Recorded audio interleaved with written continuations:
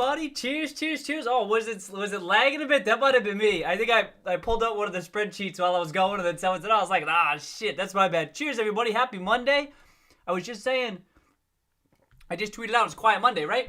We got and not much new in the GameStop. Oh, let me know if it's still lagging. By the way, I'm still getting a notification that says it's slow. But there's a lot to discuss because there's a lot of stuff that came out this weekend, including, is this Justin? Is Justin on there?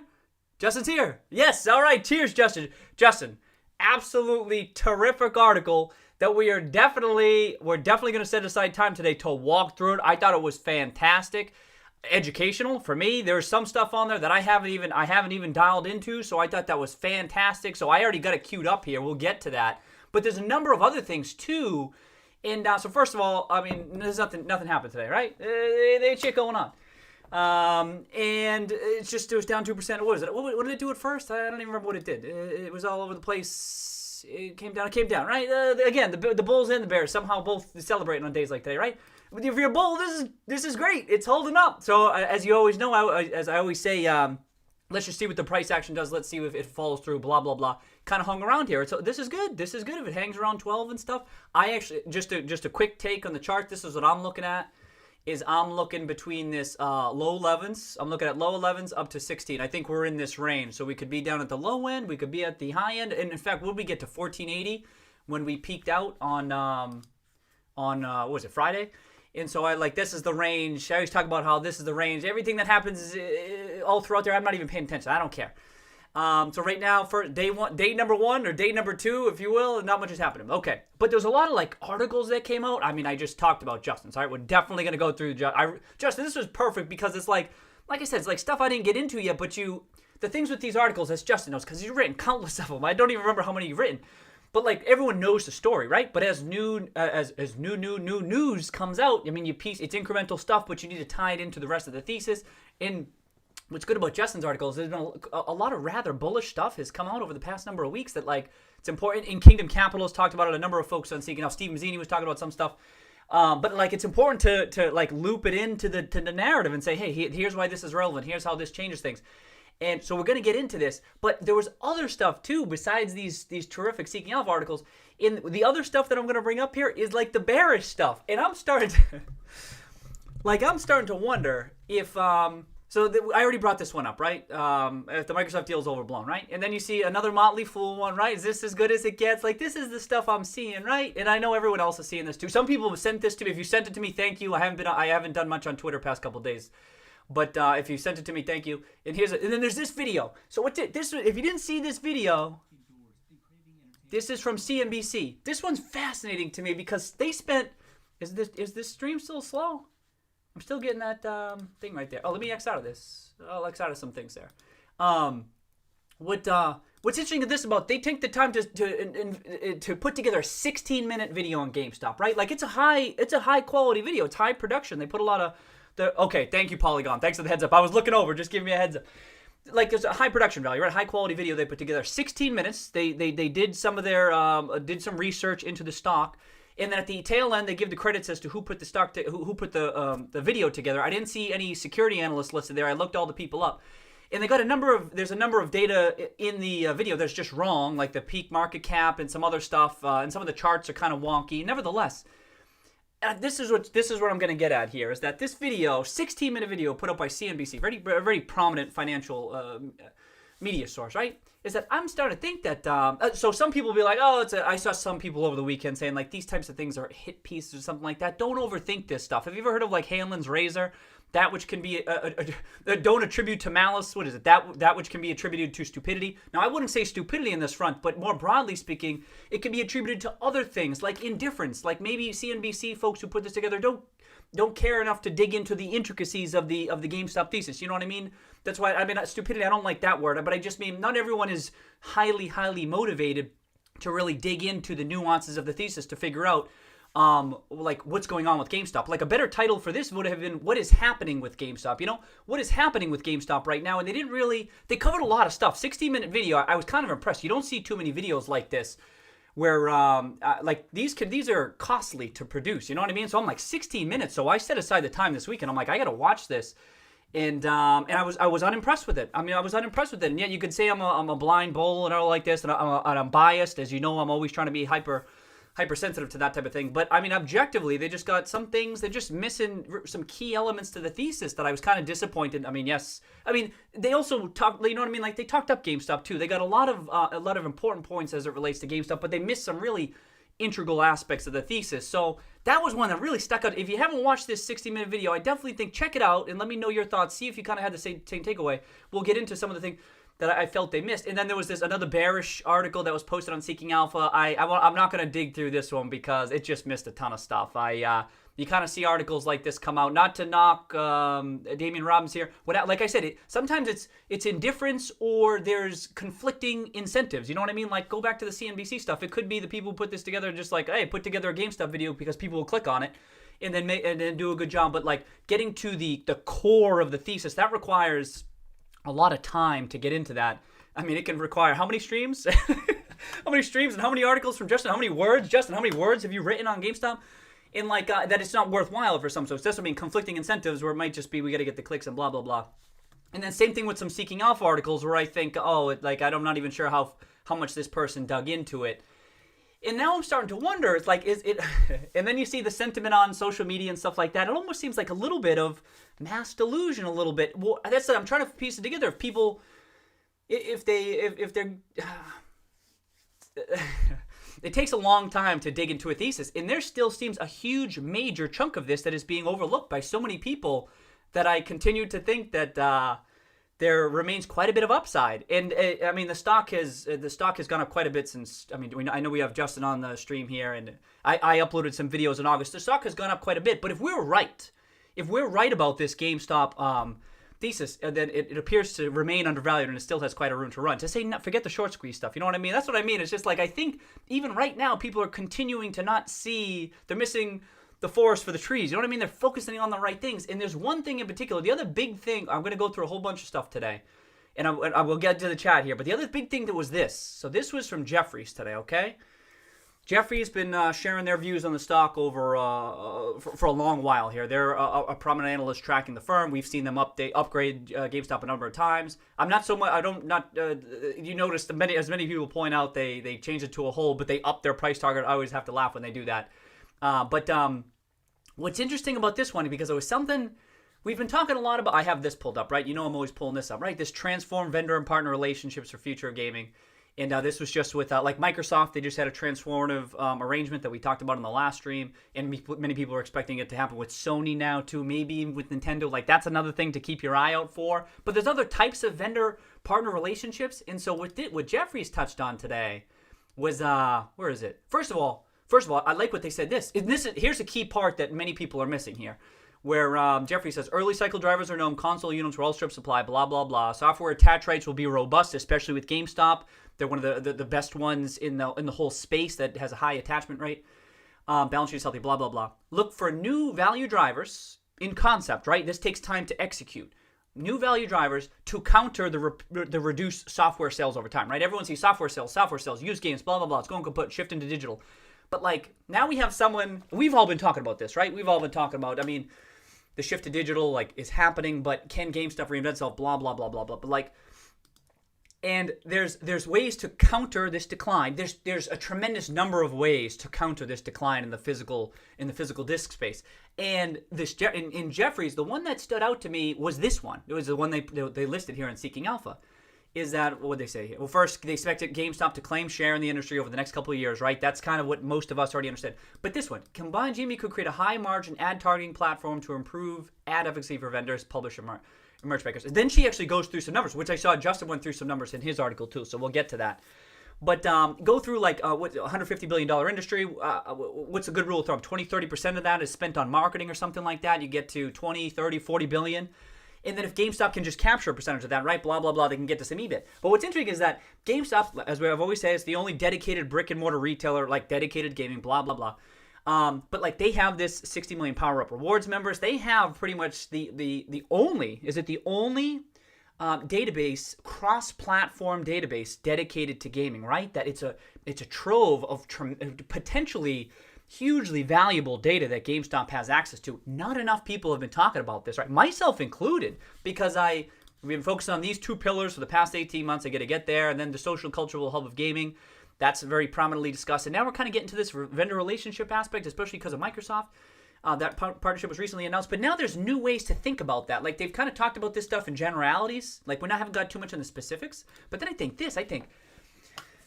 everyone talks about the power of rewards members, but how can they monetize that, right? I mean, think of all the different ad campaigns that are out there on social media and stuff, right? I think, like, I wasn't too much thinking of social media when I was thinking about, like, GameStop, but I'm like, whoa, like, they could, and think of with gaming specifically, you have people glued to the screen with the game, right? I mean, kids, adults, whomever, when you're gaming, you game for 8 hours straight. You can just game nonstop.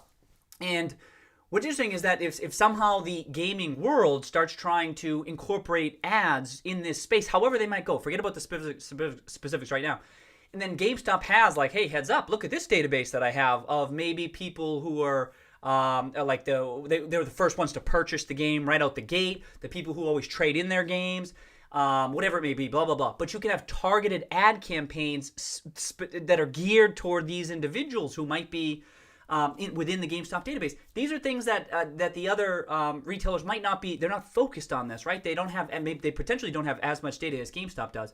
And then how might they incorporate this? Of course, you have emails, traditional email campaigns, but also their new app, right? They can have these notifications that say, hey, heads up, here's something. Hey, here's a particular item that you might be interested based on your historical purchases, or, hey, we've seen you had this game for so long, maybe it makes sense, this or that, blah, blah, blah. And along these lines, I brought this article up the past couple streams. It was Scott Preston's article here, right? Where he talks about, I just had it up and then I just scrolled. He talks about in-store type stuff, right? So vendor partnerships, he was talking more about like an Activision or Electronic Arts could partner in stores, right? And this is something that GameStop could do that maybe some other retailers can't do, where they can showcase their games, try out new concepts. We've talked about that on the stream. But now you have an in-person and digital type advertising model, right? And this is a huge potential model, right? I mean, look at all the social media platforms that are out there. I mean, with Facebook and Instagram, all these, I don't even know, I don't have the numbers off the top of my head right now, but I know it's a gigantic space, an advertising space. So I'm like, whoa, that if GameStop can tap into this, and not just GameStop, right? GameStop has its own incentives for why they want to tap this, but the publishers of the games, the console manufacturers, gaming generally, they really haven't done this in a targeted fashion, or they haven't done it efficiently, right? So many of these, I think even, right here, Scott says it right here, it is estimated the big publishers spend between 100 and 300 million. Now, if they can, maybe some of this spend goes toward targeted ad campaigns to, you know what I mean, to gamers. Now, some of this stuff is already happening, but I mean, GameStop has a fairly unique database in this regard. And so I was happy, Stephanie had mentioned this from Jefferies, Stephanie Wissink. And I thought, all right, here we go. And then putting some numbers to it like this. And then she uses, she just said if GameStop can grab 10% of this, she uses 20% operating margin. But wouldn't you expect a much higher, you'd expect a fatter margin than this, right? This is fairly low cost to implement something like this, right? Low CapEx requirements to grow. I mean, like it's, like this is something they can kind of just turn the spigot fairly quickly. And then she gets to 600 million of EBIT, but I think I mean, who knows? These are she just tossed out some numbers, right? That's why it's helpful. Just toss out some numbers, let people debate it and discuss it and see what comes with it. But I thought that was something. I'm like, whoa, we should. I'm sure people are going to share their thoughts on the stream here. I'm looking forward to it because this really got me thinking. Like, whoa, this. I always talk about that upside potential. Like now there's becoming a blend. I kind of been segmenting GameStop's like their legacy business model, and if they transform themselves. But now there's like a blended area here where like, what do you classify this as? It's kind of based on the historical business, but now it's kind of they're just getting themselves into the digital world, and it's fascinating, right? It's real difficult to analyze here. And I think she even said, she says it's still too early to fully underwrite valuation. But again, GameStop remains so damn depressed. Its valuation remains so damn depressed that you just need that change of perceptions. In shit like this, that helps with that because it gets people thinking like, whoa, I didn't really think. Even I'm like thinking of it in new ways. I didn't really think through all this stuff. And this is why this stuff is enlightening. And the dialogue we get in the chat too, it's great. So we'll see. I'll be curious other people's thoughts on this. But I thought that was, and then the price target or the upside scenario was 16. But anyway, I just thought that was a really good piece. And I liked a couple of other comments. And someone had a particular, Justin, I liked a whole bunch of your comments today. But what was it? He had this what do you say right here? This was a comment I liked on Seeking Alpha. Something to this effect. Could create a high margin ad targeting platform to improve ad efficacy. What else? This is interesting. They're talking about GME profiting off of its dedicated customers' data by offering third parties targeted advertising to its customers. This seems like a big long-term play to me. It could be significant. If it's a transformation in hand, I think this customer pool and their data is at the center of it. It's a strategic asset. You know what? It's a strategic asset, all right, right? And what else did he say? Giving advertisers a platform that lets them target their customers by platform, genre, number of games they want, blah, blah, blah.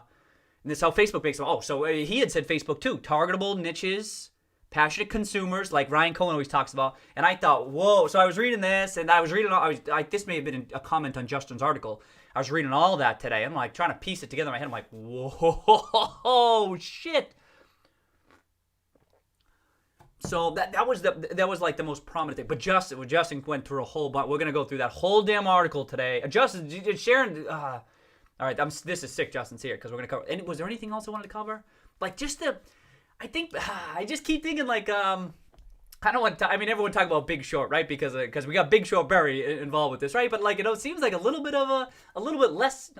Delusions is too strong of a word. It's just such a pervasive viewpoint that GameStop is like in dire straits and stuff like that, and it's like a lot of it is wrong, like outright wrong. But it gets picked up by so many folks here, and then you have prominent sources like this kind of perpetuating certain aspects of the or missing important aspects of the thesis that I think people haven't caught on yet, which is pretty incredible to me. It just takes time for this. It takes time for people to catch on to a thesis sometimes, and you're just seeing it. You're just seeing it here. It's kind of fascinating, but it doesn't have the economic implications, right? Social and economic implications that we had back in during the financial crisis. But even still, you don't see this very often, that a thesis can remain under wraps with not many people buying into it for so long. And yeah, we'll see. Oh, I saw this too. I think Hugo, did you send this over to me? So this is another thing. I'll just quickly touch on this. We won't watch the whole video here. But if you saw this, another thing GameStop can sell in their stores, right? People are going to be picking up this stuff. Just another Nintendo. Not enough people have been talking about the Nintendo part of this year. Everyone's been focused on obviously Microsoft and Sony. We understand why, but there's other Nintendo stuff that are happening right now. We got new Switches coming. But I was watching that. I'm like, all right, so there's still some other stuff out there. It's not some other things for people to remember. All right, let me pop this up. Let me pop this back up. All right, who do we got? Looks like we got some folks here. See you. Cheers. Welcome. Hope you had a nice weekend. Polygon, George, Eisenhall from Germany. Cheers, everybody. Henry, all right. Cheers, Henry. Justin's already 2 in. Justin, you earned those 2. You earned those. Here's Justin's article. If you haven't read Justin's article, you got to, because it's really terrific. It's really great. I didn't get into. I hadn't even gone into the stuff. Like a lot of my opinions on this is now kind of based on Justin. There's the importance of tracking, right? I've tracked Justin's pieces there for a long time. I know he's a great analyst, and now I know when he's dialed into some of the stuff. I'm like, all right, so here's how Justin's interpreting some of this stuff, and he gets into some of the numbers and stuff. So Justin, he's too deep. He's going for 3. Let's go. Oh, was the market green today, Polygon? I didn't even check. It was. Yeah, wasn't it big green today? Oh, for NASDAQ. Wow, NASDAQ was big green. All right. As me of the stream like it. Thank you, Eisenhall, for giving me a heads up on the stream there. I missed that. I think I accidentally opened up a spreadsheet while I was kicking things off. My bad. Deserve a Nobel Prize. Yeah. I like the music. Oh, Justin, you like the music. Sick. I'm glad you like the music. I've been trying to mix it up. Oh, I get someone who tunes into the stream that they produce some music. I'll incorporate it in a future stream for sure. But always trying to mix it up. I read GameStop will get a percentage of the profits in the partnership. This could apply with other future companies as well. Yes. So, George, we're going to touch on some of that. That Microsoft might just be the first domino to fall. There could be some other potential partners here. And I think Justin, did you mention Sony? If you didn't mention here, I think you did. There you go. Justin's right there. It's right in his bullet point. Justin's on that, right? And you could expect, it's just another news release, right? Like, do we get the... I didn't really see the official numbers. I only saw that. Look at this, 140% short. What news release is you gonna get that you're gonna support? I don't know. How many times can we say that? Okay. Rod, yeah, I thought stocks only go up. Oh, GME must be going bankrupt. Yeah, it must be going bankrupt. That was it. It was red today, huh? It must be. I thought they only went up. That's right. That's right. Insurance detectives. Oh, they saw your piece, Justin. This is sick. Okay, brought some Bombay Sapphire to the stream tonight after I saw. Oh, the after hour purchase. I wouldn't. Just in general, I wouldn't look into the after hours purchases so much. Oh, I did put. Justin had. Someone was talking about how it was down today, but I think Justin mentioned, and I like that post, that if you check out the day's WAP, that volume weighted average, it was $12. It was up today on the volume weighted average price. It was up small. So today the move is nothing, right? It ain't shit happening today. Okay. Yes, it is a good day. Yes. Ryan Cohen knows true. Oh yeah. Ryan Cohen. What up, Rod? All right. Ooh, all right. Daily. Cheers. We got all right. Cheers, Daily. Rank it even. All right, Uber. Got Uber back. Sick. Okay, Eduardo too. Cheers. Welcome back, Eduardo. Welcome back. Just yeah. We got to show tons of respect to Justin. No doubt about it. Shit. Here, let me keep going. Sometimes. Oh, sick. Justin's thanking us for the ideas in the articles. Right. Sometimes. Yeah, so that's actually so sick. Thank you for sharing, Justin. Yeah, that's what I said. People in the chat sharing some good ideas. It kind of gets the juices flowing. We think about stuff from a different angle, so that's sick. I didn't get a reply. He must have. Oh, Rod, did you reach out? Okay. Okay, so Steven, cheers, Steven. Welcome, Steven. That many of these articles are written by people with deadlines and very little deep research. They shouldn't be overestimated as being part of some nefarious conspiracy. That's right. So obviously I agree with you, Stephen, right? In that people are quick to say that because sometimes when you're dialed in, everything feels like a hit piece, right? But then you start to, when you get really dialed in, you be like, whoa, some of these just scratch the surface. That it's like, I won't even read some of them. Just like, oh, they didn't dive deep. So to Stephen's point, they're not doing the deep dive research. They have different incentives than investors might have, you know what I mean? So thank you for sharing, Stephen. But so the reason I bring this stuff up, if I'll just add, is that it contributes to a pervasive bearish thesis, you know what I mean? And then I was joking last time, like, is it possible? Like, I keep on thinking there's some mechanical reason that the shorts are able to have such a large short position. There's something to the trade I don't understand. But then I'm wondering, is it possible they have the wrong story and that they're just completely wrong? They're not just trying to control the price. You know what I mean? Like, I've been thinking that we see the rising short interest, right? And that it was up. It was up on Friday as of September 30th. Now I know we're all excited to see what's going to be the short interest as of the middle of October. Right? Wait, the middle of October? Is that when we get the next one? Yeah, the middle of October? Yeah, something like that. We're all excited to see it post this latest rise. But, like, now I'm wondering, did they just have the wrong thesis too? Is everyone just... That's what I'm talking about. Like, I'm like... Again, I keep on saying the same phrase. When you juxtapose their level of conviction of the bear thesis with the bulls, I'm like, what the hell's going on here? I don't understand what's going on. Maybe we're wrong. Maybe the longs will be wrong about this, but if we're right, then it's not over yet. You know what I mean? Like, that's a big part of the bull thesis. It seems more likely it'll either be right or wrong. I think, like one of those binary type outcomes, I think. But when I see this level, this 140%, I think, do they have the wrong story too? And then what I'm getting at is, do articles like this, even though they might not do extensive research, deep dive stuff, do they start to like permeate the masses and everyone just kind of starts buying into this bear thesis? What happened to this? And then it becomes so heavy. I've been saying that a lot. It's such a heavy bearishness that it's hard. It has been, historically it was hard for GameStop to pounce out of it, but now it's starting to turn in favor of the bullish argument. You know what I mean? But anyway, thanks for sharing, Steven. Cheers. And yep. Okay, welcome back, Jordan. Welcome back. Cheers. $11 consolidating market, and many investors don't get the magnitude of Microsoft news and consoles coming in less than a month. Can't believe how much hate persists so close to the launch. Jordan, I agree. You know what I mean? Are people just... I don't know. I've been trying to understand it, Jordan. What else did you say? The Microsoft news, too. I think a lot of people are getting the wrong impression with the Microsoft news, too, where they think they attribute it... Oh, Justin, did you mention this too? They're attributing the move to like... Yes, Justin, you definitely did, because we had just been talking about this, and I saw you mention in your article about the fact that if GameStop's undervalued. I think you said it. Did you say it? Valuation or something?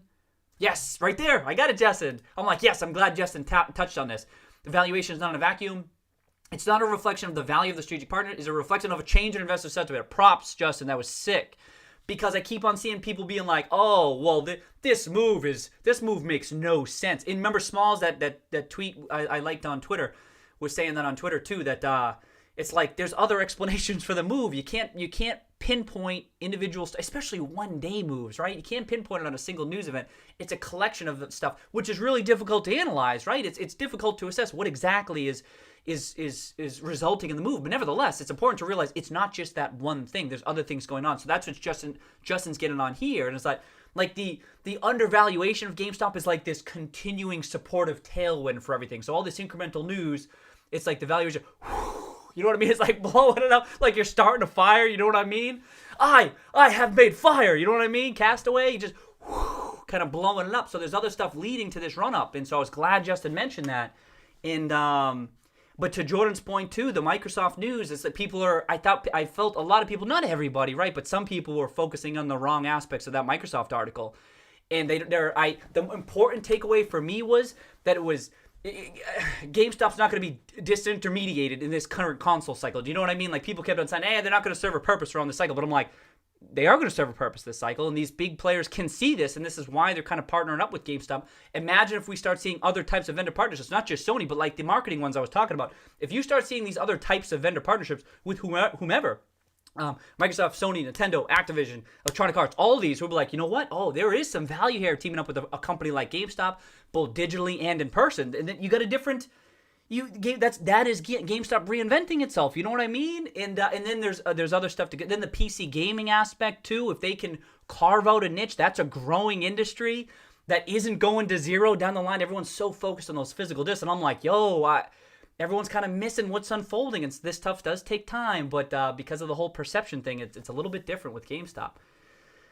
Okay, insurance detectives, you agree on the video? Yep, didn't seem like a thorough study. No, I liked it. Like I said, it was a high production video. You don't see too many videos come out like that on a stock you're following, I promise you. In fact, I don't know if I've ever seen it before on a stock that I'm tracking. That's why I was hoping it was going to be a little bit more well-researched and cover a bit more. But thanks for sharing insurance. You mean it's more than just surface tablets, right? Steve Stonk having a laugh. Steve Stonk having a laugh. Matt, when do pre-orders number come out? Maybe I don't know, but well, I don't know. Will they come out around quarter? Maybe someone else knows. They'll probably announce it as part of quarterly, and they're probably not going to give precise numbers either. They'll probably just talk about from a high level what the pre-orders look like, I think, but I don't know. And then, but remember with the pre-orders, and Justin has mentioned this a number of times in his article, this is cash in GameStop's pocket, right? Like they can use that cash for whatever they want, right? The working capital angle where you're getting the cash up front and the stuff will come down the line. Just something to consider. We're always talking about the cash on GameStop's balance sheet, right? And then a lot of people were saying this today, like GameStop has like $12 in cash, $12 in cash on the books. That's what I mean. It's like people are like, oh, is this priced in? Is the upside priced in? I'm like, I don't think you understand. The market cap is what? $768, and when you include the sale leaseback cash from August, those August sales, I'm like, it's trading at cash. There's other liability stuff. That's as I said this on the previous stream, right? But it's like you just don't see that often with the options, with the opportunities that lay ahead of GameStop. It's pretty incredible. And so again, it's if it does work out, then we still have, I believe that we still have quite a ways to go. That's my opinion. Not a recommendation, right? All educational. This channel's educational in nature. But I think a lot of the bulls might be on the same page there. Okay. In the past pre-order numbers. So Justin's saying the past pre-order numbers were released by Sony and Microsoft. There you go. So Justin's chiming in. So they released the numbers. Okay. What was that coming? Yes, so Steven's saying, I think we've all been very early to the story. I know some of us earlier than others, right? I know. Cheers to Steven. And anyone, if you just joined in the past couple months, props. I mean, that's a trip. If this is working out in wonderful timing, that's excellent. I mean, enjoy this shit. You know what I mean? What did you get? It's a quick triple, so that's so. I mean, talk about your annualized rate of return, right? Forget about it. But I agree. I mean, sometimes you're just really early. I was early to this. I thought Bari was early, right? But then I turned out even I was early, and then a lot of us were early. And now what happens is the market catch up. It happens quick. I think we may have talked about it in one of the early streams. Like it happens quick. So once it happens, it takes a while to happen. But once it happens quick. You know what I mean? So you kind of got to be ready and always tracking the position the whole time. And I think, and so Steven's saying how we may have been early to the story, and like I've seen this happen before, and even I'm guilty of it in the past, where you see the stock has tripled, and you think, it's done, that's it. Stock's tripled, that's it.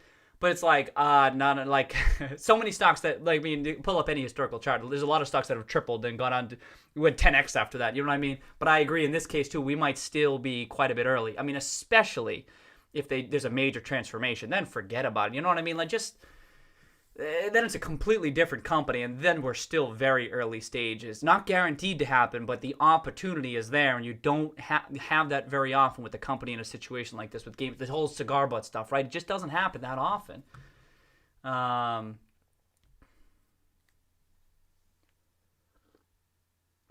yeah, talking about the press release. Yep.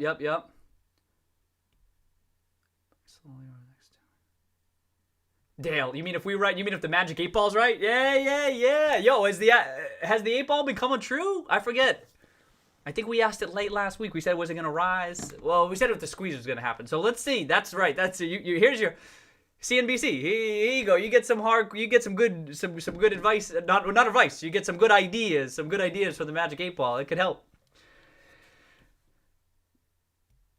Set your release numbers. Talk about. Okay, so Justin says, yes. Oh, so there you go. So Justin, you probably touched on that before I started talking about it. So Justin says, Jefferies' piece was really interesting. In particular, the comments surrounding the high margin ad targeting platform really have to wonder what they know. Oh, yeah. I mean, I have no idea, right? But fascinating, right? Oh, Justin, I'm glad you picked up on that too. Like, that sticks out to Justin too. Where is it? Right here. That sticks out to Justin, right? You know what I mean? That's a whole... That could be big. You know what? And that's so. There's all these different potential business models, right? And everyone's like, "What's GameStop exactly going to do? What are they going to do?" And we always say how it's not as important as the potential levers they could push. But what if there's all these different revenue streams that could just stack on top of each other? Do you know what I mean? All these sustainable business models that could persist. Now, I don't want to say to perpetuity, but longer than 5 years, longer than 7 years. Advertising, come on, advertising's not going away. PC gaming, now how GameStop will get involved with PC gaming, we'll have to with the different peripherals and so forth, but that's a growing industry itself. I mean, it's largely digital, right? So it would be a different entry point for GameStop. But if they get involved, they get a toehold and people are buying some of their stuff there, that's a growing industry, you know what I mean? And they start piecing these different, so it's a different way to think about this social and cultural hub of gaming, you know what I mean? Like they can have all these different, like, I think everyone's so used to the legacy business, even myself included. It can be tough when you're trying to think about, I talk about how I suck at this. Like you're trying to think about how the business can reinvent itself into what it's going to look like. But what if it starts doing all these different types of things? Then instead you get this mix of different things, different revenue streams, and that they I don't know. There's just so many different opportunities that I don't know which one's going to work out or a combination of them's going to work out. But like just so many potential paths that are available to a retailer like GameStop, but not many other retailers. It's pretty unique. Okay. Good luck, Justin. If you do reach out. Sentiment is at Rod thinks the sentiment is at a tipping point. All right. Hello, that could be, huh? That's what I'm talking about too. I say it's early. I mean, it's early in a number of ways. It's early in the fundamental thesis unfolding. You know what I mean? Transforming the business, generating the cash flows, blah blah blah. Technicals, we're in pretty bullish territory for the technicals, I gotta say. Maybe if it breaks out above 12 to 16. If we break, like this is kind of, what was this, 1 year? This is like kind of a year of consolidation, you know what I mean? So if you break out above 16, then I'd say it's even more bullish on the chart, right? And then if the weekly's overbought, and then if the monthly gets overbought. So there's a couple small technical things, and Uber's mentioned that in the past, where these things start perking up a bit. When the monthly overbought, we were talking about how the monthly was looking good, but when it starts getting overbought too. So the technicals could be a bit more bullish. But then the sentiment, the psychology aspect, right? I think a lot of us are on the same page where you think it doesn't seem like, don't let the price action kind of mess with your head a little bit. When you just see what's out there and you see a lot of the bearishness out there, like what happened to GameStop? These are prominent, this is CNBC, this is Barron's, these are prominent media sources, you know what I mean? And then you see all the social medias side of things, right? Twitter, stock twits. I see a lot of the bearishness still out there, and people shitting on GameStop, calling it a shit company. And I think people are misunderstanding the assets that GameStop has. And I think I agree, Ron. I think the sentiment I think we're all agreed it hasn't fully tipped yet, but it's still, that too feels like early stages, and all this stuff kind of conflates and helps support that transition. Wasink is the only one who gets it right now. Yeah, I was going to say, she really seemed dialed in on some of these things here. I'm like, whoa, this was, and it came out the same day Justin's article too, like most of the new stuff that comes out, it's like from folks who aren't really getting the full thesis. And I'm reading stuff like this and then going through Justin, I'm like, now you're getting people who are kind of, who get it, right? And we're helping get the word out there. And then the rest will come around. But I agree with you, Steve.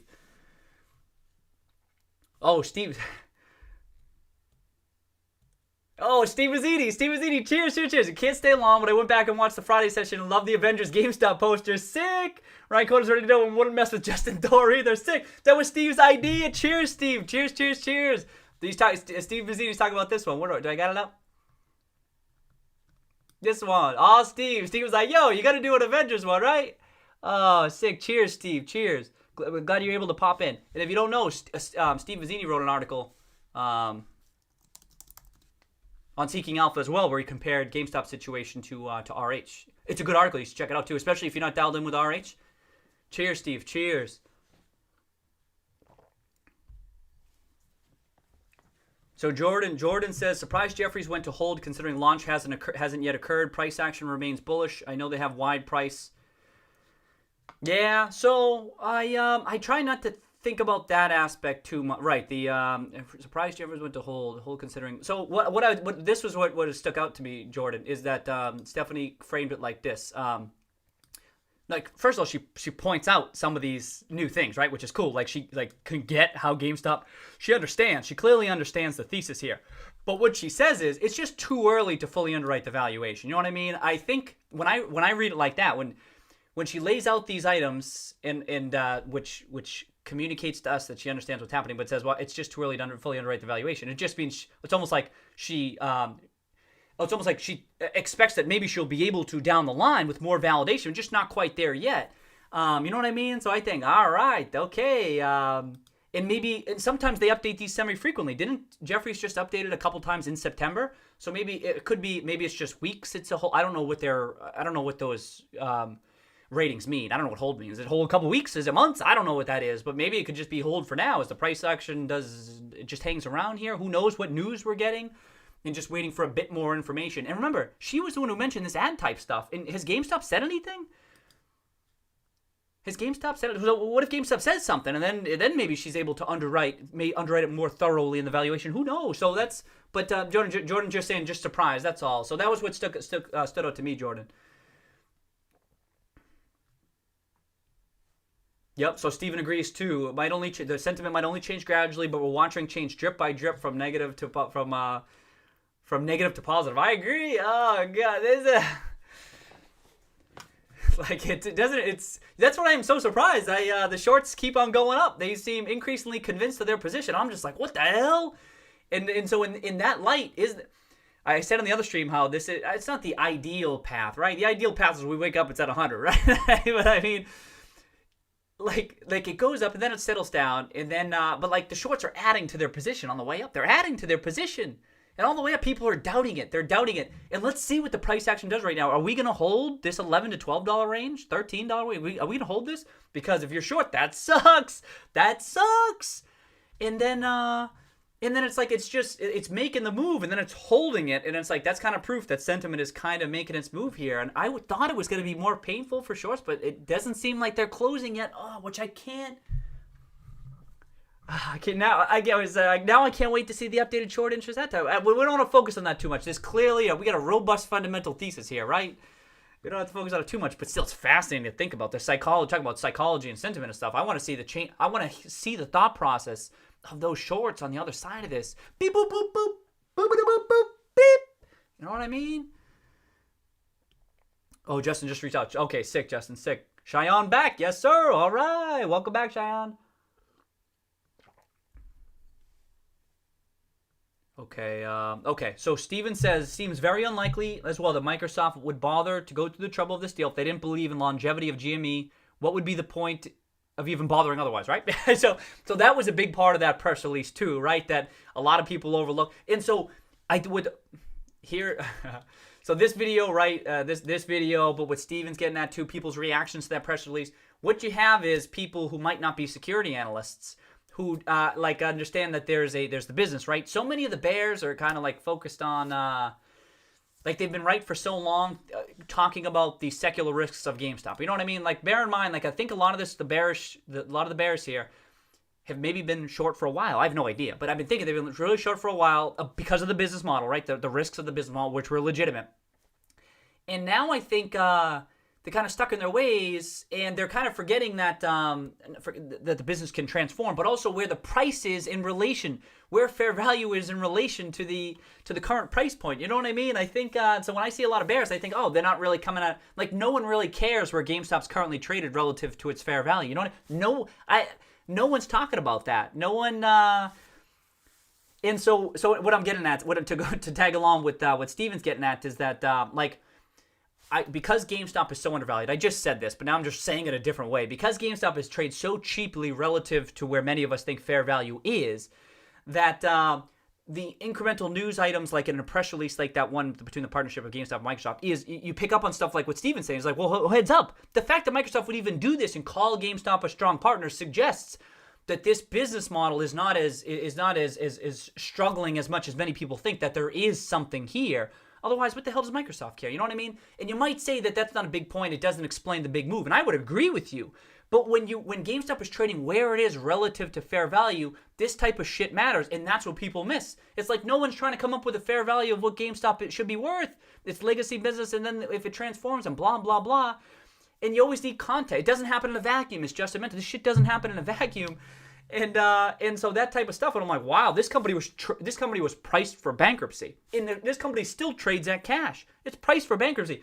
And then you have Microsoft step in and you go, strong partner. We're definitely teaming up with them. And then maybe other potential vendors as well. We shall see. But I think, wait a second. I thought this company was going bankrupt this year. What does Microsoft give a shit? You know what I mean? And so I think people had the wrong takeaway. But I agree with you, Steven, that why did Microsoft even bother? But the fact that they did suggests that this bear thesis that was right for so long is starting to be wrong. You know what I mean? And oh, did the bonds go up? The bonds get bid up? What are the bonds at? Oh, well, they were priced above par. I did see that. Did they go up? They didn't go up again today, right? All right, still above par. Yeah, bonds got the memo. That's right. Yep. Jordan saying, thanks, Justin. Considering how bulls are still the minority, these articles are very helpful for retail investors. I agree. Cheers. Like I said, too, and it's not often where you're dealing in a stock where there's so many prolific writers out there, like legit analysts sharing their thoughts. Like we are fortunate. Individual investors across the board, we are fortunate to have all these great articles on GameStop, and I can't stress that enough. That's right. So thank you to Justin. And we have Steve Mazzini on here too. Kingdom Capital, please come. But you were invited. Stephanie, for that matter, too. Come join the stream. You know what I mean? There's a lot of folks. Dimitri had some solid articles out there too. There was a whole bunch of them. So cheers to all y'all. Oh, you know what, Justin? Okay, so Justin, I think one of the most relevant things is that if we don't get a 13D tomorrow, no 5% shareholders sold last week. Oh, that's right. Oh, okay. So these are great points. So Justin says, let's keep an eye out for an updated 13D. Well, they'd have 10 days, Justin, to update, right? Because only above 10%, right? Sold last week. But if you're saying early last week, okay, regardless. Okay, so this is a good point. Justin's saying the absence of news. Everyone's always talking about what's the news, what's going to happen. The absence of news is an indication. That's a great point, Justin. He says if we don't get an updated, amended 13D for those folks who are above 5%, that means they didn't sell in the run-up. All the run-up to 12, 13, 14, almost 15, they didn't sell. They didn't sell more than 1% of the shares outstanding, which I know Justin knows. But and so that's an indication of, hey, they're holding on. They're sticking around.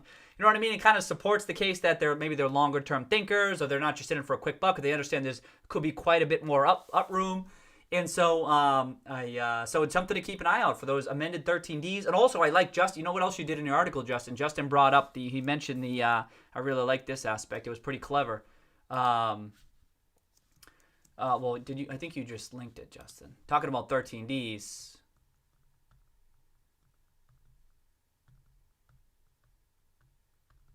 I think you added it to the thing, and it was a good addition. So right here, Justin said this. I'm talking about this is relevant because of 13D. So Justin was talking about this was good. According to Ryan Cohen's filing, he spent 39 million total, right? So Justin pulled up the 13D. Can you see that? Let me zoom in. Pulled up the 13D, went down to the total dollar amount spent, which is in the footnotes, right here. Of all the shares you see listed, Ryan Cohen spent about 39 million, right? And of the, what is it, 6.5 million shares. But the only shares that we saw, we can calculate what the weighted average was in this one. That we'll just use the amended 13D. But if you scroll down to the bottom of this 13, you could see all of his recent purchases within the past 60 days. So Justin said, all right, here's what the weighted average cost is of these shares that he purchased. But as we all know, he bought shares before then, which some have talked about how Ryan Cohen has been a longer-term shareholder. And so what Justin got to in his article, he was saying how this was another way to get to this conclusion, is that what did he say? His weighted average was 747 for the balance, and that's how you can get on the total weighted average cost by, you know what I mean? And so 747, if that was the weighted average cost, what Justin was getting at was if it was 747, then that means he was buying right back in these days, right? You know what I mean? Which is what we were saying. So Ryan Cohen's been involved for a long while, and then you can speculate as to what does that mean if he's been involved this long, blah, blah, blah. But I thought it was a clever approach to that, so props on that, Justin. I definitely like that or something. Did you like it in a comment? Or you had it after. I thought, oh, yeah, this is a great addition.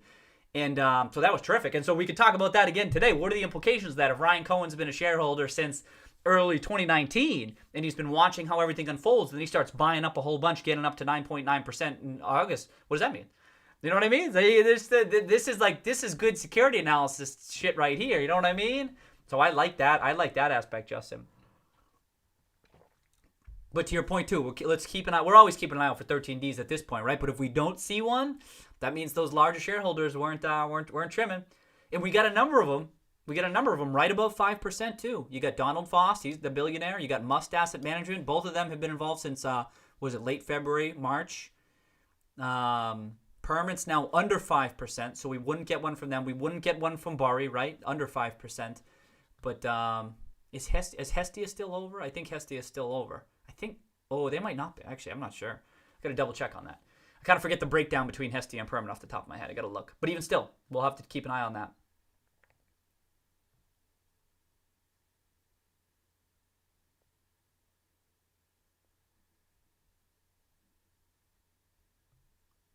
Am I the only one surprised that the stock sold off in the press release today? Oh, yeah, no, Jordan. I mean, these moves are noise. You know what I mean? I wouldn't even say that the stock sold off. I wouldn't even say the stock sold off on that. It's just market stuff too. And look at 22 million shares. Oh shit, that was a lot of volume. I did like that. Who was it? Uber had posted that I saw it on StockTwits. It was called the One Up Sale. The One Up Sale. I really like that name. I'm like, oh, that's a clever name for a sale. The One Up Sale, because it's competing with the Amazon Prime Day sale, whatever the hell it's called. I thought, oh, that's great. That's a great name, the One Up Sale. But omnichannel shit. Oh no! Oh, am I this far behind? Oh, I'm an idiot. I thought I was like close. I'm not even close. Am I close? No shit. The chat hadn't loaded for me, and I saw I was getting closer to the bottom. And I just getting real close to the bottom. Oh shit! What is it? 750? Short. Okay. Oh, okay, Josh. Where is she getting the $30 billion number? For any idea regarding Jefferies? No, I have no idea. I assume, Justin, it's a percent. So we know gaming industry about 150. I figured it's the game. It's a function of the gaming industry, the size of it. Figure $150 billion or whatever you want to call. And then it's a percentage of that. So if the industry, maybe this is across industries. You know what I mean? Pick your industry. And then the marketing spend within that industry is a certain percentage of it. That's what I was thinking. So that's what I was just saying. So let's say if it's 150,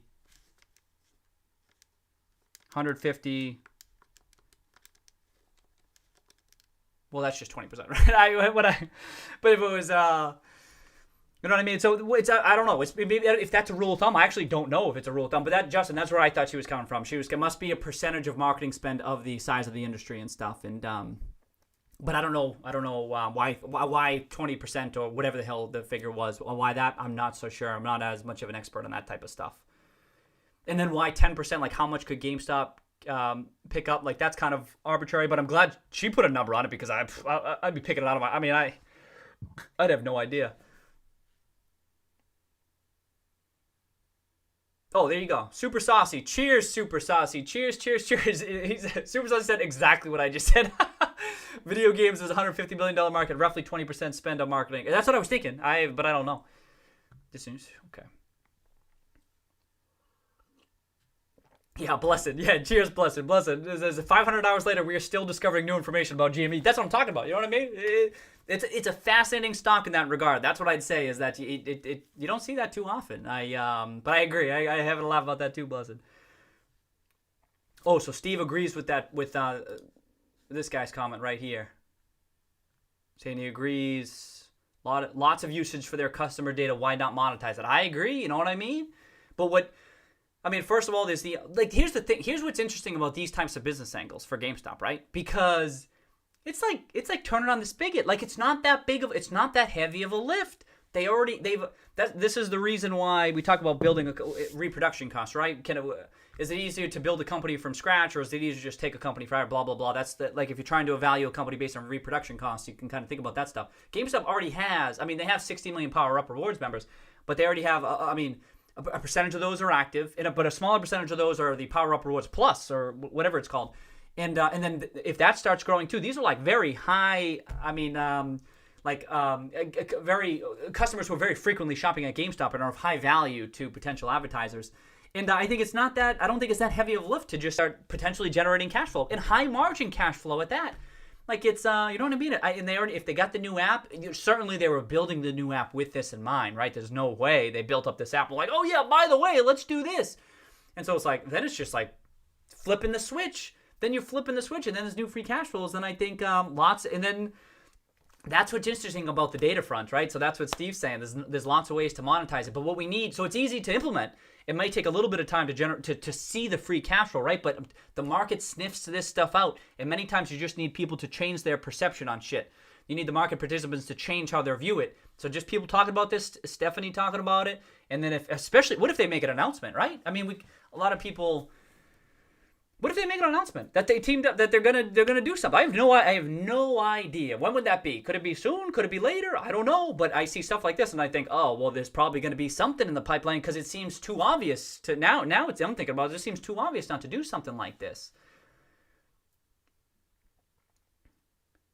Yeah. Polygon saying such a pervasive viewpoint that mortgage-backed securities can never fail. Right. So that's. Right, so that's what I was tying it back into. People are like, oh, there's just in the inverse now is like, everyone knows GameStop can't succeed. Everyone knows. You remember, what is that? Remember that quote? Anyone see Royal Tenenbaums? Where Eli's he's walking, he goes, everyone knows so and so died at so and so, but what my book presupposes is that maybe he didn't. Everyone knows physical discs are going. Are no longer going to be relevant and that GameStop's going to be going bankrupt. Everyone knows this. But what the Bulls thesis suggests is maybe it won't. You know what I mean? It's like, it's so silly, but why did I even start saying these movie quotes? Oh, because I was telling them the mortgage-backed securities. Because everyone thought they could only go up, right? And then that's why I was tying it back. It almost seems like everyone's got the, I don't know. Well, we'll see in time. We'll have to look back. Oh, I'm way behind. Oh, no.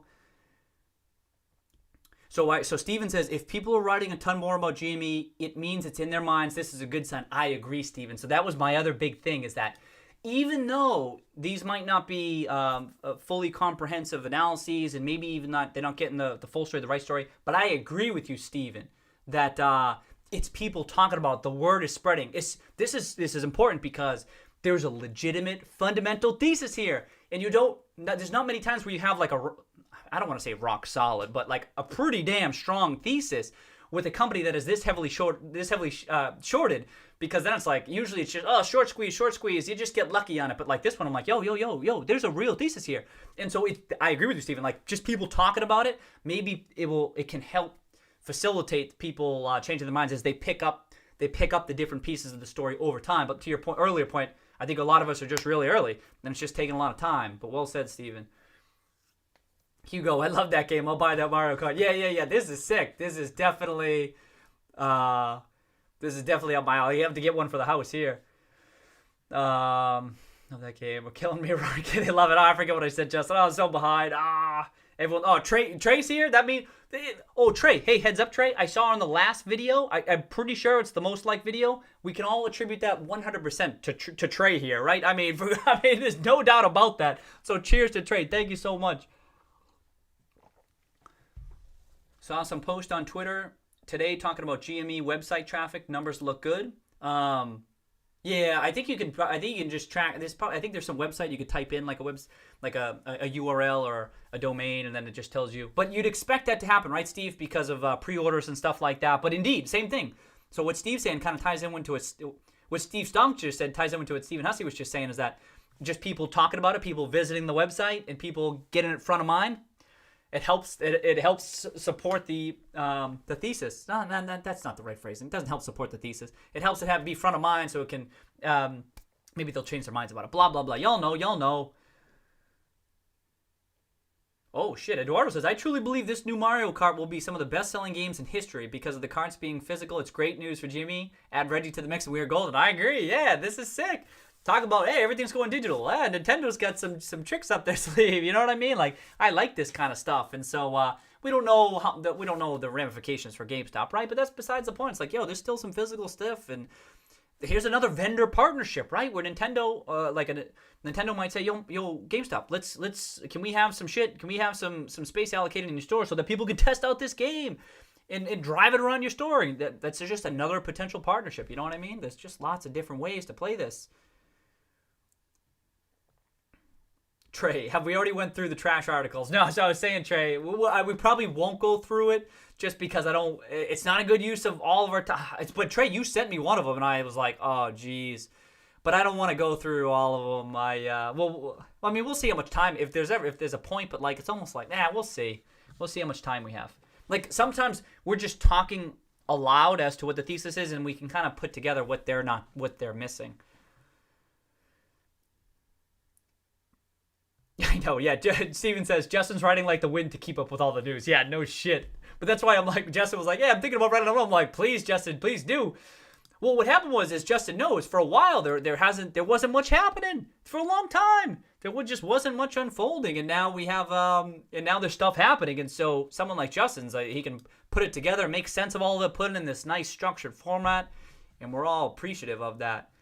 But yeah, I'm sure I'm sure you're busting your ass, Justin, to get this shit out. I was pumped too, Justin. You got it in Monday. When was this news come out? Thursday? I'm like, how the hell did you write this so fast? And then you got it today before the stream, so I got to read it.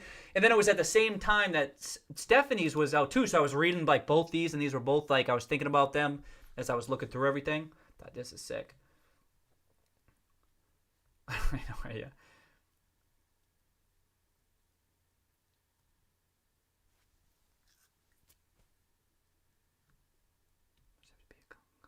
Yep, so Steven says, another reason many online authors wouldn't be bullish on GME, it's much safer to be conformist and go with the popular view. Being a contrarian risks making you look stupid later on. Easier to go for the majority view and then be surprised later and say nobody saw this coming. Herd mentality, right? That's what Steven's getting at. Herd mentality. That's what it is. And all the value investors on the stream, we all know this, right? This is how it works, is that they just buy into the prevailing view, what the majority think, as Steven's saying, and then they're like, oh, who could have seen this coming? None of us could have seen that coming. And all of us are like, yo, the writing's been on the walls for the past 12 months. What the hell were you doing? But it's not like, and here's my point, is that these articles, I mean, no one's going to get in trouble for writing these articles. I mean, they haven't done, there's nothing wrong here. You know what I mean? They publish an article, sent it out, and if GameStop goes up 10x, it doesn't matter. It doesn't matter because there's different incentives here. It's a different rationale behind the base. But folks who are actually along the stock and really digging in because you want to be right, we have a different, we're in it for different reasons. You know what I mean? But even the CNBC stuff, like at the end of the day, they still produced kind of a somewhat slick video about a stock that a lot of people were clicking on. And maybe the nuance here, a lot of the nuance might be missed by the title and some of the script. Some of the script was a little bit off too, but if it works out, so what? You know what I mean? So, but if that's why if you're eating your own cooking and you're actually, I don't know if these folks are invested in GameStop or or not invested, blah blah blah. But you see what I'm saying? Like, it's almost like But indeed, to Steven's point, that's her mentality. And as value investors, we're frequently contrarians, swimming up against the stream, and we get inured to this over time. You know what I mean? That's why analysts change their price targets only after the narrative has totally shifted. Spot on, Steven. Spot on. You see it so frequently. They up their price target. Oh, the stock price rose. Why did you raise it? Oh, for XYZ. But really, it's because the price went up. Come on.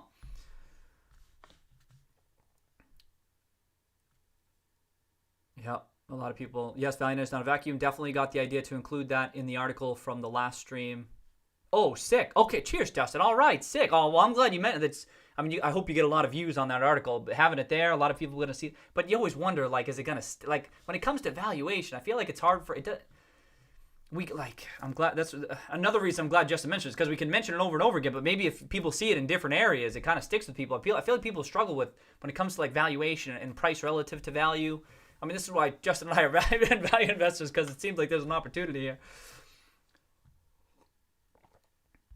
Yes, so Uber says, I think Stephanie sees it and gets it. She just can't be so far out in front until it happens. That's what I see. That's what Uber's saying is kind of what I was getting at. Is like the way she talked about some of these things. I'm like, oh, Stephanie, Wasink gets it. I mean, Wasink. I'm like, Wasink gets it. She gets it. But she's just like, I just can't do it yet. We talk about some stuff on the stream here, and I know Justin even mentioned a couple things in his article. He's like, hey, this could happen, this could happen. It's like you just toss the stuff out there, but you kind of need to reserve the right to modify things over time. It's just like something to think about. But you'd assume someone like her is like she's dialed in, and you can see it in her work. That's why it's good that she's mentioned this stuff. I'm like, oh, sick. If Wasink's mentioned it, I'm like, okay, we got to see what happens here. But I agree with you, Uber. But she just can't be so far out in front until it happens, right? But the thing is, and that she's even mentioned it, Uber. What caught my attention is that she's mentioning it. It's October 12th, 2020, and she's mentioning it. Whereas you would think that maybe they've been working on this for a while. Do you know what I mean? Maybe I have no idea, because really the extent of it is they've spoken in generalities so much that who knows? But then I thought, all right, the advertising stuff and Wasink's reporting it, and then we'll see. I guess that's.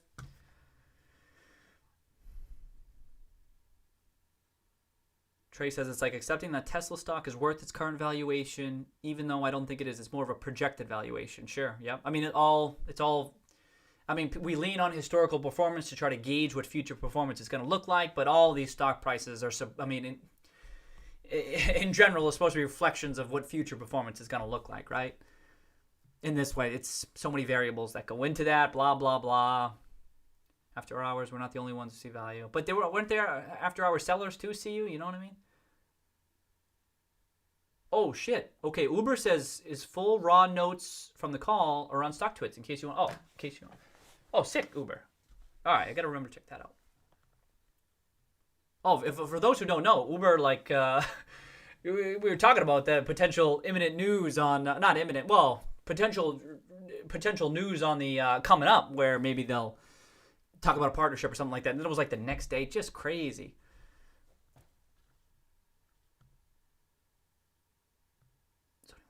So Jordan says Sony will need to respond and have a partnership. I'm almost 100% sure that happens. Would be a terrible mistake if they don't know that Microsoft pushed the envelope and did this revenue thing. Yeah, you'd think so. Wait, did Steph? She didn't mention Sony, did she? Not here. So okay, yeah, you'd think Sony would be like, hey, we got to get involved with this. Yeah, you'd think so. Uber tries to convince me to jump on, so I can't do it, man. That would be just so drain. Yeah, no. Justin's like, I can't join stock trades. He's look at Justin cranked this out in like 3 days. Wherever Justin wants, he's crushing what he's doing. It's just like one more, like even like I was just saying, like I haven't even been on Twitter like the past couple of days. Sometimes it's difficult to keep up with stuff. So I hear you, Justin. Cheers. Oh, we're talking buybacks. Oh, Jordan's talking buybacks. Jordan saying he'd be surprised if that volume, wow, more volume today, you know what I mean? That if the volume wasn't attributed. I mentioned this on the stream, even though it still wasn't my base case, there's like, so much volume and there was no filings and the shorts increased their position that I'm like, it seems like a lot of volume. That maybe at least supports the case a little bit more. Plus, you remember they went gangbusters on buybacks last year too, so we'll have to see. Jordan seems convinced. Oh, sick. Justin reached out to Microsoft on the press release. Okay. They responded immediately in regards to directing my message to both parties. Oh, okay. Sick. Okay. Oh, sick. Okay. So Justin's going to see how maybe Microsoft has a different perspective on this partnership. That would be pretty fascinating. Completely, yeah, Hugo. Oh, so Uber says to Jordan, I would be astounded. It wouldn't fit the narrative of all for management. Uber, the one thing generally I'd agree with you, and I pointed this out on a couple of streams, I'm losing track, is the buybacks that they did Q3 of last year. But everything else, I agree with you, Uber. But those damn buybacks, they still weigh on me. Because they were caught me by surprise. I thought they did the Dutch auction. And I remember there was shortly after they announced they weren't going to do any they weren't announcing any buybacks, and then a couple days later they said they'd do it at the Dutch auction. So I had that same impression last year, Uber, and then they kind of stunned me as to how much they bought back. I'm like, whoa. So, but everything else, all their presentations, their conference calls, you read the transcripts, the press releases, I get the same impression as Uber, where he says it doesn't fit the narrative at all for management. Everything else supports that. And maybe those buybacks are an ancient history because of all that's happened this year with the pandemic. They literally had to close their stores. So I can see, I totally get that. So there you go. So Justin says GameStop's never released pre-order numbers. Yep. Okay. Justin doesn't see any buybacks either. Total bummer if they don't. They could have got shares in the 6s. That's how you create shareholder value. I know, yeah. But I get why they didn't if they didn't. So I agree with you, Jordan. I feel like Jordan and I are kind of on the same page. We're like, oh, they should have.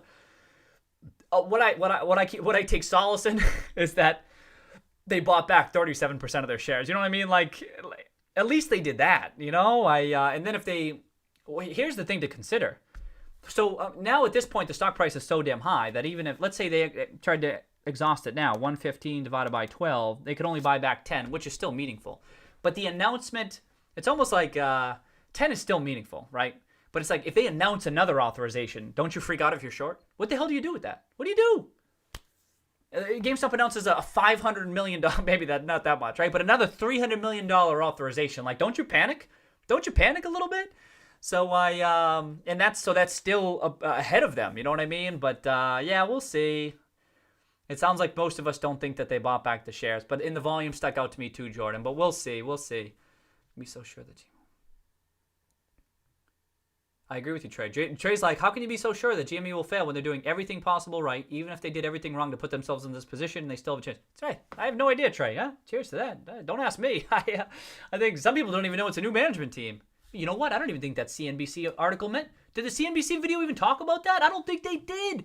Did they? No. Wow, I forget. If they didn't, huge oversight to go through. They were talking about the history of GameStop. If you didn't mention, oh shit, I can't believe I would have missed that. Huge oversight if they don't mention the management change. Anyway, that's what I was add to Trace. Aya, what up? Prior management did a shit job burning capital. That's what Uber's saying. Yeah, agreed. Trace disappointed. No more Xbox pre-orders. They made such things over the last few years, and they've been still being punished for it. Yep.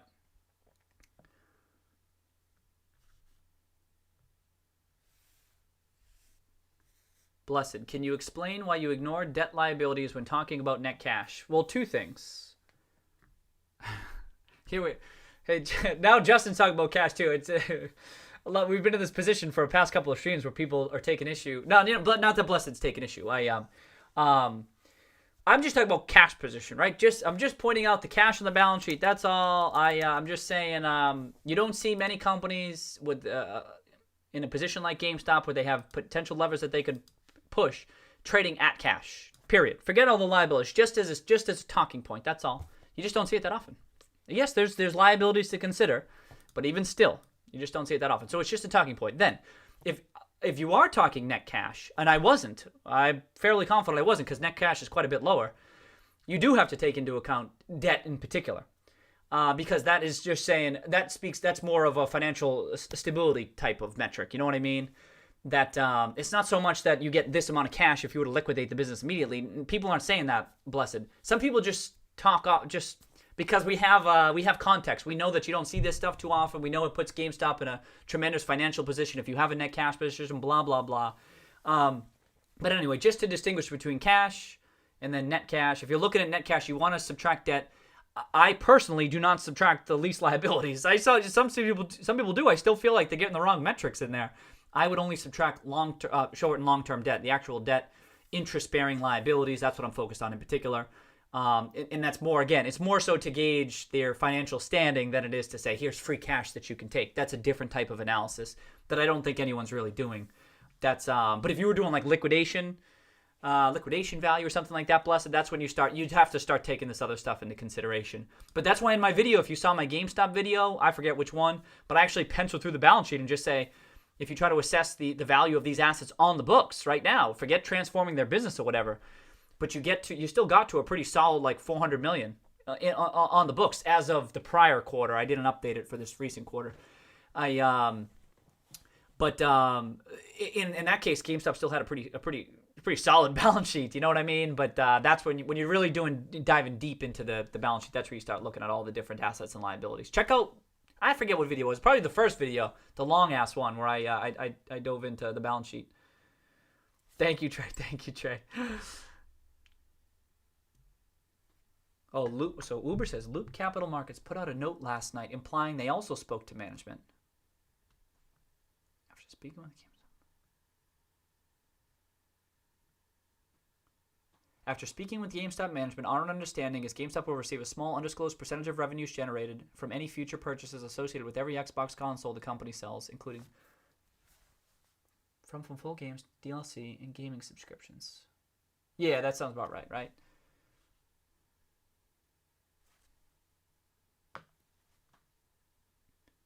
Percentage of revenues from any future purchases associated with every Xbox console.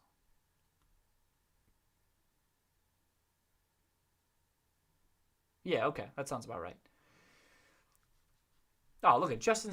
What about Justin? Justin, if you're here, I could probably just skip all this stuff. Justin's here to answer the same questions using the same answers that I gave. He said, Justin said he'd ignore liabilities like leases because they're not covered by the business. You need a lease to operate a business, and GME is going to be profitable and be cash flow positive, so the liabilities don't. Yeah, there you go. Also, many people can't accept this, but you can get out of leases.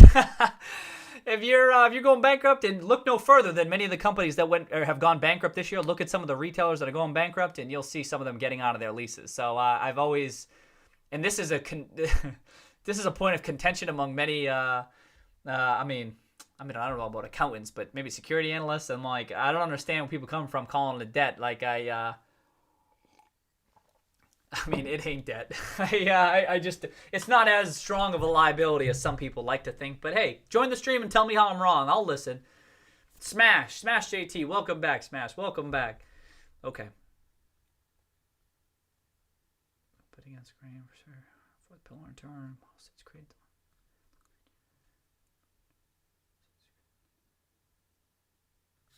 Okay, so Steve Stunks is pointing out. What are you pointing out? This. He says, fourth pillar in the turnaround model states create and deliver. Is it somewhere else? Yeah, it's probably somewhere else. All right, wherever. Create and deliver. I assume you mean digital exclusives with partner. Looks like GME has the other 3 points underway and disclosed to market. Oh, it's right there. I'm an idiot. Thank you, Steve. Steve's saying this one. Create and deliver digital exclusives with partners. Oh, okay. Yes, okay, so Steve brings up a couple, so I'm bringing this up, right? Steve's like, hey, some of this stuff that you're talking about might be covered by this one. Create and deliver digital exclusives with partners. Restructure both publisher and partner terms. And Steve's saying they've kind of already announced stuff already publicly. GameStop has on these 3 lines. Compensation model for customer acquisition. To a degree, yep, the Microsoft stuff.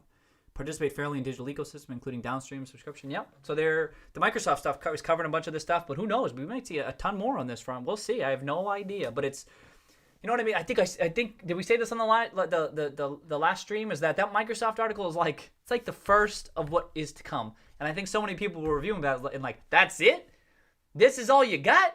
Well, if this is all you got, I'm going to need to see all the details of this arrangement. I need to see the breakdown of the percentages. I need to see, is it exclusive? What's lifetime mean? Like, everyone was like, if this is all you got, we want to see all this. And I'm just like, yo, this is probably just the first of many potential partnerships like this. You know what I mean? And that's why I feel like people are getting the wrong takeaway from that. I'm like, I don't know. I think it's just, like I said, the first domino to fall, if you want to call it that.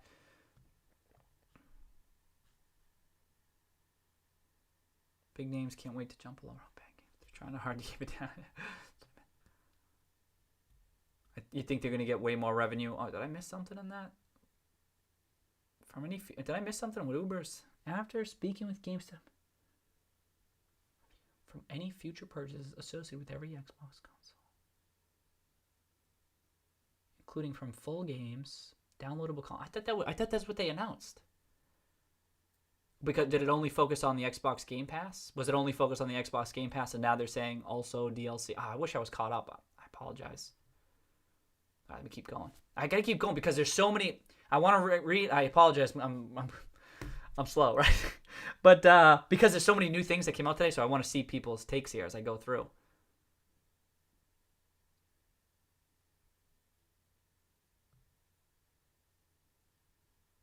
Oh, yes. Trey says, did anyone else see one of the bull articles was downplaying sales of Xbox consoles based solely on the garbage sales of the Xbox One? Seems to be more accepted by gamers. So that's the other thing, too, is like, we talked many times how the gaming industry is kicking ass for the past, like it's changed over the past 5 years. And we'd expect this cycle to just crush it relative to the last one in GameStop. I mean, that benefits the whole gaming industry, right?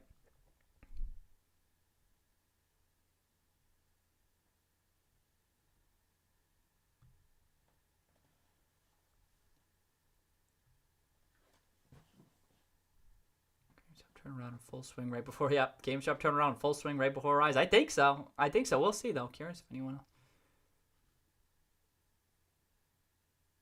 Oh, Steven, curious if anyone else has any video game plays. So Steven brings up an interesting question I'm going to run with. He's asking if there's any other video game plays, given the bullishness over the industry in general. I've had Sony, Microsoft, Nintendo for most of 2020. Oh, there's a video games ETF. What always struck me with GameStop was that it's one of the purest plays for the new consoles. I always thought that would that folks or institutions would be like, how can I play this? Because again, it's already begun where everyone's starting to talk about these new consoles, the crazy pre-orders, yada yada yada. Where it's like, hey, how can I play this? And so I've been thinking like more people would pile into GameStop, but maybe those secular risks are going to deter some institutions, perhaps. And then you might get more traditional plays like Sony, Microsoft, Activision, whatever. But even still, there's that still. I mean, if at the same time these new consoles are rolling out, people are like, holy shit, the power-up rewards, all these different angles, people didn't appreciate it, then look out. I think that will help.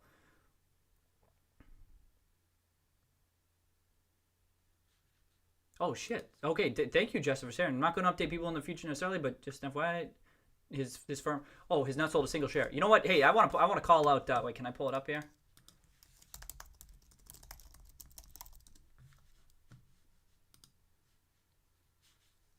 I think this is this here? So this is hey Justin, I'm gonna bring up. It says Domo has not sold a single share. I want to. So this is Domo Capital Management's website here. If you want to check this out, you can see the team. This is the team you have here, Justin, Dave.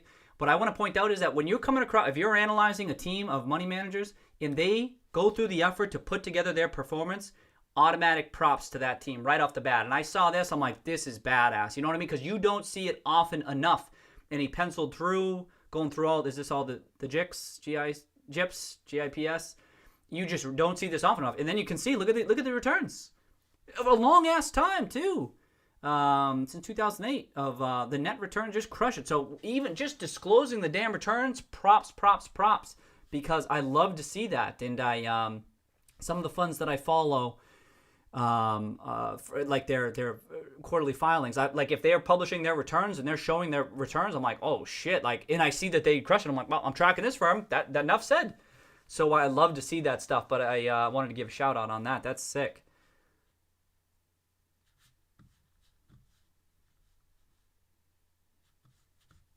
Okay.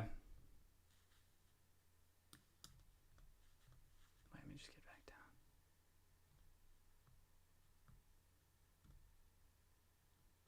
Oh shit, it jumped on me.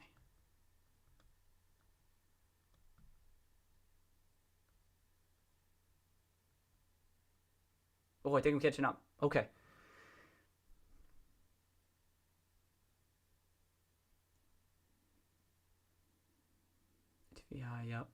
Yep. Talking video game plays. Sick.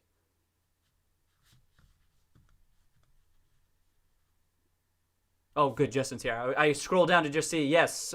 Cheers, Justin. No, cheers. It's legit. Justin's got his own firm, but like I look when I'm tracking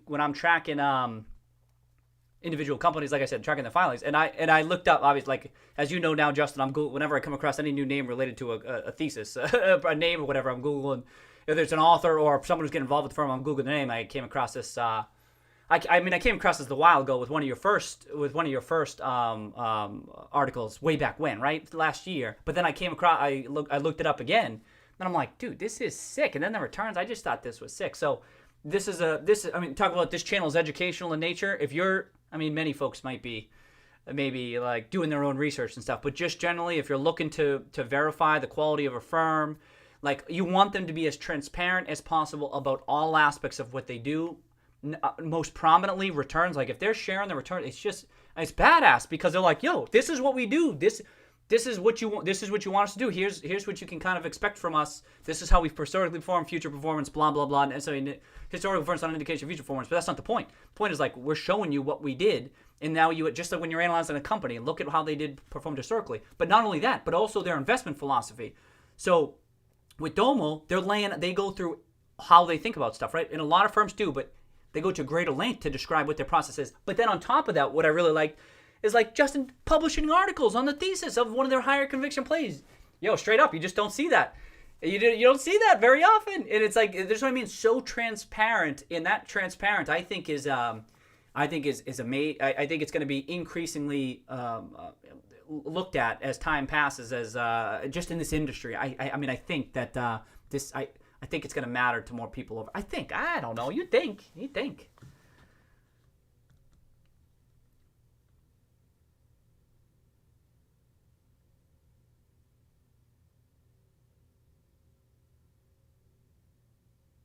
Okay. Well, the Roaring Kitty portfolio, I didn't trim anything in the Roaring Kitty portfolio. In fact, remember when I had I added right before earnings, so that I tilted bullish. This is in that portfolio I added, and then it got the stop loss triggered it, and then I've been waiting to just be like waiting for it to settle, and every time I think it's gonna be settling, then it doesn't settle down.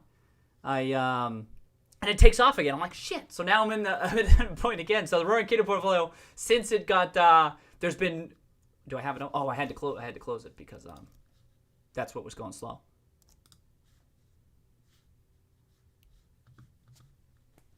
I think this was the spread. I like refreshed it or something as I was kicking off the stream, and then I started thinking like, oh no, it's because it's like really, it's like slow, and so whatever. I think it was Jordan who picked up on that trim too. So it's 26%. So it's remained unchanged since past couple weeks.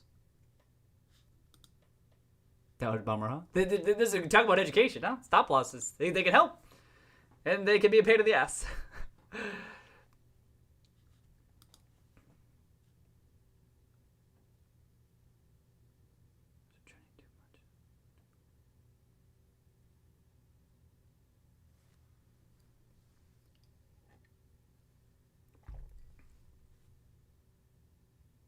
Okay. Smash says gamers are trendy too much, and any random game can come out of nowhere and can disrupt the entire industry landscape. Individual companies are too risky for me too. Yeah, so that's the thing. So something a good time to remind this. It could be like we say the whole Roaring Kitty channel educational in nature, right? But it could be that individual stocks might not be suitable for you, right? But that's always why you sit down with a financial professional to see if they can help. But good point. So Smash saying gamers are trendy too much, and any random game can come out of nowhere and can disrupt the. Oh, I see. They can disrupt the entire industry landscape. Wow. Oh, interesting. So he's saying that's a risk, that if you were trying to deal in these smaller game publishers, something to consider, that you can be disrupted, right? to use an industry term. And Steven agrees. Okay. Maybe the bigger ones. Interesting. Philly Steaks. Happy Monday, Philly. Welcome back. Hope you had a good weekend.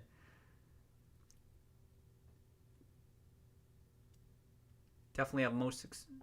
Steven says, especially because Sony will definitely have the most successful console launch this extra. Oh, across all the consoles, I think their stock will boom. Is it SNE?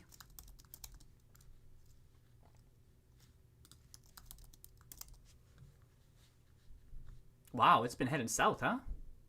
Interesting. I don't know what percentage of gaming is of their business off the top of my head.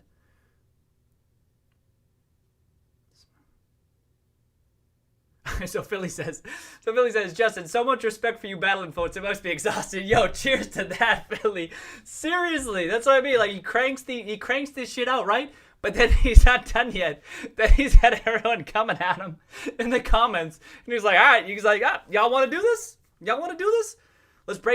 He's like, let's break out Thor. Let's do this. And then another thing to look out for is that usually the better authors tend to do this, where they'll be like, all right, they're here for the article. They're gonna answer the questions, elaborate on points they may have brought up. You like to see that in an author because I think it was this one where someone said something, or it was Justin. He's like, you know what, I want to add this to the article. And by the time I got to the article, it was already in the article, and I thought, oh shit, he was already on the ball. You know what I mean? You like to see the activity. It's good. We're so spoiled. We're so spoiled. Oh shit, Justin, go get him. Oh damn. I mean, especially if the GameStop thesis works out in a big way, oh, it's gonna be sick.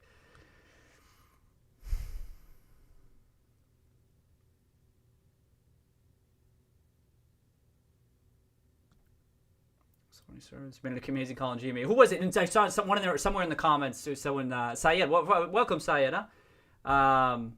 That where they go, hey, all your articles, they're all in the green now, because I like when. How come some articles don't always say this? Like, oh, yours doesn't right now. It probably will, right? Does it need time to pass or something? Oh, because it just got published today. Maybe that's it. But I'm sure when someone said that, I'm like, yeah, definitely, because he got it right. Expo is solid off right now.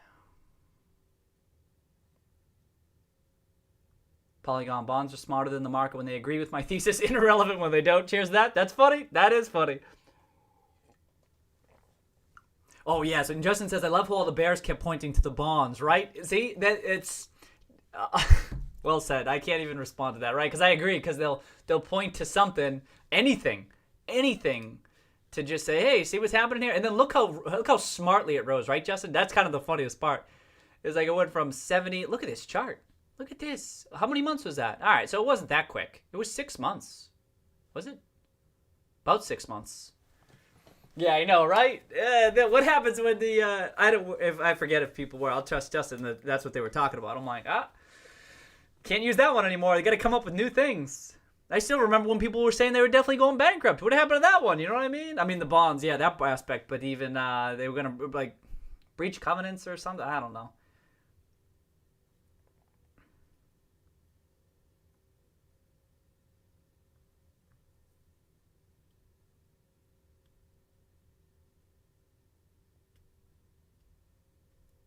Wait, oh, am I that far behind? Justin, you're saying 2 days on the amendment of 13D? I don't think that's true. Oh, shit. All right, I got to go get caught up. Justin, 2 days on the amendment of 13D?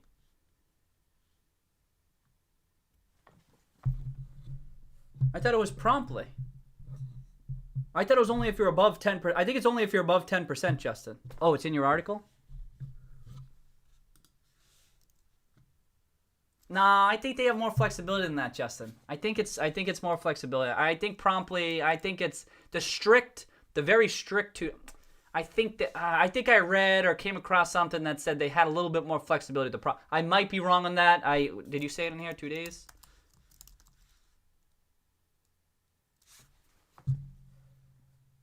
Bari was 2 days.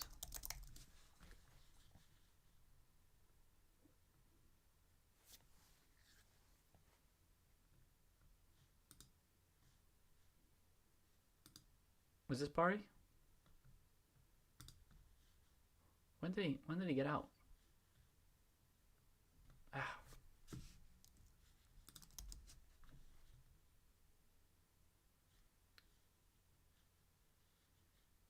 I forget which one he was.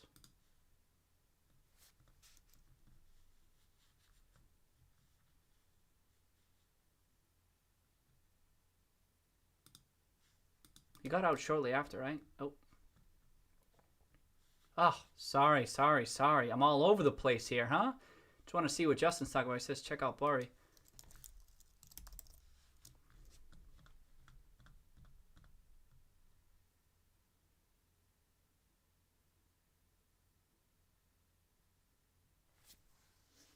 4, 5, 6.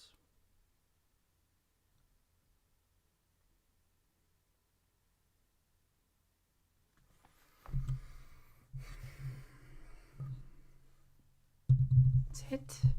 So, I mean, it was 2 days there. I see that, Justin. I gotta revisit that. I think promptly. I think they have. I thought I remember looking into it, and that they just had a bit more flexibility in that. It promptly. You have 2. Okay. Yeah, it was in the article. Oh, okay. You got a source in the article. That's good enough for me.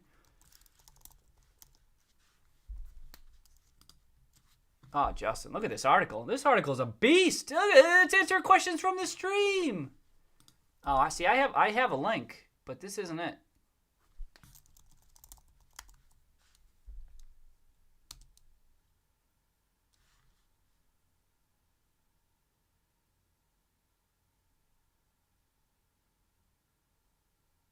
Oh, Justin, I think I did it. I think Justin telling me what to do. I think I was doing it, but I need to find the 2 days thing.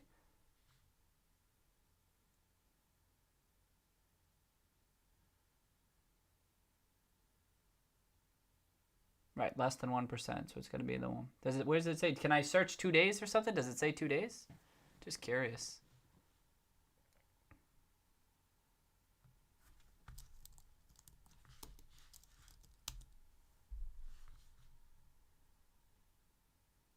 Okay. Because I had a link to Justin, but I don't remember where it is. Ah, shit. I'll try to track it down. I'll look it up. There's a very strict 2-day requirement. This is what I'm contrasting it with the very strict 2-day requirement when you become an insider, once you're over 10%. Dimitri might have included a link regarding the 2 days. All right, I'll try to track it down too. I wish I had it here to share it, but once you're over 10%, 2 days. If you're an insider in the company, if you're a management director, you have 2 days to file. There's no prompt or anything like that. And once you breach 10%, 2 days. In the promptly thing, everything, because I really tried to get to the bottom of this too. And even though I don't have any proof right now, I kind of settled on. I kind of gave. I'm like, I feel like they could always wiggle around in that. The Bari one's an interesting one though. That did look like 2 days.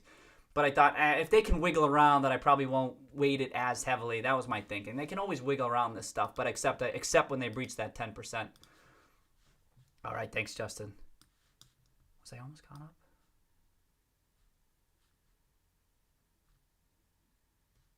Oh, shit.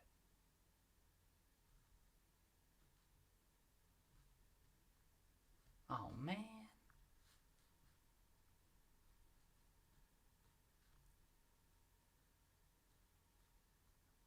What time is it? 8:30? Tony, okay. Price action was extremely bullish. That was a weak sell-off. Oh, yeah. I think that I'm looking at the week action. The week's action looked good, and GameStop still looks bullish to me. Still looks. Everyone has their own unique investment style, different perspectives and stuff. This seems crazy bullish to me. Everything I see is just crazy bullish. I am just waiting for the psychology to turn a bit more. You know what I mean? Call me biased. That's cool. Well, how am I going to defend myself? But this looks as good. And then when if it could break above 16, that's what I'm looking at. If it breaks above 16, then that's the only way. And then it's still overbought. Everything looks terrific. If it's the short-term day traders, what's that mean? You're going to have a bad time. You know what I mean? It's just so tough. Oh, yeah. I remember someone talking about it in the 70s. Yeah. Talking about the bonds. Yep. Okay. Oh, yeah. SSR was in place today. Uber's been reminding me. Oh, yeah. Justin mentioned something today, too, that I liked it to remind myself. We said the VWAP, but he said, oh, yeah, I don't even know what the hell Justin was talking about. The order imbalance. I don't even know that. Order imbalance on the buy side, 10 minutes before the closing. That's notable. I liked it because I have no idea what the hell it is. It's probably like many of the other things, nothing to look too far into, but I appreciated Justin being like, hey, heads up. Like, I appreciate people talking about this because maybe, like I always keep saying, like I keep on discounting a lot of things, like most notably that threshold list. And if, depending on what happens, we might look back and be like, oh shit, that stuff did matter. You know what I mean? Like this order imbalance thing, and then the SSR that Uber was just talking about, I don't even know how long ago he was talking about, but then we might be like, oh shit, that shit did matter. You know what I mean? So I'm always liking that stuff so I can help track it. But every time I do this, and then like then nothing really happens. So we'll see what happens. Okay, so Justin has quoted Dimitri here. Promptly after each 1% increment past 5%, or in his case after accumulating 10.6%, promptly is 2 to 5 days. Okay, so 2 to 5 days. Yeah, they get a little bit more flexibility on that. Okay, so maybe throughout this next week. But that's a good point, Justin. Justin saying, hey, if you don't get any update there, something to take note too. And if the shorts aren't closing too, I think Justin's mentioned this too, that could be strong. Oh, maybe Justin mentioned this. Oh, I got to get to let me get caught up. I got to get to Justin's article. I think Justin mentioned this too. It could be people, stronger hands buying in. You know what I mean? All that volume. It could be stronger hands buying in, and maybe they're not breaching the 5%, but they're holding it and they're eating up that float. I'll tell you what, maybe. We don't know. We're just speculating here. We don't know.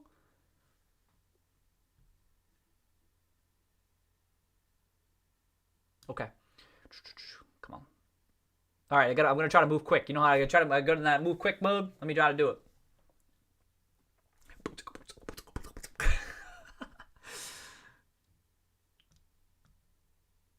Well, every day.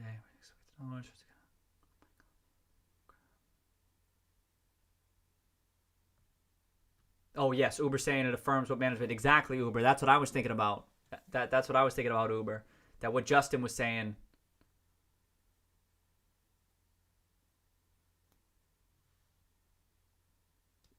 Exactly, Ron Kidding. Right, what you said, Justin. Yeah, he not only did he get to 9.9, but he fell to 13. Right, more activist. That's right. Absolutely, Uber. I think ST is over 5%, but not permanent. Yeah, that's what I think too, Justin. I think ST is over. Okay, I'm getting caught up. But permit was always the big boy. Yeah, I did remember that. Permit was the bigger fund. Yep. Okay, so George says once GameStop optimizes its data similar to Tech Giant, stacks up multiple partnerships and broadens its e-commerce footprint. I think okay, so he gives his price point, but I agree with this. Is that optimize the data like the Tech Giant? So you know what? This is what I did. This is a big thing in today's marketplace. Like monetizing this data in different and unique ways. And he talks about stacking up multiple partnerships, and I was talking about stacking up the business models too. You know what I mean? Whatever the hell that looks like. They still have these. There's so many, the optionality here is just tremendous.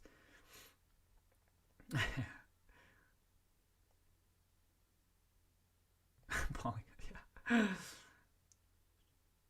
George. Everyone like the stream where the shorts will win. Yeah, right. Thanks, Jay. Oh, okay. I'll check that out, Justin. Check my. Oh, is it up after hours? Kidding me. Oh, a solid 10 cents. All right.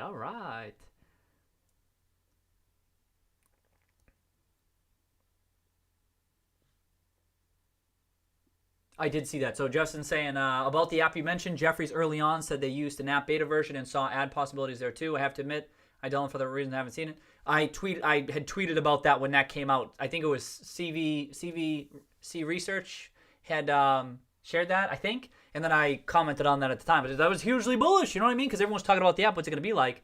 And then there's been some, I know some people have critiqued it and said, oh, this or that could be better. But like, that's Jefferies. If Jefferies, you know, they're probably hopefully trying to tear it apart. You know what I mean? Doing their best to see, could this really be meaningful? And then it was a raving review too. I was like, whoa, this is sick. Now it's out, so we can hear other people's feedback too. But I do remember that. This is the second time they've highlighted. Yeah, I agree, Justin. Yeah. Justin's pointing out what Jeffrey's seeing. This is the second time they're pointing that out. That's right. They had already talked about the app. Just the app, just using the app, right? But now we're like, whoa, is here some different things they might implement?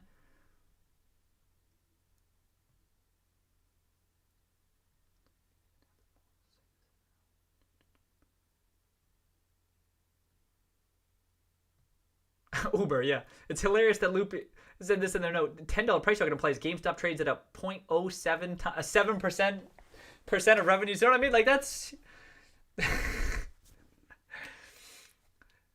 wow. Talk about the bearishness, huh? Uber 7%. That's your model. You know that's really low. That's really low for a company that could. Just imagine if they start growing. Just imagine. Maybe I mean I've been assuming maybe they shrink at first or something like that before they transition into more of a growth type model. Maybe it's a smaller business. We talked about that, but watch Keep an eye on 0.07% of revenues. Come on. That's way too low. That's way too low. Not even knowing where they're let me keep going.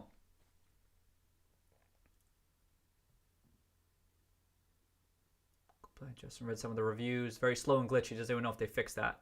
Oh, that's Junior. Okay, Junior's saying. Oh, did Junior? I thought I was saying Justin. I've read some of the reviews on the app from Google Play, and it said the app was very slow and glitchy. I've heard some things to that effect too, Junior, and that's what I was saying. But it's okay. What my view was that even if that stuff is there, that it's okay because hopefully they'll make those fixes. I don't know that they have. I haven't checked. We did review the app during the live stream. I forget which live stream it was, but we were checking it out. I guess there's some people outside the U.S. who aren't able to download the app, so we were testing out during the stream. It seemed to work okay for us, Junior, but I've heard some of that stuff. But my idea is they'll iterate, right? They'll take the feedback, hopefully improve it. It's not like a one-shot deal, as I'm sure you know, but we'll have to see. I'm not sure if they fix it, though. We'll have to see or hear. GameStop added a bunch of PC options. Oh, so CU says, anyone else see that GameStop added a bunch of PC options under the electronics, games, and accessories tabs on the website? I haven't seen it, but we knew that they were moving in that direction, so that's great to hear that they're actually tossing it on the website. That's sick.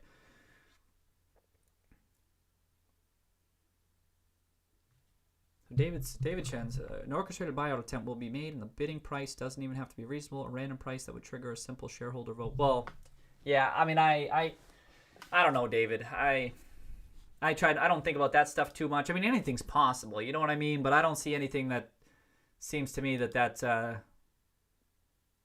I don't know. If there's information I'm missing that suggests that might be a potential path or something, but it's just something that you can run with, and you can run wild with some ideas, but it's definitely one. Those are the types of things we talk about, like a buyout offer or anything that calls people to call in shares. Even though I don't think it's like I keep on saying it's not my base case, but you need to take it into consideration, and that's what I say. Like if that happens, I don't know. What are the implications? I don't know. Is that where you get some crazy short squeeze? I have no idea. Or could it be that they can close out early? I have no idea. That's something that would be super educational for me, David. I mean, I can entertain the idea of it going crazy if that were to happen, but for right now, that's just the upside will take care of it. So I view that potential outcome. I mean, now it's good. We're already at $12, so if that happens, you're at a much more legitimate fair price point, I would say.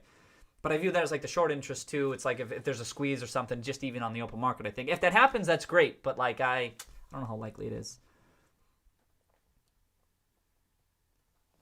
Expanded rapidly into blue ocean. That's right.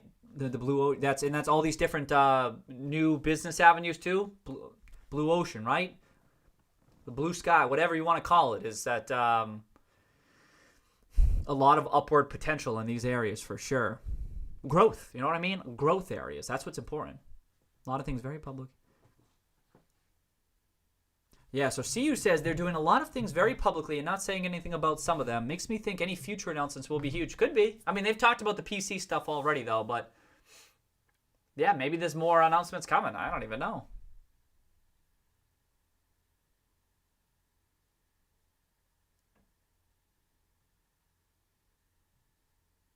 So Uber says, yeah, I made this point in SA. I believe they've purposely tiered the releases. I expect to see a Sony announcement in short order. I say I have no idea, but you're thinking about that stuff. Like we've had a number of releases. So I meant to put that together. It was like we had the earnings, and then we had the Ryan Cohen stuff, then the earnings, then the amendment, and then the app, and then the big press release where they compiled everything in that press release. I thought that was a badass press release.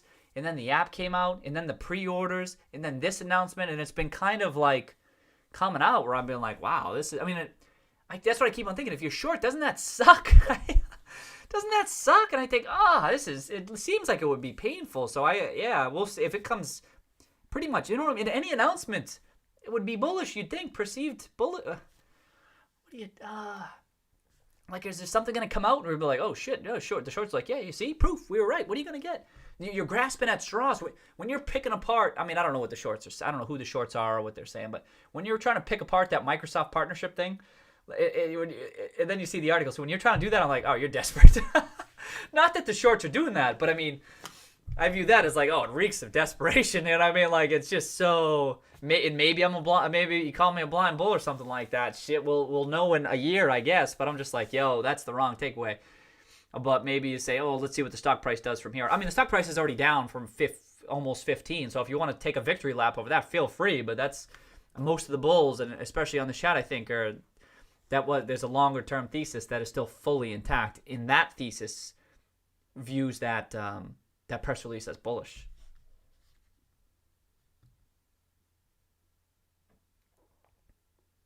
So Steve Stung said, I would not be surprised to see a news release every week for the next 4 weeks. Shit, maybe. There's only so many weeks left. What are we? We're a month away. Are we a month away? Whoa. Here we are. Things are heating up. Wow. Yeah, today was like one of the. It wasn't a big time press release. It was more just a hey, heads up. Managers making the right decisions. Yep.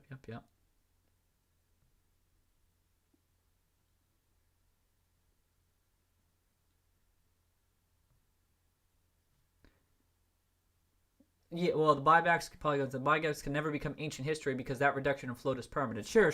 I meant something else. If I was the one who said that, I meant something else.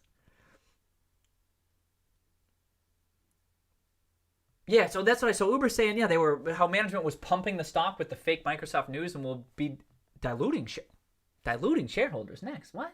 Oh my god, I can't even respond to that stuff, Uber, right? You see some shit out there, you're like, what the hell? I just keep on scrolling. I mean, it's a tell. You see a lot of analysts out there and people on pundits and nobodies on social media, myself included, who might be opining, but sometimes they have a tell. And they'll say something, or they'll report on something, and I'll be like, "That's a tell that you kind of showed your hand that I know not to listen anymore, or I know not to keep on reading. Because you've missed something critical, either because you didn't dig in deep enough or something. I'm like, all right, there's a little bit of a tell at times. So something like that, Uber. Someone talk about they're trying to just pump the stock to the diluted shareholders. Like, what? What the hell are you talking about? What? I mean, if that happens, then I'm going to look like an idiot. Forget about it, All right, so you got Polygon answer. What are they doing? What? No, not so bright. Okay.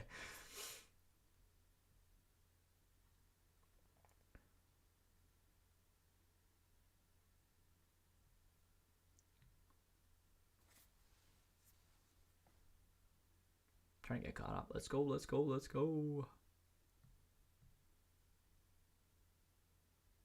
Talking orders. Talking another one. Oh, okay. So now I see Justin saying that. So I'm somewhat caught up. Okay. Earnings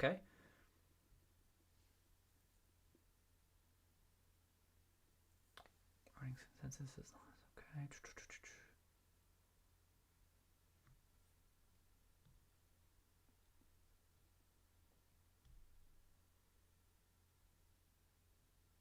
Oh, Polygon calling me out. Polygon always keeps me honest. Polygon's like, what the hell are you doing?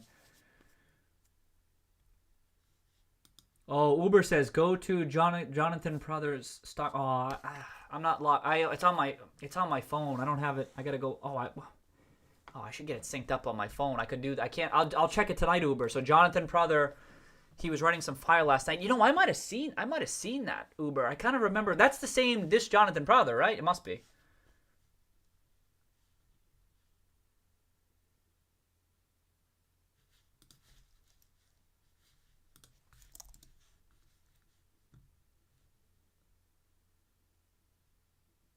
Yeah, okay. It's that one. Okay, I'll check it out on StockTwits. Thanks for the heads up.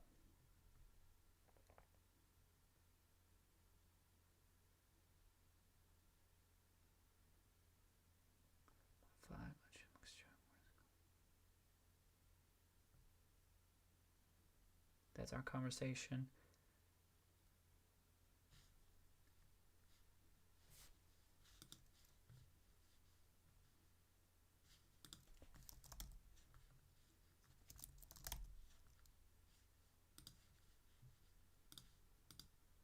Okay.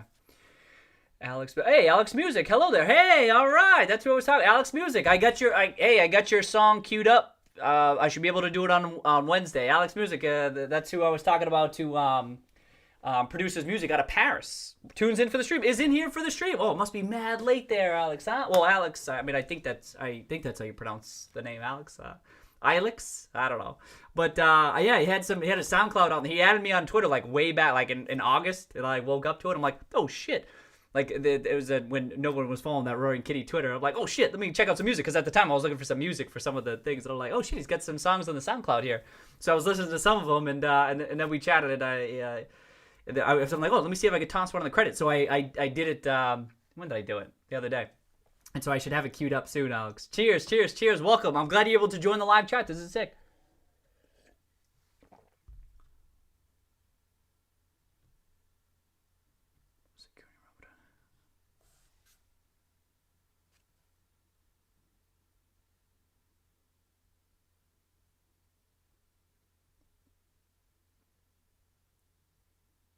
Jordan. Hey, Jordan says, anyone else waiting for Fox to show up at 9 to make this a 4-hour stream? Oh, no. Oh, come on. I gotta go. Yeah, I know, right, Jordan? Actually, I gotta get caught up before that shit happens. That's for sure. Okay, I'm all... Shit, that's funny. 9:35, yeah.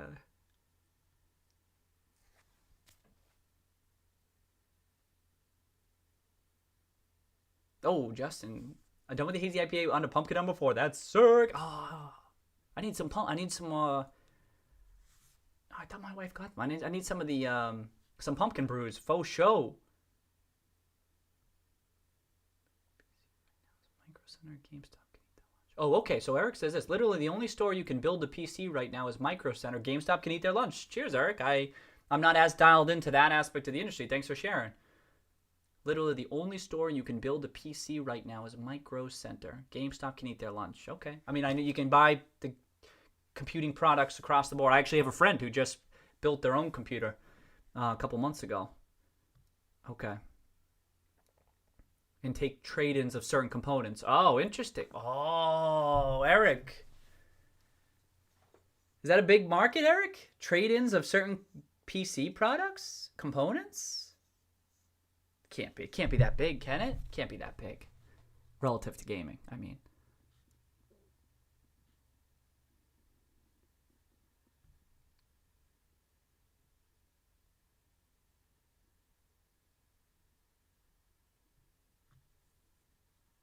Yeah, so Jordan says, seems to me bears control the tone on the daily, but management at any time can make special announcement to crush them. Seems like the bulls and management are starting to control the story here. Yeah, I know what you mean, Jordan. Not so much just the bears, but also just those market makers that just trying to trade the stock back and forth or do whatever the hell they're doing. Excuse me. But that's what it's all noise. Those daily moves. I'm not even paying attention. I mean, I'm paying attention. You know what I mean? Sometimes I'll pop up those 15-minute daily charts and stuff. It's because I'm bored. You know what I mean? There's shit going on. But everything else, I agree with you. That's any unexpected press release comes out, it will likely be bullish. So I feel you.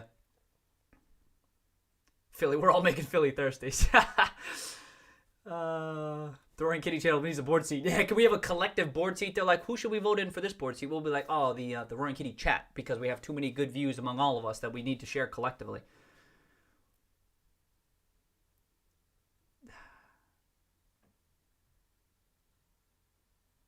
William, price has retraced and bounced off the 0.618 fib.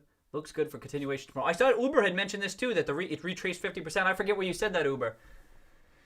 Must have been stock. It must have been stock twits, right? And I don't look into that stuff too much, but I was like, oh, interesting. Okay, that's the type, like the Fibonacci stuff too. That's that's beyond me. I've read about it and I'm like, I don't know if that's up my alley. Oh yeah, so Eric elaborates. GPU trade-ins, selection of PC building kits, and they can even charge to put it together for you. Oh, that's interesting, Eric. I wonder how profitable that is, how much it could be for GameStop. Okay, hey, cheered. Jen's in the house. Jen's in the house. For the Microsoft News, talk me to it, fat. Okay, Philly joined the club. Jen Dayla with Polygon says I'm an hour and a half behind. Guy just got here, so I'm good. Yo, she's about to be right. Oh, shit. She's about to be right. Oh, no. Oh, she came in to make that joke, and she's right. Oh, that's sad. Oh, man. Oh, so embarrassing.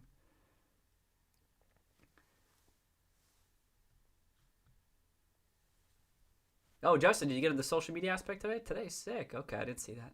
That outfit on Friday. That outfit on Friday was legendary. Can't wait for the next one. That was sick.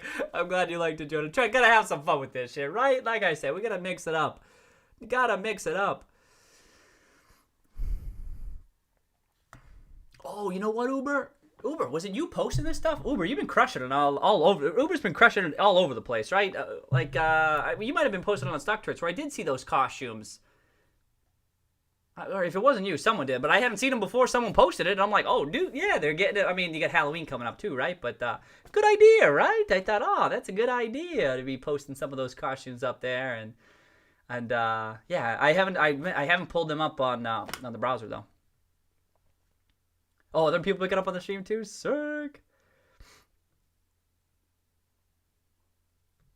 Oh, we link in the stream? Sick. All right. We get some people tuning in. Sick. Let's go.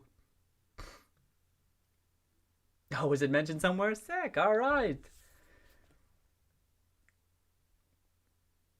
Oh, I'm almost caught up. Oh, Alex. All right. Cheers, Alex. Cheers. He's still here. I don't know if he's still here.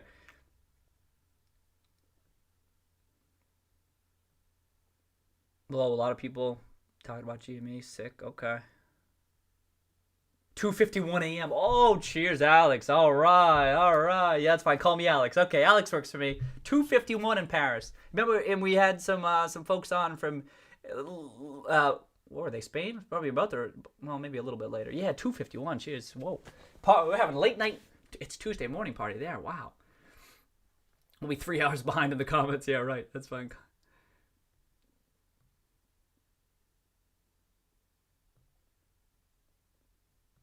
Yes, Alex, you might have a lifeline. Yeah, Alex probably come back. Yeah, Johan.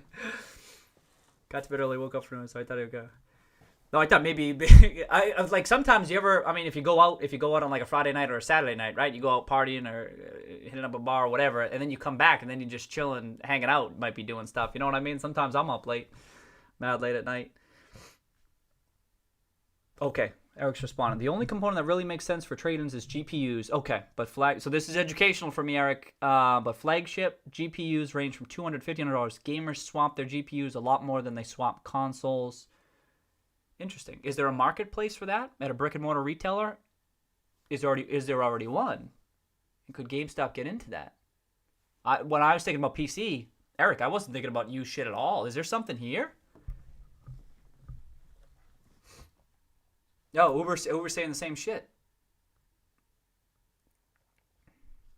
It's a massive untapped market. There's a lot of eBay, Craigslist, Facebook marketplace activity, but no company really makes a market for it. You're kidding me, Eric. We're about to oh my god, we're about to be caught up. Everyone shut up for 2 minutes, Blessed. Oh shit, that's funny. Thank you, Blessed. You got me caught up.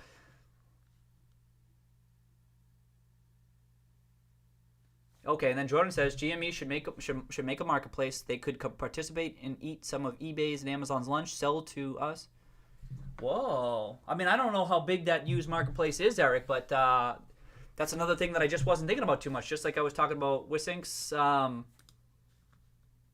of that advertising angle, I wasn't thinking about it too much. This too. What if they get into PC and it's a used business too? As we know, that tends to be a more profitable.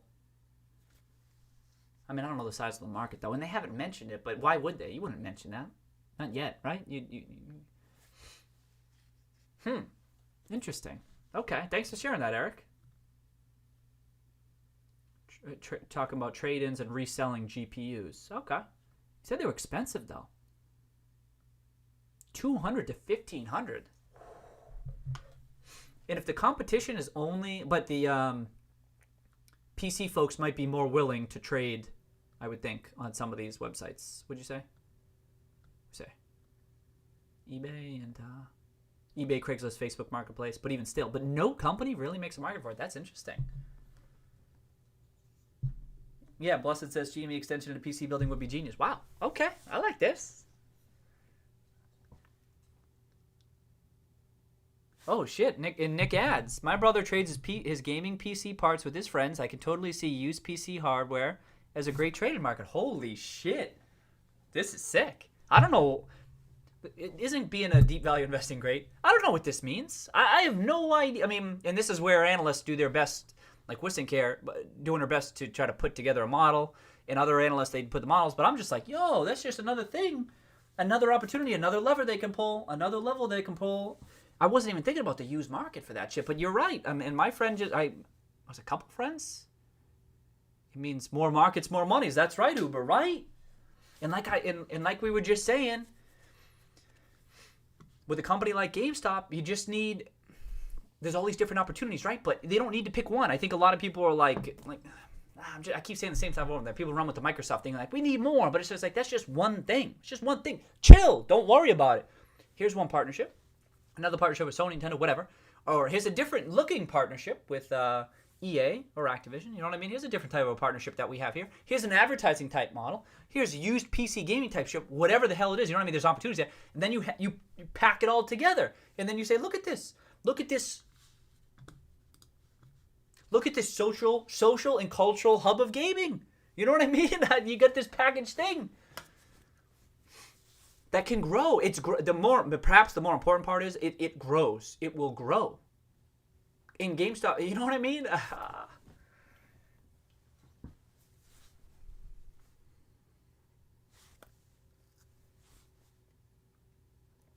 I mean, I know people joke. I mean, most of the time people are talking about like this $100 price point and shit, right? Not to go down. Most people are talking about like. Most people are talking about. If you talk about 50. Well, remember this is Mark. This is before they bought back half their shares. 50 times 65, like like $50 or $100 price point. Forget the short squeeze. Forget that shit. But fundamentally, looking out 5 years with time, you can support $50. You can, but forget. I mean, people talk about short-term stuff. I just mean there's a case there, and this is what I mean. You don't have this too often with the business model trading as cheaply as GameStop does. You just don't get it that often. Again, what stuck out with GameStop too was the strength of the balance sheet too. Like they're going to be able to subsidize this potential transformation. And like it's not that when I think about all these different paths that they could go down, I think, this could easily be worth a couple of billion, 5 billion, whatever. Looking down the line, you know what I mean? And then short squeeze stuff. I have. What the hell do I know? But fundamentally, the free cash flows that they might be able to generate, it's so tough. Like I agree. I like the way Wasing said it like this. It's too early to fully underwrite the valuation. That means for Roaring Kitty, it's too early for me to even do. I ain't doing shit. But because it trades so cheaply, I don't have to. I just need to say, oh, that sounds interesting, and that's good enough for me. Good enough for me.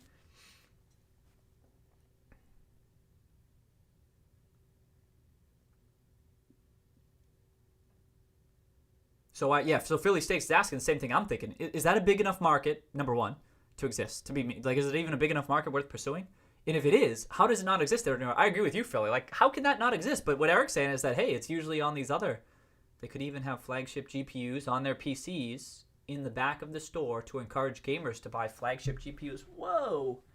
Including their used inventory, and they can take in trade-ins to reduce the prices that customers need to pay. I like this PC building. I mean, is this growing? I've gotten the impression that I wanted to build my own PC 10 years ago. I ended up not doing it, but I was excited about doing that too. I wonder if that's because my friend, a couple of my friends just did it. That's kind of front of mind for me. I wonder if it's actually picking up for people. Though, is it more like a hobby type thing? You know what I mean? It strikes me as more like a hobby type thing. That it might not, to Philly's point, that it might not be big enough for them to pursue. But who knows? If it generates quite a bit of free cash flow, then maybe it can be worth pursuing. But interesting, Eric. That's what I mean. Like, it's good to just talk through some of this shit.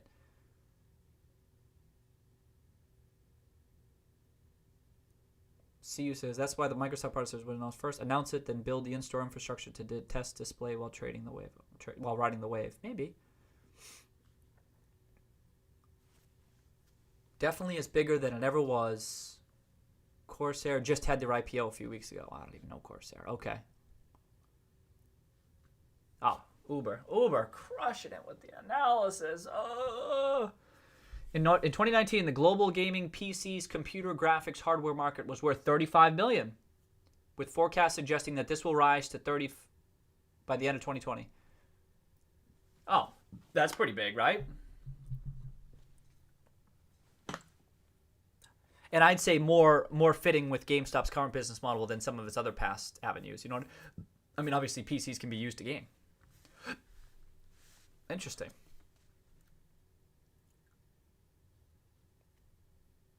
I know it's peripherals, but I see this as a PC enthusiast market. Wow. Okay. Oh, so Uber says not included in all the high margin accessories. And yes, they've already entered this market. Looks like they're out of stock on many of the items already. Okay.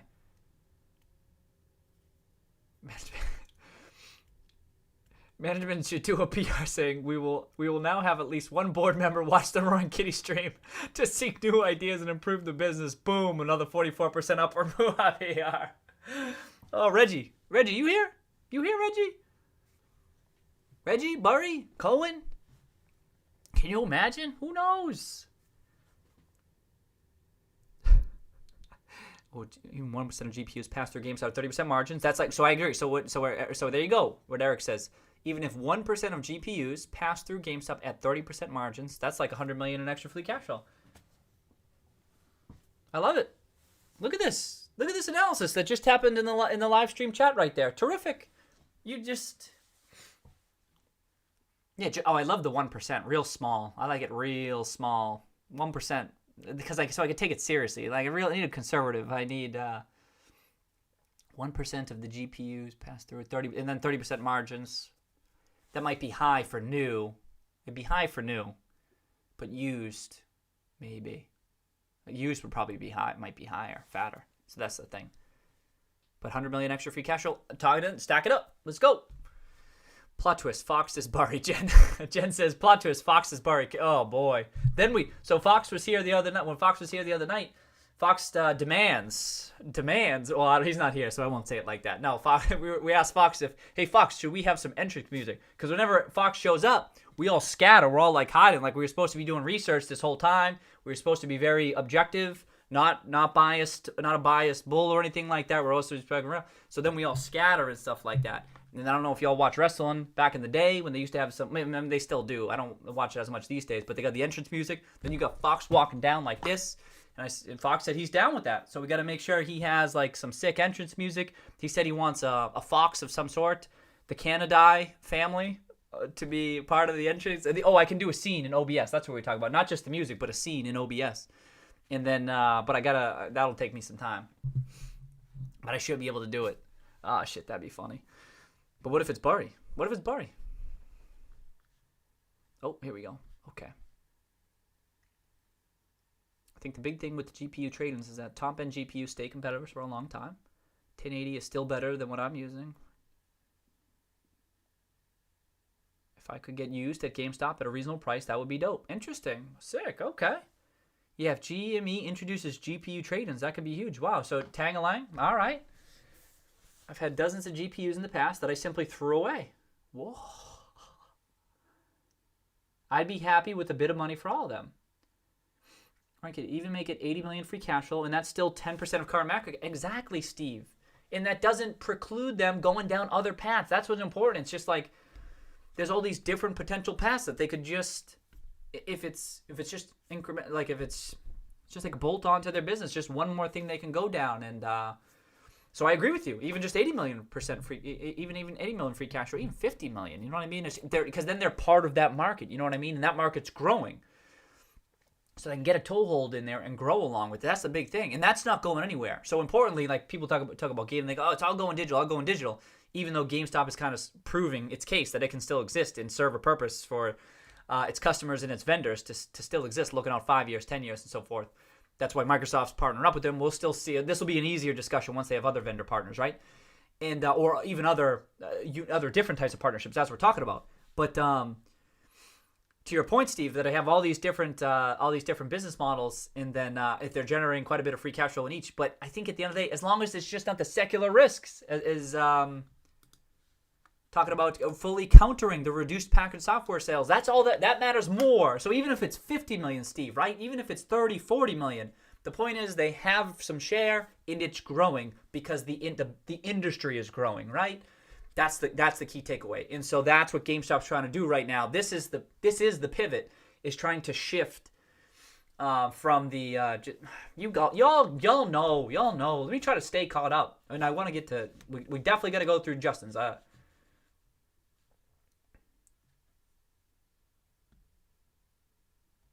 GME doesn't even have to be a PC parts store. Just trade-ins will be fine. Oh, good point, Tangline.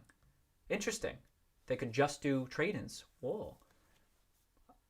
Maybe. You probably still sell some, but it's I like the point, though. I like the point. Shit. Do they sell phones? They do the trade-in phones. Hey, Tangline, is this the same thing?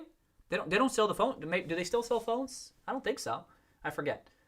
But as they do the phone trade-ins. They give you cash. You give them the phone, and then they run with it. So maybe it's similar to that, where they're not even selling that shit.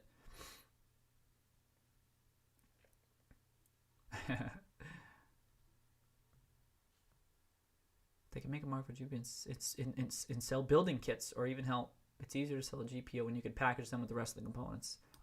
Yeah, true. Could be higher margin too. Might be less demand. I don't know. Fox is definitely, or Jordan says, Fox is definitely a wrestling villain. Maybe a Randy Orton. The Undertaker, yeah. I'm bouncing when he comes. I can't take that. Oh, shit. Oh, Jordan, can I include you in the scene? Oh, damn. Write corporate an email. Yeah, seriously, Anthony, right? Give them, we'll be like, yo. So folks on the chat do it. People reach out. They do. And some of the big investors, too. They're planting seeds in the management team. They have their own ideas, too. But I wonder if they're already thinking about it. Look at it. Look at Eric. Oh, Eric. If they partner with NVIDIA, AMD, the stock price will skyrocket. Holy shit. I think I agree with you. All right, I'm making a note of this. This one's interesting to me.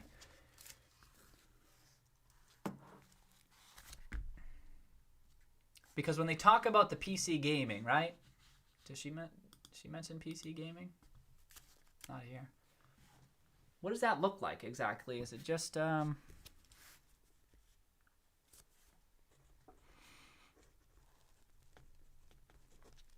mean, I agree. If they announce the partnership, I don't know how meaningful it would be. I mean, I don't know how likely. Probably unlikely, right? But even still, I like the point. Hey, just imagine if they announce the partnership.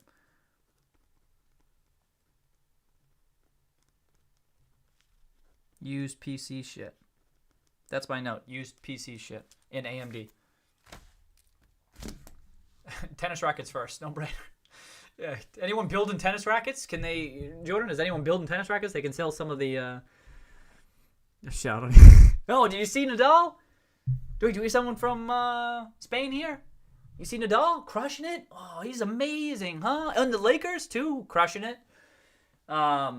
I mean it turned out to be a boring game though, but Lakers crush it. But then Nadal, he's incredible, huh? Kicked Djokovic's ass. What a hell of a tournament, hell of a match.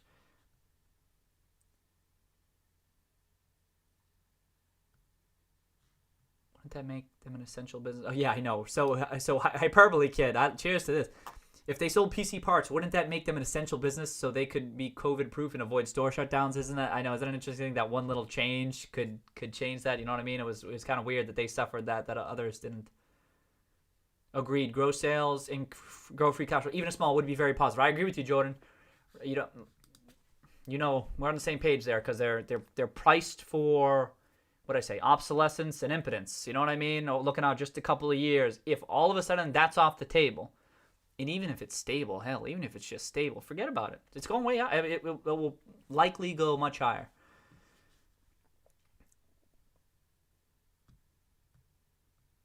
Yeah, just sell the trade-ins. Yeah, like that. Okay, so Tangalang's confirming what I was saying. Yeah. Okay, sick.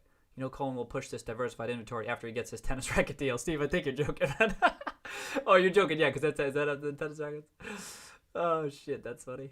Selling new GPUs isn't a high margin market, but selling used ones would be huge because nobody else is doing. Oh, so I get, yeah, because no one else is doing, right. I like that right off the bat. I would think maybe they'd sell just, but you can sell them anywhere. So there's, okay, maybe they don't even bother. Okay. They could make a huge spread. Right. Just like they do with used games. You can do it elsewhere, but no one really feels like it. For making that market. Great points, Eric. Yeah. Okay. And Tangling. Eric Tangling. Tag team in this one. I don't think there's been mention of that. Okay. Let's keep going. Allow them to build those gaming stores across the country at a highly discounted rate. What about those Packers? Joe, Oh yeah, so here in the Roaring Kitty portfolio, I have positions outside of that. But here's the Roaring Kitty portfolio. It's right now it's 26%. It's 26% of this portfolio. Joe. What about those Packers? Oh yeah, yeah. This. Oh, you must be a huge Packers fan, huh? You're a huge Pack fan. Oh shit.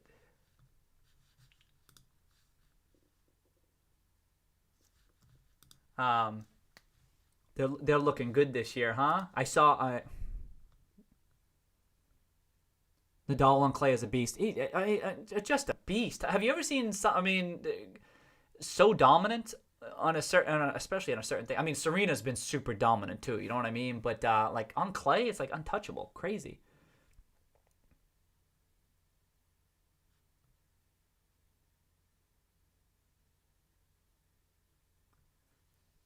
Partnership secures their participation in the digital age. Yo, Eric. Keep it going, Eric. Keep it going. Keep it going, Eric. They could have demos for high-end computer gaming systems. Yeah, we've been talking mostly about demos from other stuff. I like this. And maybe this is a longer-term thing, but that's okay. Secures, I like that phrasing, Eric. Secures their participation in the digital age. Nice. Like the Microsoft partnership is kind of doing that, and you know what I mean? Like it's securing their participation in the digital age. I'm writing that one down. Securing participation in digital age.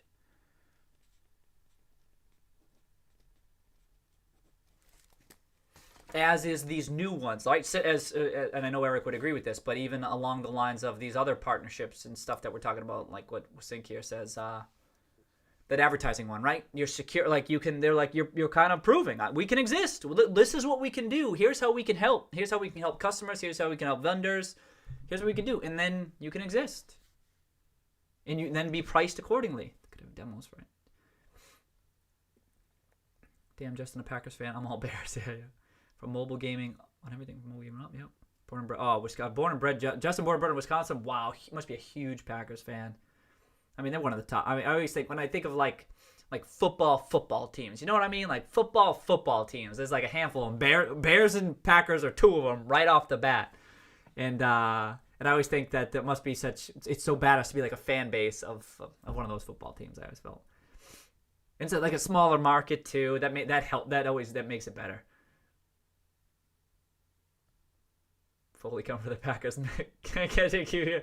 Talking NFL swag talk. Sick. Secondhand market with peer-to-peer carries risk and headaches. Secondhand market with peer-to-peer. GME could solve these issues. Tangalang, keep it going. Keep it going, Tangalang. Sick. Yeah, that's just like they would do with games, right? Then people go, you can sell that on eBay. You can sell that here and there. I'm like, yeah, but no one wants to do that. No one wants to do that. Some people do it. Some people are willing to do that, but most people don't. Most people don't even, well, I don't have that number to say. I was going to say most people don't have an eBay. Most people don't sell on eBay. Like, it's a hassle to do that stuff. Yes, you can do it, and if you can do that, that's great, but many people don't have that option to do that, and other people just don't feel like doing it, so I agree. Tangling exactly my point. Cool.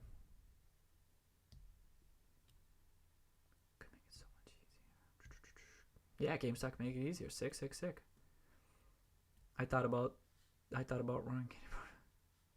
Oh, do you think about RFP yourself too? Yeah, I liked it. What I was saying, Joe, is that I wish I bought more. Like it was a higher conviction play, and then got all the way down to $1, and it's and I was already long it. I don't know why I didn't buy more. I know why I bought more. It's because I was diversifying, but I really liked it as a play, and I was buying it even at this price point last year. So it's on the cheap side, but even right now, maybe I buy more. What's the chart doing? It's my type of a play. You know what I mean? Like it never settled. I'm like, all right, I'll add, and then. Sometimes, I mean, it's a good problem to have, right? I mean, it's the second largest position in the portfolio. It's a good problem to have, but I'm like a little frustrated with myself. I didn't buy more. This one in particular, like I say, I have to add it to the missed opportunities. If you can believe this shit, I got to add it. Did I already add it? It's like a different type of an opportunity, like adding missed ops. Oh, you know what another one is? CVGI. Some of these are kind of frustrating. The other ones, most of these aren't frustrating, but these ones are.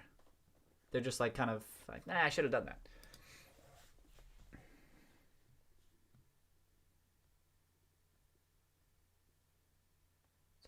No reason to sell. Talk about fair. Yeah. Johan I played tennis in the 70s when the strings were it's not good. Yeah, it's because I love kids. Yeah, right. Need to give more than $5 per GPU with games through the yeah. eBay fees at 9% is very high. Yep. On Pokemon cards, can you explain Maxar a bit? Polygon asked about Maxar. If I could quickly do it. I want to get into. Once I get caught up, I'll get into. I want to get into Justin's article because there's like stuff in there that I read it. I'm like, yo, I want to review this. Let me just close out of some shit. Hold on.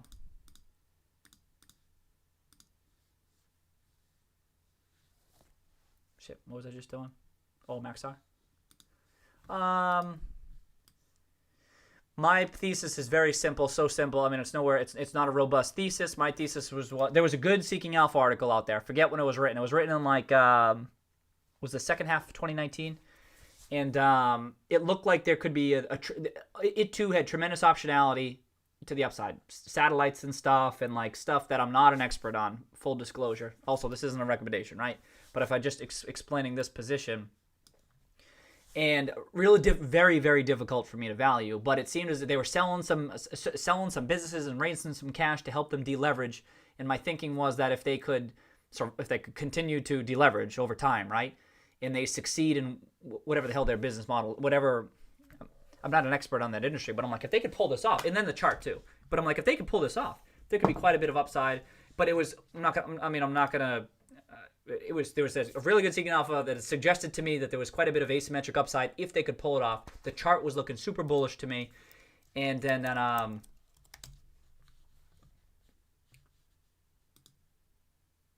like this, like it was like I was getting involved right around this area where I saw this turning, and then I saw the chart. I think I was screening. This is where technical analysis came out. I was screening. I was looking at the chart.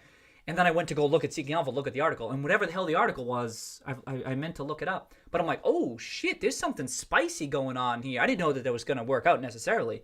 But I'm like, if they do, this could go up quite a bit. And now I've been riding this whole wave. And I didn't trim. I was holding, and so then I got hit here. But then I did a good job adding right here. And now I've added. And then I don't think I've trimmed yet, but it's still like I'm leaning on the charts right now and just following what's happening. I'm like, damn, this is working out okay. It's probably getting pretty close to where I should start trimming because as I recall, I'm like, well, maybe it could get back to like this 30 to 50 range or head back up here. Then there's a whole long-term growth opportunity there that I never dug into. I would need to dig into much, much deeper to understand. But then late, and I don't forget what it was. Then it turned out Burry bought the stock, and so this was one of my favorites. This was one of my favorite stock picks because I had no right buying the stock, and I was buying it for like those weird things, the idiosyncrasies I was just talking about. I had no right buying. I knew it was very difficult to value. I'm like, this looks like this could be something going on here. And then when I saw Burry bought this stock, I'm like, that's sick, because it wasn't like my traditional type of value play. This is security analysis. You know what I mean? It's not just straight fundamental analysis and stuff, and sometimes there's other things you need to take into consideration. And so I felt a little bit validated with this position when I saw Burry bought it. I'm like, all right, sick. That kind of worked out. And I mean, now is it a triple?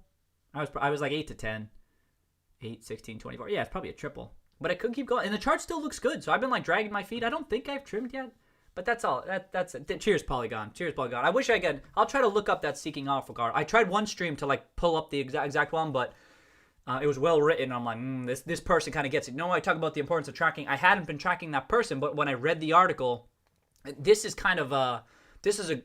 because I've been tracking this stuff for a while.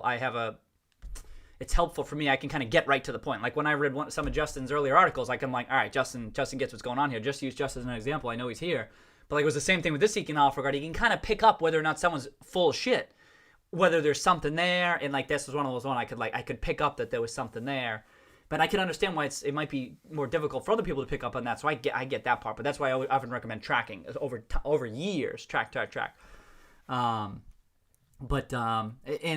I should dig in deeper. As I recall too, I remember thinking, I mean, if there's something here long term, you know what I mean? Like GameStop reinventing itself to compare it to that, then it, like we talk about $50 and $100, right? Then it's a huge big. I remember thinking with this one, well, this one could be a huge winner, like whatever it is there. But I don't know the industry all that well. Okay.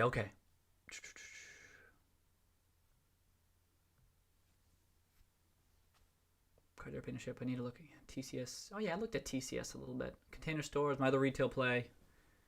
I did look at a Container Store for a little bit.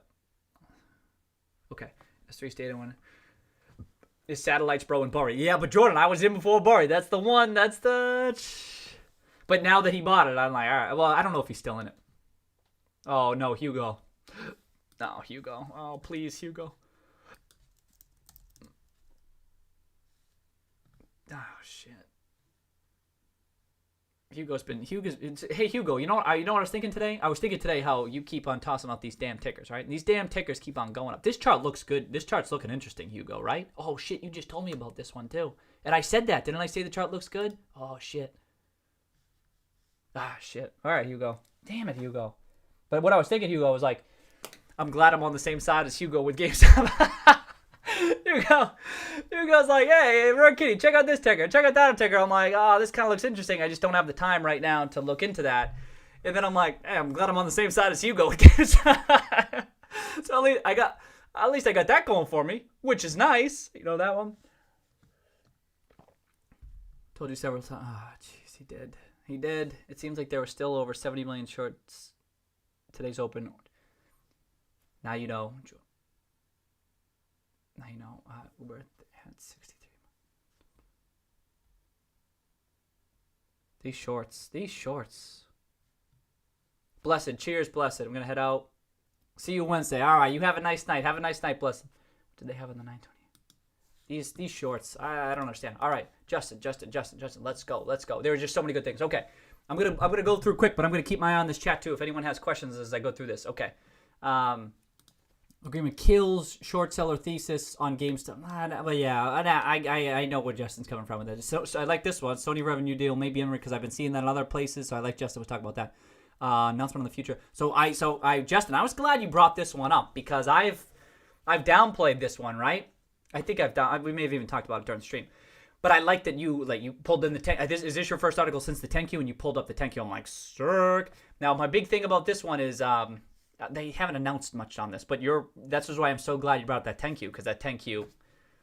Oh, I'll get to it. But I like that you include this now because we're talking about the rose-colored glasses. If sentiment starts turning bullish and everyone's like, ooh, what's happening here? What's happening there? It doesn't even matter it doesn't matter. You know? Oh, that's The Rock, isn't it? That's The Rock. Isn't that Rocky movie? It doesn't. Speaking of wrestling, it doesn't matter what the specifics are as to how it's going to impact GameStop's fundamentals because everyone would just be like, they're doing what? Boom, boom. And so I have always thought that this type of a move would support the downside. In which case, I don't know how the market will react, but I think we're getting to that point where the market's going to be like, holy shit, okay, now they're focused, they have more cash, blah blah blah, whatever it is. So you said it was imminent, which it's hard for me to think that without them saying more outside of the 10Q. The 10Q really, we'll get to the 10Q, but that's what the 10Q language was something else. He sold out of Maxar. I thought he had sold out of that makeshift. But there was also a lot going on. Didn't he sell it like Q1, which was like March 31st? We thought it was like a lot going on. And then the shorts increased. Okay. But okay, so the revenue share increase. Investment media initially focused on. Yep. So Justin Pick got all this. He's like, he's pointing out what we just talked about. The media is picking up on this. It's important for understand that Justin mentioned this on the stream too. He's like, hey, heads up. Microsoft clearly had more of a say. There was the same press release issued by both. Microsoft probably was like, this is how we want to frame it. We don't know, but that seems like that could be. They're the bigger player here, so that could be absolutely false and lacks a lack of understanding. Yeah, XX saying, you reckon they could also have a partnership with Nintendo since Reggie's on the board? I think Justin would agree. Yes, it's not even just because Reggie's on the board, because I think this might be the console manufacturers like, whoa, they're teaming up with Microsoft. It could make sense for us to do that too. But yes, and I think having Reggie on the board does increase the chances of that. Maybe he can serve as a little bit of a liaison to a degree. But I don't know the timing or what that looks like. But even still, yeah. So, but Sony because the consoles are coming out. But Nintendo's another one to consider. And like we said too, the other potential gaming publishers and stuff, right? So Jordan asks, is selling the European division such a clear bullish development? Never shared that thought. Well, and Justin says it would be super bullish. I don't. Well, what do you? It depends what you mean by super bullish, right? I mean, I'm all ears. Doesn't Europe buy more physical than digital compared to North America? Oh, interesting. But again, that's if you're looking out. What I'd say, my quick response, Jordan, is we're looking out 5 years, 10 years. That physical angle should be mattering less. Do you know what I mean? So if you're looking out to the long term, management should be preparing for that to not matter as much. You know what I mean? Yeah, so Justin brings this up, and he talks about SG&A and logistics costs, right? And it's not even profitable right now, right? We were talking about that, but it probably would be profitable, right, Justin? As these new consoles come out, it might be where they might be generating some free cash flow on that front. I don't know how much. Get that, agree on that. I don't know, right?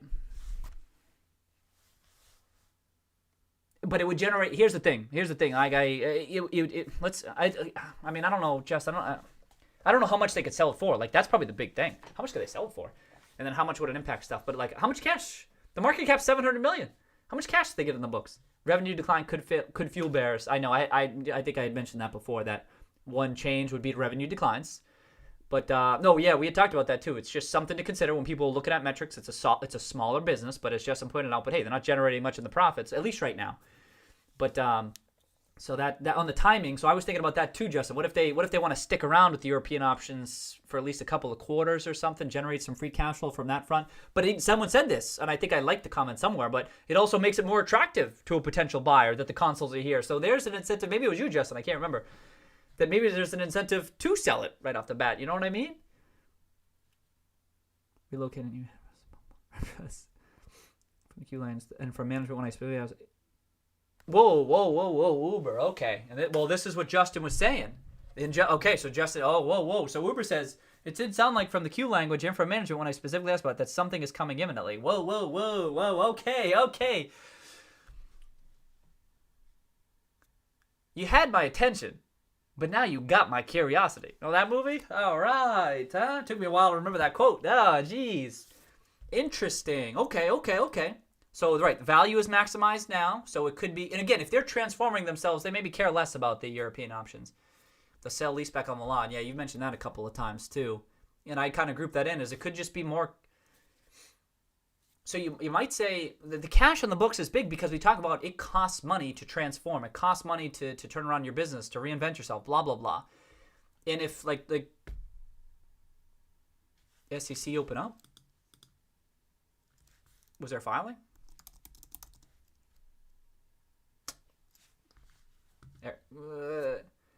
I don't know what that was. Okay. So if they get the cash on the books to potentially to do anything, I think in the shorts might maybe get a.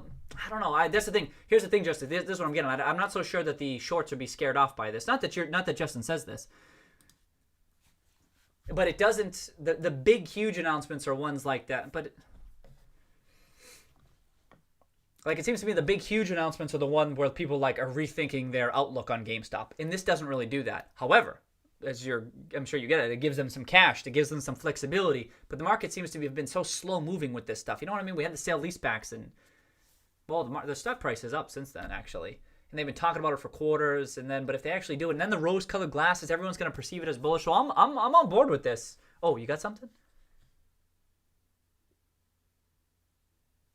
We want to make sure we have the flexibility to be more efficient optimized. We're evaluating our options on a number of things. The team has looked at everything. Some of the things we might have been moving on. Okay. If they don't have a good offer, I wouldn't sell. I'm not sure they sell here. More likely, that's what I was thinking. But I concede that the value does. It seems very attractive, but it's almost like it's too much all at once. Like, it takes time to close these deals and stuff. I would think looking out a longer term time, but I mean, if it is imminent, and it's just another announcement that I don't think many people are taking seriously. So if it happens, you know what I mean? I agree with you. I agree. By and large, though, I view it as bullish. We continue to look at all options for Europe. I know it's fascinating. All right, let me keep going.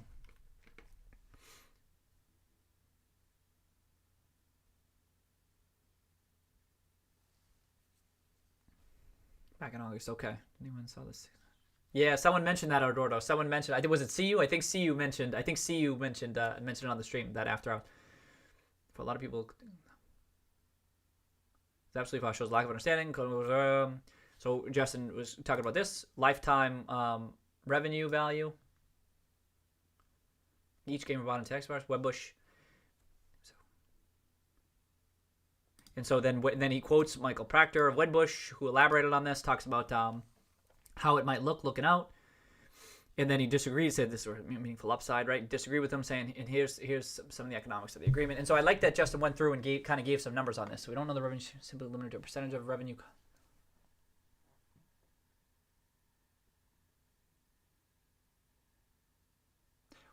One thing, Justin, when I was reading this, one thing that this reminded me of when like they stopped reporting this stuff in 2019. You know what I've heard is that remember when Apple stopped reporting some of this stuff, and I heard someone take an angle. Apple stopped reporting some of its, I think it was the hardware figures a while back, and I think what some folks were saying, and I'm not an expert on this, but they were saying how it was kind of hindering Apple's valuation because people were viewing it as like a hardware type company, and wasn't applying as lofty of a multiple as maybe it deserved, as like as the brand that it is, and the ecosystem that it was developing. They were still viewing it as like this hardware type thing, whereas it needed to be valued differently. And once they stopped reporting it, and then the stock continued. I mean, the stock was going to crush it probably, maybe. But it was like, I was like, oh, you know what? Maybe this was a couple of months ago, I thought, and then I thought, damn, maybe that was something that it just kind of changed people's thinking of it. And so anyway, when I was reading this, I thought of that article that I had read a while back.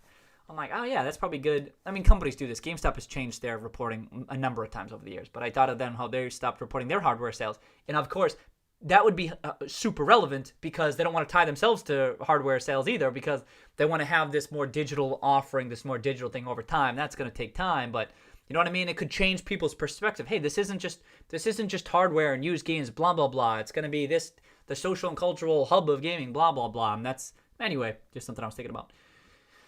Okay, so GameStop makes about, okay, talking about that. That's the margin on the consoles. So he goes through some numbers here, right? And Justin's pointing through, this is how much it's worth to them over time, which I liked, kind of going through what the breakdown would be, how much GameStop would actually make per each of these sales here and these scenarios. And then if they continue to subscribe, this is that big debate over lifetime value. You know what I mean? Is that as Justin says, the second 24 months subscription would essentially have the same effect as GameStop selling an additional console over the next 2 years to the same person. They'd realize another, was it $18? I didn't pencil through all your numbers, Justin. I didn't have time to do this. I'm just like, nah, he's probably right. But so these sometimes I'll do this too. But also, like sometimes I'll do it my too. Well, I just to like double check the stuff myself. $18 is right. All right, I take Justin's word for it. By the way, the Xbox One per pack. Oh, okay. By the way, the Xbox One sold over 48 million. So okay, so this is the thing too. But so the big thing Justin's trying to clarify here is that whole lifetime value. Like GameStop's has a continuing revenue stream in a that has nothing to do with physical games. You know what I mean? And this is like that's important for changing that perception. And GameStop reinvents it. Blah blah blah. But then he goes into saying, okay, now some. By the way, Xbox One sold 48 million units, right? And we expect this console cycle to be bigger and better. He says GameStop's going to sell tens of millions of Xbox X's. Let's assume they only sell 5 million to users, and then extend the Game Pass for another 2 years at a cost of $360. 15 times 5 million customers, so 180 million. Into years 3 and 4 combined, just 5 million. That's nearly a quarter of. Okay, so this is the type of stuff that I like, right? Destin took a whack at trying to piece together how much this could be. So I don't know how much this 5 million though. How much? I don't know. Here's the thing, Justin. What stuck out to me is that many Xbox people are already Xbox All Access subscribers. I think that the folks who might be buying the console, I don't know this, but I'm like, I wonder what percentage of them are already All Access subscribers. And it's the 5 million that stuck out to me. I was like, I have no idea. What's their allocation going to be?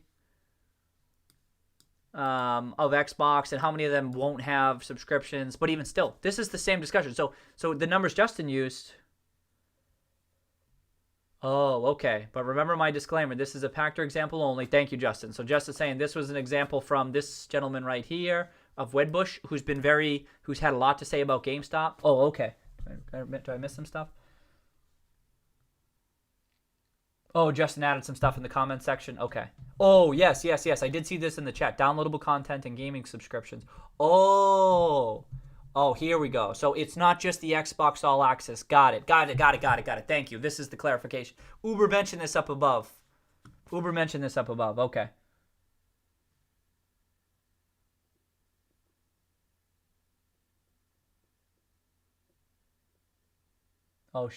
Shane, I see your question. We're gonna get through this article, but hopefully I can come back to it. The two different short float percentage I've heard argument that the one. Okay.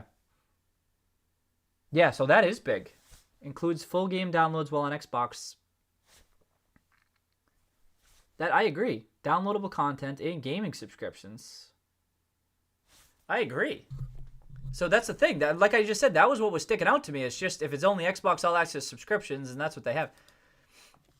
Think about it. Yeah. Do we have confirmation of that? What did you say from Loop Capital? Did someone talk to management on that? Loop Capital has huge addition to this. Oh, you emailed me. Okay. I'll get to that. I'm not going to pull it up now. Okay. I got to check it out after. Oh, shit. Okay. Yeah, I agree.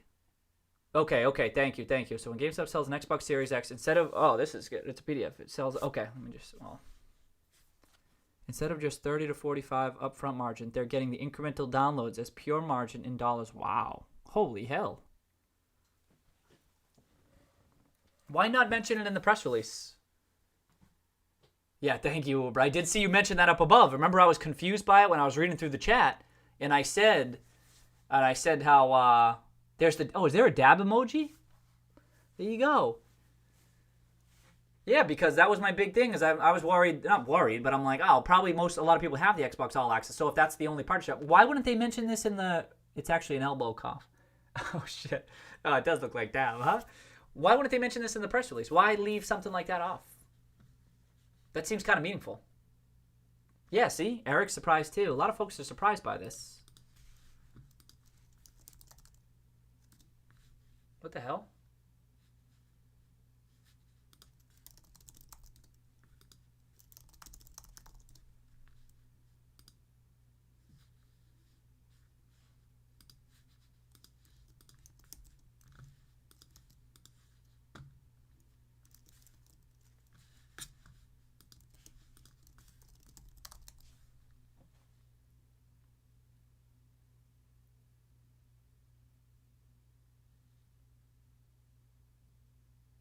Will both benefit from the customer acquisition and lifetime revenue value. Wow, I mean, it is... Oh, I overlooked that.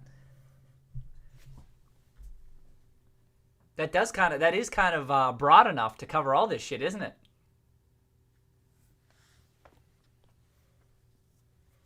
Are we all just misinterpreting it? Can we get some... Roaring Kitty, dab merch. Yeah, look at that loop note. Pull it up into here. Okay.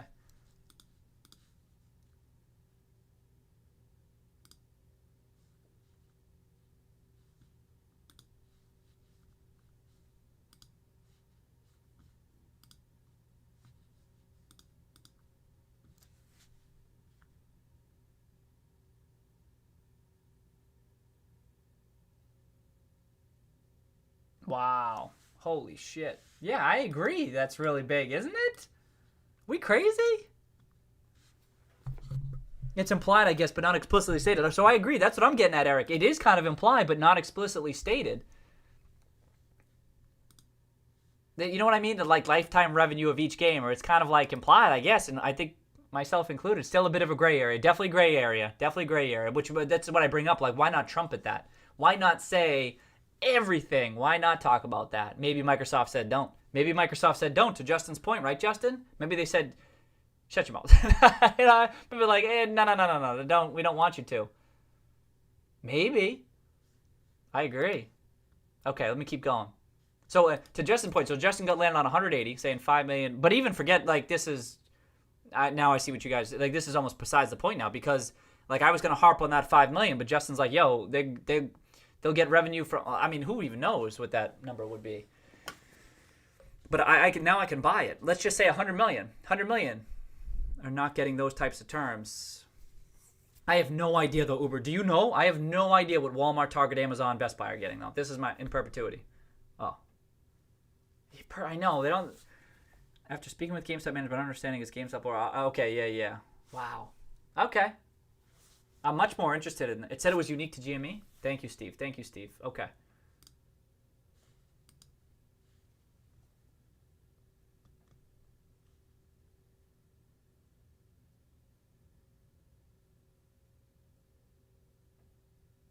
Oh, then bump up the...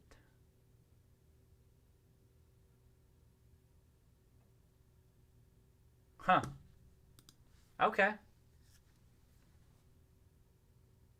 Wow. Okay. Thank you, Steve. Whoa. You're saying the deal is completely unique to GameStop. It's fully confirmed with management. Shit. Okay. This is sick. Okay. This is okay. Then this is bigger. It seems that since the console is tied to the All Access, they can finally do that. This is good. This is good research sharing, huh? Shit.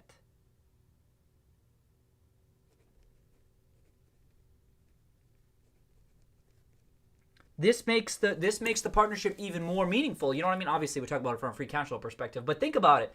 Their existence in this new digital age. You know what I mean? It's wow. Interesting. So even if it's 100 million, you know what I mean? To what Eric M was saying earlier, even if it's 100 million. No, I did. I just looked at it. I did. I just didn't read through the whole thing, but I just pulled it up. I also noticed a $10 price target. What?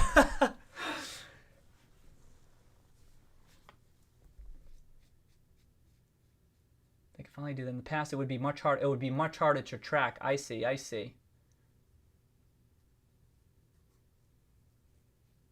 Wow. Okay. Yeah. No, I took a peek at it, Uber. I took a peek. I saw that, but the price target. But this validates their existence in this new environment even more. I think. You know what I mean? So, but even if it's 100 million, like Eric was saying with the PC gaming stuff, they start trading that stuff. Even if it's 100 million, boom, another potential revenue stream, right? And then on top of all this.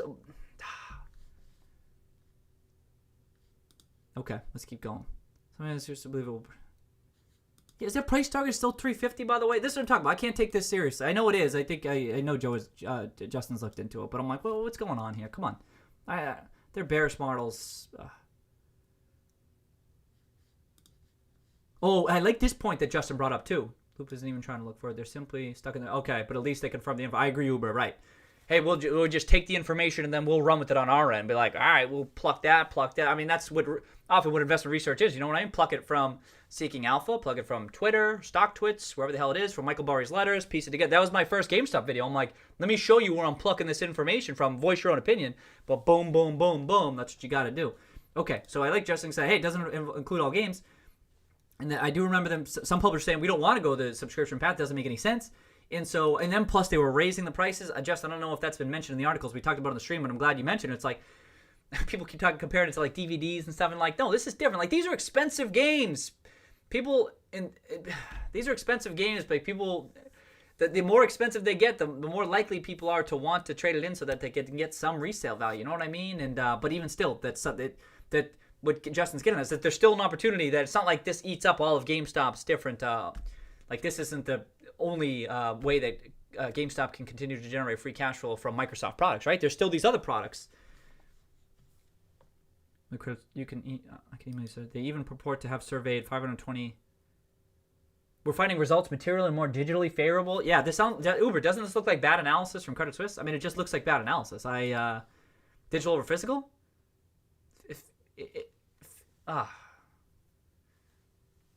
I also, so 520. First of all, 520 is not that many, but I always ask myself, who's taking these surveys? You know what I mean? You know who's not taking these surveys? Well, I mean, I think part of GameStop strategy to compensate raising prices could be part of GameStop strategy to compensate retailers. Part of GameStop strategy? No, well, it's the survey bias is real deal. Right, I agree, Makeshift. That's survey bias is definitely a real deal. Okay, Eric J. Okay, let me keep going. So I like that Justin mentioned that. What do you say? The increase in price also makes buying the physical game more beneficial. It increases the trading value. Yup. Encourage others to wait until it pre-owned. Yup. Whereas has no impact on GameStop's future pre-owned sales. Yup. Yes. This is good. Justin's saying, I mean, first of all, the new games, right? But it has no effect on the future pre-owned sales. This is it's being added on. It's being added on to what they're currently doing, which is sick. Excuse me. Jeez. A new revenue stream that GameStop is developing a new revenue stream that they never had before. While going forward, gamers will be even more incentivized to want to purchase the blockbuster AAA games in the physical format from GameStop. How do you view that press release? Thank you, Justin, for writing this out. How do you view it and get a bearish take? It's bad analysis, I think. Like, call me wrong about our thesis and something like that, but there's certain takes where I'm just like, this don't make. I don't know. Keep going. Need to read. Okay, I'll look into that Uber. Okay, in fact, we get additional. Essential to Microsoft, Sony, their ability to handle cash transactions. Oh, I like this too. GameStop's ability to handle cash transactions, right? In selling the cards and stuff like that. I like that. We talked about that too. There's some folks who, not everyone has an Amazon Prime account. Not everyone has a credit card that they can use. Not everyone, not everyone can afford to go the only digital path. You know what I mean? There's all these different folks who might be. And so, but things like these cash cards are a good reminder of that. And it hasn't been touched on in a while, Justin, so I was glad you mentioned it here. But didn't you have a quote in here too? Yeah, you had a quote right here. Selling the cash cards for people who don't have a credit card. There's a list of, you know who didn't take that survey? People who don't have credit cards. You know what I mean? They're not leading toward the digital path. You don't. Not to say that that's the lion's share or anything. I just think what Makeshift is talking about. I think about that survey bias. Who took that survey, and is it representative of the types of folks who shop at a GameStop? So I thought that was good. I like that. Talked about a Nintendo and Sony revenue sharing deal. That's right. Okay, so he did mention Nintendo. I just forgot. Likely shocked. We think they were shocked, huh, Justin? I don't know. Nintendo and Sony were likely shocked. I don't know. Historically, GameStop has had a much larger, closer. Okay. Yeah, so I did think that. I don't know about that. Well, I didn't. Yeah, I thought Sony and Microsoft and then Nintendo after. But interesting, you thought Sony over Microsoft. I don't really have an opinion. But the addition of Reggie, yep. We received more than our fair shares. I had forgotten this quote. How George Sherman said we received more than our fair share of Nintendo Switches, which is good because Switch is crushing it. Microsoft's warming relationship with GameStop cannot go unmatched. You would think so, right? You'd think that it has to be matched. I don't know. Cannot afford to have the GameStop sales force pushing. You'd think so, right? We'd see nothing about exclusivity or anything like that. So you'd think that they'd come. If you're Sony and them, don't you want to make your Trey coming in for the last minute? Thank you, Trey. You don't really need the reminder. Make sure if they think they still do. No problem. Just want everyone to support Run Kitty. Cheers, Trey. Let's remember, people with strong opinions are usually the people who actually vote on online servers. Yep. On top of the cash cards, the people with less income. I like the rent-to-own avenue that GME is going to try and order to get the consumers who can't drop $600 in a day. Yeah, that's right, Steve. That's why those other payment options were sick. Oh, you've been here, Trey. Cheers, Trey. Cheers, Trey. Thanks. Oh, I think Nintendo and Sony might not have expected it because they didn't care about what GameStop did. But now they're going to promote Xbox over other platforms. Okay, so you think that they might not have expected it because they didn't care what GameStop did. But now that so you thought, okay, I could see that. Maybe they were indifferent.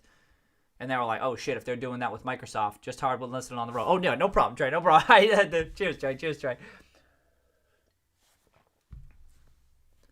I've been here, okay, to encourage Microsoft might have raised games to $70 to allow revenue sharing with retailers. Who knows if this is okay? Might have raised games $70. Yeah. Oh, I see. Okay, that's what you're saying. To raise games to $70 to allow. Maybe. Exclusive to GameStop. Who knows if this is exclusive to GameStop, right? Fox hasn't showed up yet. Yeah. Our only bear not here tonight. I know, we give Fox a hard time, yeah. Oh, shit. I don't know if he probably doesn't watch the streams, but if he does, he'll have a laugh, I'm sure. All right, let's keep going. Like GameStop's cool. Okay, so some people saying that, and Justin thinks that too, that Sony was surprised. They're probably going to want to take action now to privacy.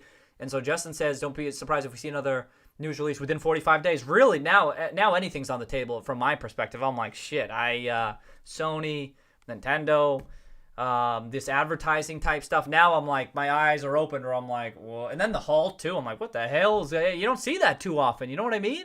I don't. Not in stocks I deal in. Midday news like that. Now I'm like, what the? Now we're in this mode. We're just chilling, kicking back. You know what I mean? What else did I do? Just wait. Just wait. And just make sure that we're interpreting everything clearly and rationally. Okay. Sale of imminent. Okay. So Justin thinks it's imminent. I'm shocked that one of the most... So must have been sending... Right. So I love... First of all, the Milan DC is the only property that was not a part of any sale leasebacks. She made to be on the... Okay, yeah. Hold on. Okay, keep going. Okay, as part of our previously... Okay. Betting future strategic that operate within our international segments. Okay, for certain... Okay, sorry, I'll just read the whole thing. We are evaluating future strategic and operating alternatives for certain of our unprofitable operating subsidiaries and business units that operate within our international segments. We currently believe that the aggregate amount of any potential charges associated with the disposition or wind down, blah, blah, blah, blah, blah, blah, blah, blah, blah, would not be material. And that was, I think that's the first time that showed up, Justin. I think that was the first time that showed up in their 10Q. Expect to sell the European segment. I can, okay. So, did anyone ask them about that? Has anyone reported, like, I haven't even seen any analysts talking about this. You know what I mean? Like, it's like, I know Justin's been talking about this for a while, so if it happens, I think Justin's the only one who's getting props. Because, like, I haven't heard management talk about it too much. I haven't seen, like, the analysts when they get published, like, Seeking Alpha and stuff. I haven't seen them talk about that too much. I just haven't seen it. Sometimes, I deliberately won't think, I don't want to think about this stuff too much. I don't want to take it too seriously when I have too much. Of course, then I get blindsided by stuff, but I'm like, but it's in the 10Q. I mean, this is clear. This is why I'm glad you included that language in the 10Q. It's like, how do I argue with that? I don't know. But then you say this. The value would be maximized just prior to the release. Yep. But I think there's a lot going on, too. There's a lot of movement here. Would people buy it right before? Maybe. Does it take time? Maybe the wheels are already in motion. You know what I mean? Like the Microsoft. Like I'd say I could have said the same stuff about the Microsoft stuff, but obviously they're working on this stuff. They work on this stuff over time. And then we knew vendor partnerships, but I didn't know the specifics. And then but they've been working on it behind the scenes, and we hadn't heard anything. Same thing here. They could be working on this behind the scenes. What are they going to telegraph it to us every single press release? I'm not saying that they should. I'm just saying I try to have. I just try to. Oh, let me keep going. Result in significant SG&A reduction. So that part's definitely true, right? That can help them get that bloated SG&A cost down. Yep, and that whole region of the world. I mean, they closed down the Nordic region too. They can just get out of there, right?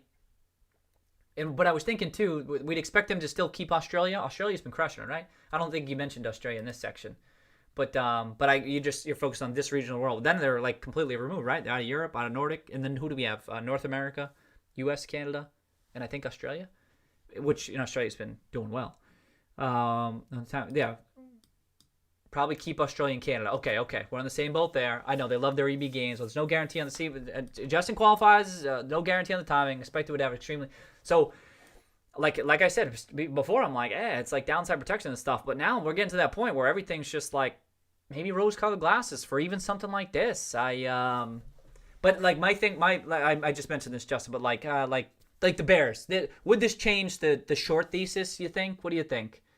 If it generates a ton of cash, maybe, because it would just be pure cash, right? Well, then you'd remove it off the books. But it would be cash. If you have a ton of cash. And then they announce a buyback authorization. Justin, they sell the European operations for $10 billion. And then they authorize a $5 billion. All right, now I'm going crazy. What time? Must be after 10. Yeah, that 10. That's how you know I'm going crazy. Okay, short seller thesis is dead. Do you think it's dead? I still feel like, it's kind of dying now, right? It's kind of dying now. I still don't think the secular risks are gone. I don't think the secular risks are gone. I feel like Justin would agree with that. But that's why I always still keep saying the short thesis. It has legit not 140% thesis, right? Do I still get that shit open? Not this. This doesn't make any sense to me. I don't understand. But I just thought the secular, as even Ryan Cohen getting involved and stuff, and then the Microsoft partnership, it's like it's getting chipped away. It's getting chipped away, and 140% is inexcusable. I don't understand, above me. But I think. Well, let me just see where you go with this. Is the final nail in the coffin for people claiming GameStop is the next block. It creates a recurring revenue stream that will exist for the lifetime. I mean, with all those products too. I mean, if it turns out, Justin, that ends up being like. If they end up generating like an ongoing $200 million from free cash flow every year, then I have to agree. Then I'd have to say it's dead. I guess yeah. I mean, then I'd have to agree with that, right? What am I skeptical of? Am I skeptical of? Some short sellers and financial media such as Barron have expressed how perplexed they are. Yep, they don't understand how the deal could bring that much. Oh yeah, and then you did this. So I already brought up this part. I love this part. It doesn't happen in a vacuum. It's changing sentiment. That's sick. I like that you mentioned Kink and Cattle's article too, because that article is sick. No need to recreate his brilliant work. Go read it. Sick. Oh, so then Justin said this. If I were short sell, my biggest concern may actually be one of the exclusion news on October 8th and 9th. 153 million. Can you believe that shit? That's how you know weird shit's going on, right? The 65 million shares outstanding, 153 million sold in 2 days. Promptly, any material changes. Yep. Additionally, no man's far ahead. They haven't sold anything material, right? And they were right above 5%. So if they sold anything, it would pop up for Donald Fuss and Must. So I like this part. I talked about this. This was very clever to get to what his average price was, and that was, and then we have it affirmed, right? I knew Uber was already saying that, but that's sick. So now we know. And then what are the implications of that? That if Cohen had been involved for that long, he's been deliberating on GameStop for quite some time. His lack of selling only further proves his motivations and intent. Value is worth well more than that, which the longs were always going away. So I agree. Yeah, he's been an investor for a long time. He's not going anywhere. He's in this. He's not going for a double. Doesn't seem like him on a personality front. It also doesn't seem like that based on how he's invested the stock, invested his portfolio into GameStop. Okay. I know, yeah. Then he goes, the other question is, how would the short sellers dig their own graves? Apparently not deep enough. Oh, this is a great article. Okay, according to the Wall Street, I mean, like, he covers so many different things, like okay. According to the Wall Street Journal, the number of his increase, okay, it's increased again, just bananas. And then Justin keeps on talking about the sheer dollar amount, 404 million. But back then, right, on September 15, now it's 700 million. There's only 65 million shares outstanding. And despite this, and we talk about the media sources, right, interpret this, but the shorts are, like, other shorts. That's what I keep on saying. The shorts, do they have the wrong thesis, Justin? Like, do we just think that they have the wrong thesis, or is there is there some hedging type thing going on where they're netting enough from? I don't know. Because if they're shorting based on I just think they're in trouble. That's not to say that the squeeze would happen or something, right? Could they get out? If this takes time, could they get out orderly? But I don't know. What do they do? How are they interpreting this that they increased, right? That second half of September. I mean, I keep on saying that. I'm going crazy thinking about it, but okay. Despite any revenue shares, shorts have increased the position even further. Right, and I agree. It does kind of look like they added to their positions late last week, too. It looks like we're on the same page there. And that's guesswork on my part, but...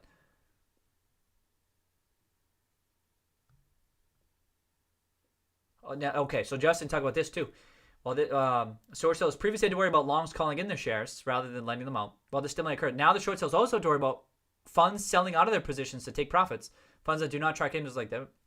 If those funds sold to longs that are not lending out the shares, those strong holders of the shares, especially if they're going to hold for a while, it will be the same as calling shares, and I like that angle. I don't think about that too much. The short sellers they were lending to will be forced to cover and close out their positions whether they want to or not. Yep. I mean, I don't know enough about this. Like, this stuff is fascinating to me. This is one, Justin, I'm going to look back and I'll be like, damn. Yo, Justin. Short sellers have to worry about a domino effect of new revenue sharing agreements. Right, that a domino effect. Yeah, I said this is the first domino to fall. Then, well, maybe I got that from your article. I don't remember. And then there's a whole bunch of them coming, right? Multiple agreements, potential sale. Share repurchases. I like the redemption of the bond. Like right now, the same thing. The redemption of the bond thing, that's going to be viewed bullishly, right? It's going to be viewed bullishly at this point where people are going to be like, whoa, shit. But I think these agreement type things might be the the bigger type ones, right? I think these are the more prominent ones where people are like, oh shit. A potential offer too. I mean, if that happens, I like too that I think you mentioned Microsoft too, which I liked. Oh, you did. You say it right here. Coin as a potential acquirer. We talked about that on Friday. We were like, yeah, well, what about Microsoft at this point? You know what I mean? Yeah, maybe not likely, but come on, they just teamed up with them. Can't that be? I like that you included that there. Press of Microsoft and a Cohen tandem. I didn't think about that. Almost anything is except bankruptcy. Almost anything is possible except bankruptcy. Cheers, cheers, cheers. Even bondholders. He brought up the bonds. Short tail thesis is dead. GameStop is not blockbuster. Will the short sellers cover willingly at $12, $10, or wait to be forced at $100? Let me drop the mic on that. Boom. Oh, shit. Oh, that is sick. This was a great article, Justin. I really liked it. Yeah, I know. That's how I feel. Like you're hitting up for the conclusion and drop the mic. There we go. I just liked how you covered so many different things in this. You know what I mean? And stuff I don't think about too much, too. The European side, the European angle, and then you covered the shorts too and the revenue streaming thing. I mean, this article just kicks ass. I hope more people will. If you're on the stream and you haven't read this, you got to read through this. I mean, I just tried to read it real quickly, but you know what I mean. It's rare to be following a stock and have folks who are very invested in it and keeping you updated, keeping you abreast of the updates of what's happening and kind of like putting stuff, framing stuff for you. And that's what I mean. We're spoiled. We're spoiled. So thank you. Cheers to Justin. Absolutely, mate. And I agree. I mean, I agree. I largely agree with everything here. And I like to think that the price point will validate everything. Justin's the price point over time is going to validate a lot of stuff. Again, Justin's written so many articles. Justin, I was saying on one of the streams too. At the very least, like we were both very bullish this whole time. But there was part of me who was just like, am I crazy? You know what I mean? Like, is there something I'm missing here? Am I crazy? At least the two of us, at least we don't have to feel like we're crazy anymore. Now it's at least tripled, and all your Seeking Alpha articles shows that, right? All of them, they're all in the green from when they were last published. And it's like, at least we can be like, all right, we're not crazy. Now it's just like, now what? But here's my thing, and Justin, I was saying this before, but if Justin's right, and if this wasn't just luck and whatever, but he's been right this whole time, it's just taking time to play fruition. But you're seeing him say, then this has more room to run. And I'm kind of in the same camp where I'm like, yo, it's either to use Justin as Justin and I, but to use Justin, he's got these published articles out there. If Justin's right, he's either right in a big way or we've missed something. But now it's kind of shaping up that it's probably what seems more likely now that it's going to be proven right over time, in which case there probably is quite a bit of upside. But at the end of the day, you still never know. You can never be certain. But this validation that we weren't crazy was very important to me because I thought, like I said, it would have been the biggest error in my career. I'd be like, what the hell? So at the very least, we're not crazy. And now it's just a matter of just like explaining to everybody how it's unfolding according to this thesis that we've had for quite a while. And just wait for everyone to catch up. It's as simple as that. I mean, if this works out, everyone's going to look back like, how could anyone have known? How could anyone know? Look at Justin's articles. I mean, it's been laid out, but no one cares. No one cares. And, well, some people care, and then the people who care, then Justin's going to argue with them. Some people care. No, but the few of us who care are on this stream right now. You know what I mean? And we're just waiting for everyone to catch up. That just takes time. Sometimes it doesn't take too much time. And I think with GameStop's case, because of the short interest, it could accelerate things. You know what I mean? Like it could accelerate, and the consoles coming out in 1 month from now. You know what I mean? That it could happen more quickly than sometimes you see with the value type stock. But we'll see. But it's going to be an exciting. It's going to be an exciting couple of months through the end of the year, no matter what happens. So cheers again, Justin. It was great that you did it so damn quickly. You know what I mean? This is great. Okay. Sorry, I just missed some stuff here. Shit. Maybe I should have been following the chat. You guys had some good comments. I missed some stuff. My bad. Any chance of creating a poll? I don't think I could create a poll in live chat, but I'll look into that, Shane. I think you can do it on Twitter. I could probably do it on Twitter. I usually don't do that kind of stuff on Twitter, but be okay with Sony. I think myself would be okay with the Sony deal because even if they don't get heavily promoted over Sony, they still make a profit from the big data and back-end services. Right. Yeah, so okay. How many Xbox One consoles GME sold over the last... Oh, Justin definitely knows. Justin's been trying to write everyone on like the 23rd how many the number of consoles sold and everything like that. Check one of his articles. Justin's gone to great lengths to lay out. Oh, there he goes. I literally wrote that on Saturday morning from like 11 to 8. Look at this. See what I mean? So Justin said he wrote this Saturday morning from 11 a.m. to 3 p.m. Justin spent 4 hours of his valuable time writing this article. This is what I'm talking about. We're spoiled because Justin, part of his firm, right, Domo, and has other shit in his life, but he's also a deep value. Like, this is how some deep value folks work, where we're very concentrated on maybe a handful of stocks at a time, but we're really dialed into it. Doesn't mean we always get it right. We're not saying that, but we're really dialed into it. And we have lots of thoughts and stuff and provide updates. And so we're spoiled in that Justin is in this situation following the stock and is willing to spend the time to set aside, be like, I have stuff to update. I have stuff to clarify, and let me document it. And then he does. And it becomes a piece of this story, because it kind of, from a lot of folks, they're getting their updates from this stuff. You know what I mean?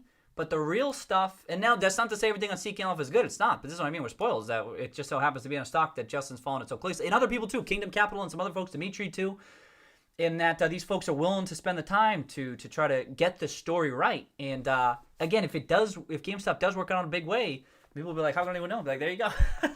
You had some people banging the table, and willing to set aside 4 hours of their Saturday to try to get the story right. And it's kind of interesting. It's a human behavior type thing, right? It's not, that part isn't so perplexing. It's kind of in our nature and stuff. And so I get that part. But even still, Justin, cheers again. Get your popcorn ready. I agree with that. Oh shit. Wait, did you say popcorn on here? You said it right over there. That's right. Get your popcorn ready. I laughed at that part. I was going to say, that sounds familiar. I could have sworn I just read that and I laughed at that. Oh, shit. Okay. Oceana,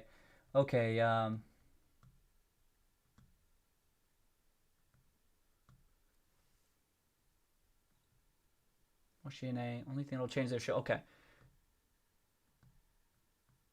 Oh, shit. We got it, so. Okay. Too many Xbox One call. Okay. Justin says Loop Capital has been able to they've been able to fully confirm. Check 10K. So yeah, Trey says, I think hanging at 1190 even after a sell-off is super bullish. I agree. It's just not for those short-term folks. You know what I mean? Those short-term. Well, do you think? I have no opinion on those individual positions.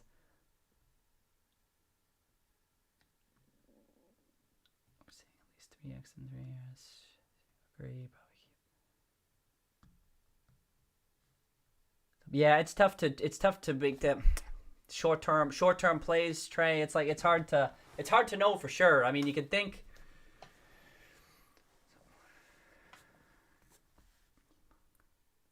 Yeah, it's tough to know. I don't know, Trey. Like it's easier. Like, this analysis is always largely focused on the stock, because like that's a bit easier. But when it gets to like that type of stuff, it's a little bit more difficult analysis that's kind of beyond this stream. It gets more complex and stuff. Okay. Australia loves EV games. Thank you, Trey. Yep, Trey was saying that. Most SG&A reduction was because of shutdowns, wasn't it? Some of the SG&A, okay. They don't have good internet, so physical skew has to be prominent there. Right. In Europe, okay. Only thing that'll change the short thesis is a margin call. Robert says that. A margin call, or I think validation that GameStop is here to stay. I think that's the bigger one. If GameStop proves that it's not going horse and buggy because of the shift to digital, but that it's going to stick around. That takes time though, right? But in the short term, you may be right that the only thing that may change the short thesis is a margin call, or so maybe, I don't know. Okay.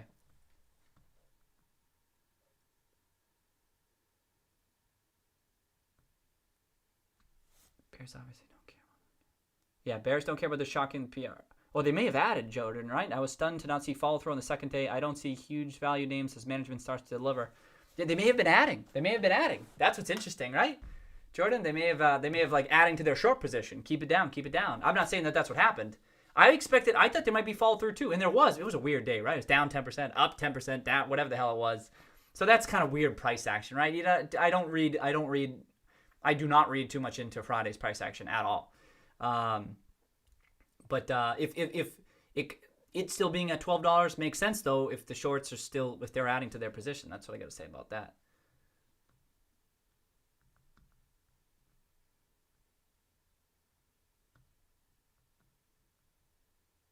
Like this tree. Oh, jeez. Trey is crushing it.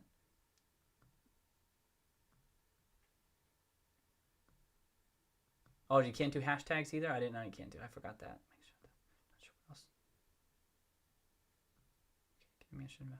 Oh, Trey's getting interested in value investing. Those plays are just, yo, cheers, Trey. All right. We'll convert one. We'll convert one. Trey, let's go. Okay. I know, and we'll get into it, Trey. I know, I apologize. Like, I keep on saying this. We're kind of like focused on GameStop, and so I feel you. Trey's like, yo, what other stocks can we look into? This channel will evolve. It will. We'll be able to spend more time on other plays and stuff. It's just right now, as I know Trey knows, but I'm just saying it again. It's like GameStop's front of mind for a lot of folks. Like, we're here, it's happening. It's like I'm having that be like the focus. There's shit like you know what I mean? Like Justin just. Like, when Justin can set aside a Saturday and write all this stuff, and then we can talk about it. Like, there's clearly so much to be said about this. It's a fascinating case study. But I hear you, Trey. We'll get more into some other. I'm glad you're getting interested in value, right? We like the company. We'll take the company, Trey. You got some good thoughts. So, okay, selling back and forth. Yeah. So Shane, they might be selling back and forth to another, right? That's the market. There's all that volume and may be representing nothing. It's just, I don't know, above me, but it could just be not much of substance the volume represents. Okay, so Jordan, they say up in Canada, they love the EB games too, eh?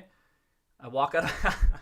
Oh, he beat me to the joke. He says, I walk out of my igloo, put on my snowshoes to get to my ski-doo to reach my local EB games. Best part of my day. Sorry, I don't know what a digital game is, eh? Oh, gee, Jordan beats you to it.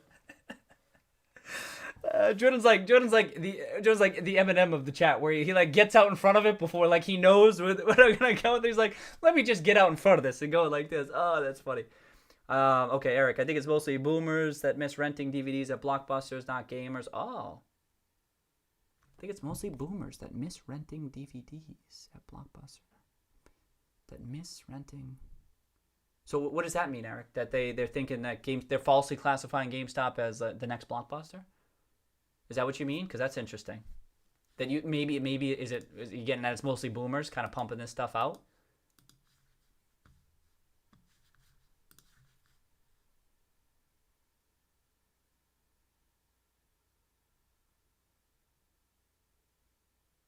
Oh, okay. Oh. I learned about PBF here and spent a affiliate. Check out PBF. I did a one recently and plan to build after earnings. It's an interesting long term. Oh, PBF. Oh, PBF talk. Sick, Philly. Thank you for sharing that. I forgot about it. Yeah, okay, all right. Sick, Philly. I got to dive deep into it, too. I do. I dipped into one recently and plan to build. Oh, okay. Philly, you just kind of lit a fire underneath my ass a little bit. That you just added has kind of incentivized me. I'm not even joking. Because I know a couple of the names you've tossed over. I know you kind of have a value bent, and we kind of been looking at some of the same stocks that you. It's kind of interesting that you. Okay. I need to dive deeper into it from a liquidity type standpoint. It's more of a credit type thing.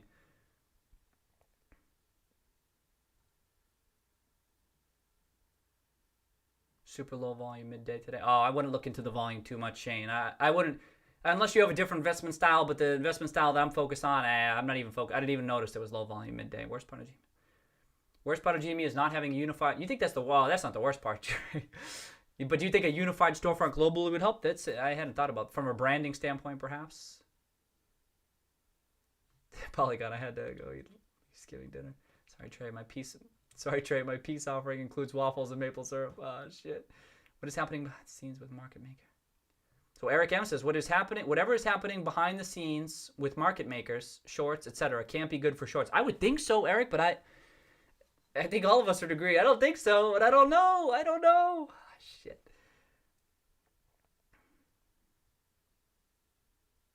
I'm scared of a sign on times, especially when it went sub 3. Oh, yeah. Justin, I bet you're saying, yeah, especially when it went sub 3. I bet Justin's responding to my question about were we crazy. Yeah, I bet. Bear-sized coffins. Eric's asking, anyone know what to purchase? Can I go long bear-sized coffins? Yeah. Where's your bear-sized coffins area? Only able as well to help break the short. Yeah, he may actually break. He may break that narrative, all right. Delivery apart from like DoorDash. This is going to be a crazy month. I agree. Crazy. I think crazy month. I'm trying to include the holidays too, because I like crazy I think crazy through the end of the year. I think the stock got beat up. Okay, I talk about different stock. Okay, almost caught up.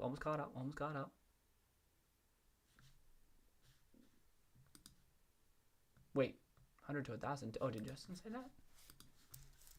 Oh yeah, Justin said it right there. I like this line too, Justin. Right? I like that. Yeah. So Steve said, yeah. We need someone to be saying this stuff. I'm glad it's Justin. You know what I mean? Just to plan. Justin's not saying it's likely, right? He's just like, you need to. It's kind of an unprecedented setup. It's an unprecedented setup. What's going to happen? We don't know. Could it go to 1,000? Yeah, why not? Why the hell not? What if you can't get any shares left and everyone's holding so tight? You know what I mean? I like that that's included in there. You gotta count. Justin's doing his best to single-handedly counter this shit in a very reasonable way. Like, you know what I mean? Like that's what I think. Okay, let me keep going. I don't think shorts would even cover up to. I know, right? At what point I keep on thinking though? Who just said that? Trey says I don't even think the shorts would cover up to 100. He laughs, but I've been thinking there's only. I keep on thinking that these shorts that they keep on adding to. They keep on adding despite what's unfolding. Like the fundamentals, thesis is getting stronger. The chart's getting more bullish. And they keep adding. And I'm thinking, what the hell's going on here? And I've been of the impression, what hasn't fully changed yet is it's not 100% clear that GameStop's going to be able to thrive and kick ass and generate quite a bit of free cash flow relative to its current market cap looking out 5 years. You know what I mean? That's not a certainty yet. That's not a given. So I'm like, all right, so if that they're adding, they still think that that there's still some secular risks here that GameStop hasn't and won't overcome. And I'm thinking, okay, all right, you want to play that game? Fine. But tell me, let's see if you still think that when GameStop's at 18, when GameStop's at 20, at that 22. Because you want to see a thesis change quickly? Well, let's see if this price starts rising. I'm not saying that's what's going to happen, but then let's see how quickly. I don't even care what the news. It could be something silly. It couldn't even. It could just be a news release or two news releases, and I bet I would still think, you know what? This still doesn't prove that GameStop is going to crush it in 5 years or something like that. But that price goes up. Let's see how painful that is, and then I think we're going to get closed. And so what I'm getting at with Trey's point, Trey says even at 100, but maybe they still think those secular risks are still there even at 100. But I bet that they'll almost be kind of forced to close from a portfolio standpoint. That's what I think. But I keep on thinking maybe I'm wrong about this. I don't. I don't know. These people are so dead set. It's insane. I agree, Trey. It's insane. That's either there's something I don't understand or the positioning is insane. The short positioning is insane. It can't. It's one or the other. They understand that they can get out easily. They understand that it's not gonna pop to 20 overnight. They understand that even if it did, they could still get out. Or that their short thesis would still be intact. They're hedged and they would be perfectly fine. You know what I mean? The nuances there are intact, and I just don't know because I'm an idiot. Or it's insane. They're insane. I don't know what the breakdown is. I don't know what the probability breakdown is. If I were an individual investor, I would be insane to add to that position on Thursday and Friday, or even the second half of September. It would. In my experience of all the stocks that I've dealt in, I would never, I think I could say this, I would never take that position. And I don't try not to speak in absolutes, but I would never take that position and go on that. No, okay, I'll take it back. If I knew that I was properly hedged and blah, blah, blah. But I'm just saying, as an individual investor standpoint, you could have stop losses and stuff on the upside too. It just seems incredibly dangerous to me. And so that's why I keep on thinking these folks, they must be sophisticated. They must understand something that I don't. But otherwise, I agree with you, Trey. They seem dead set. They do. Could be a segment that doing the same thing. Yeah. So Trey says the definition of insanity, doing the same thing, expecting shit to change. That's what they're doing here, right? The thesis is changing, but they keep doing the same shit. Yeah, boom, boom, boom. And all I can think of is that either they're just trying to control the narrative, and they're not doing a very good job of it, I think. They're slowing it down, maybe, but you know what I mean? This stock should sell off more. It should sell off back to 8 or back to under 10. If it holds at 12, which is what folks are saying. When the market, okay. Oh, I need to get caught up. Oh, I need to get caught up. Okay, I'll get caught up. You'll probably have some good Oh, I should have kept it on. Okay. Margin call hits, and the brokers put 60 months. I know if those margin calls hit, they couldn't even find a seller for 124K. Yeah, I was glad you posted that, Justin. I hopefully you heard that, because I've never even seen that before, and so I don't know what that means. They don't get to choose the price. Yep. They can only win the broker. Okay, so talk about the implications. Yeah, the 12 to 20 is at the willingly stage. Yeah. Oh. The 12 to 20. Oh, yeah. Okay. Well, yeah, so one thing to keep in mind with these shorts, there are, as of right now, if they may have added their position, these are potential buyers right here, right? These are potential buyers. There's some folks out there that might be potentially trying to buy 68 million shares outstanding. 68 million shares, sorry. Just trying to be. Now, you might say, well, look at this volume. They should be able to do this. What if they should be able to do this no problem? Oh, yeah? Well, what if that's artificially inflated because of what's happening with the market makers and stuff like that, trading shares back and forth? What if that's not the actual volume? What if it's significantly lower? I don't know. But if it is, how are those future buyers going to be able to buy back? Let me keep going. I'll go off.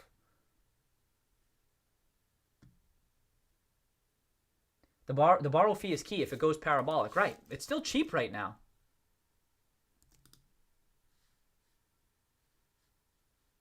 What was it today? I didn't check. 26%. It's getting lower. You know what I mean? So if we're focusing on the borrow rate, just something to keep an eye on. As I know y'all know. So begins the covering, right? Trey, like this Trey's the man.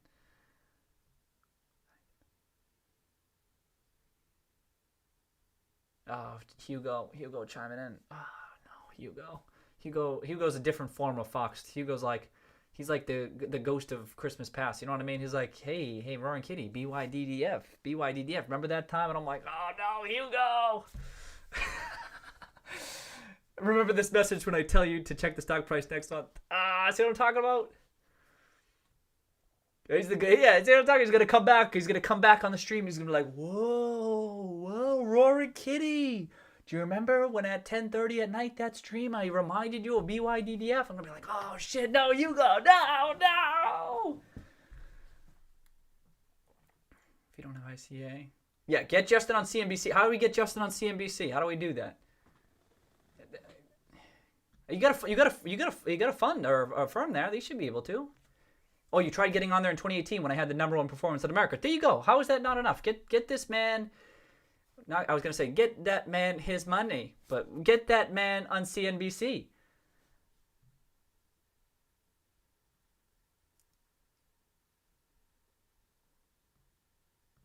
Maybe again after Q4 here. Yeah. Maybe Justin. Did you check till? I didn't check in. I didn't look that up, Hugo. Not yet. I haven't had much time lately. Oh, I did. No, I did write down that ticker though. I actually wrote down. I had taken that note.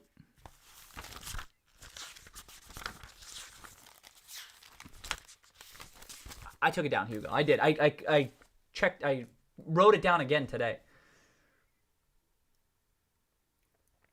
#1 5-year performance. See, notable. What's interesting. So Justin says he had the #1 5-year performance. What's interesting about that is he's a deep value investor, and everyone keeps on saying.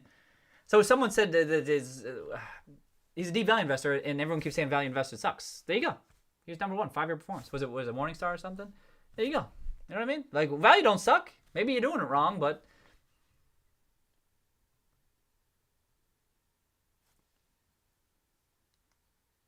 So that's Uber's. Like Uber says, I don't have the bandwidth to go beyond GME right now. That's kind of like me.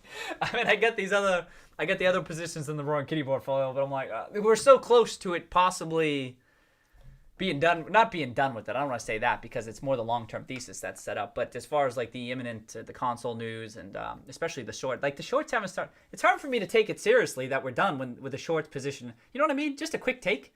It's hard for me to take it seriously that we're done when the shorts haven't closed yet. You know what I mean? The trade is done when the shorts have started closing or something. You know what I mean? That's not to say that the squeeze is going to happen or anything like that, but you can't. How do you justify? It's hard for me to justify. The shorts.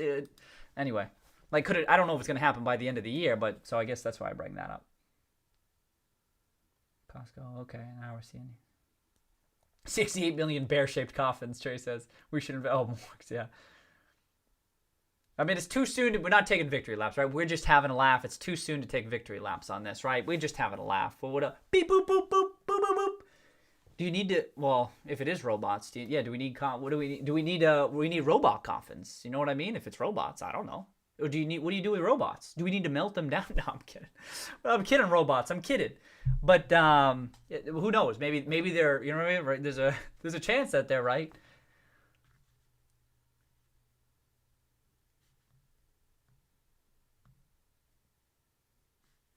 Wow. We had some good chat here. This is sick. Like 100% of these likes are Trey. Trey, thank you, Trey. 100% of them. Well, maybe I don't think they can get out easily. Okay, so Uber doesn't think they can get out easily. I don't know enough. You know what I mean? I agree with you. I lean toward it. It probably can't be that easy to get. I don't even know if you're talking to me, Uber, but have you? Okay, talking about the app. 10 million, tens of millions of incremental net long purchases. Yes, but could it have? But the timing of it, Uber. That's my thing. Is that there's only an issue if they have to or need to or want to close very rapidly. But if they're closing over 2 months, is it a big deal? Right. Well, so you need something for what? And that's the thing. If the reason that they're short is only because they don't think GameStop's going to transform itself, blah blah blah, then that could take years. I mean, then they might have plenty of time. However, I think that's why I think the price point may have other plans. I think the price action may have other plans if that's the shorts plan. That's what I think.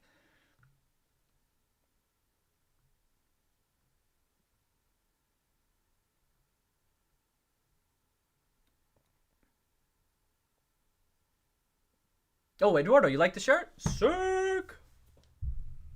What's this one? This one's the, you see that one? Yeah, all right. Like that one. Just trying to mix this shit up. You know, Eduardo. You know. Say it's mainly going to be consumers.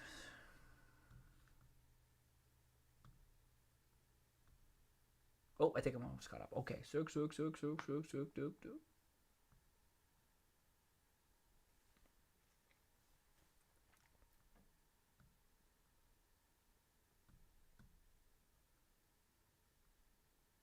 Jumped on me. Okay, Justin for CNBC. Cheers to that. Jordan's out. Good night, eh? Good night, eh? Steve asks, is there any Fran in the Roaring Kitty portfolio? There is not. I have looked into it multiple times, and I missed out the last year. Remember last? Oh, I'm sure you know, Steve. Last year it went up. I was upset. I was pissed. I don't think it's in here. Let me just check real quick. I don't have it. I was pissed that I missed that run. It went up didn't it go up like 5x or something? Was it and then I've been sour on it since. It's like so because I was looking at it. I was looking at it kind of closely. Yeah, it went from 3. I was pissed. And all the value stocks shot up there. And right here, I was pissed I didn't buy that week. I was looking at it. I wasn't super dialed in or anything.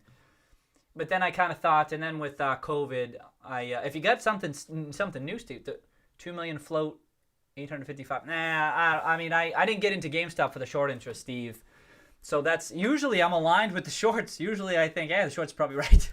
Here, the pandemic's really changed things on this front. If there's something unique about it, Steve, besides the short interest, I'm listening because I have looked at it before. I've been in their stores before. But I saw there was a fund. Wasn't there a fund that had been buying up shares before this run up? I think there was. But didn't they sell out? Cross River. That was it. Oh, they didn't sell out? Oh. Oh. Nothing since. I'll check it out. It's real small though now, isn't it? Josh. Oh, Courage and Conviction. Buy the dip. What's the market cap? Oh, real small. Oh, boy. Oh, that looks like bankruptcy.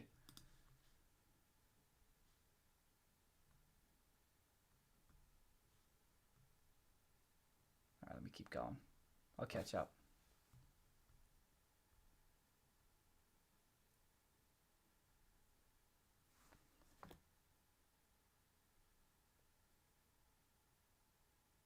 Yeah, Trey says he loves the Barons odd rally over overblown Microsoft deal. That would be that one.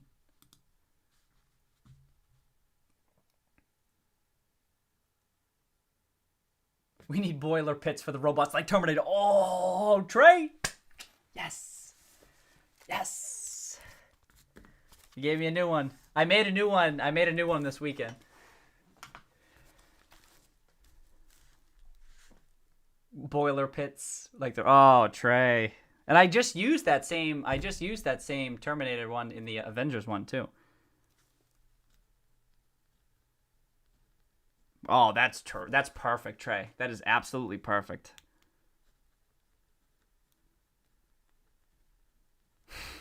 The only thing is, no one's really gonna know. No one's really gonna know what that is. We'll know because beep beep boop boop boop boop boop, but no one else might know. But that's okay. I love the dance suit on the robot cars.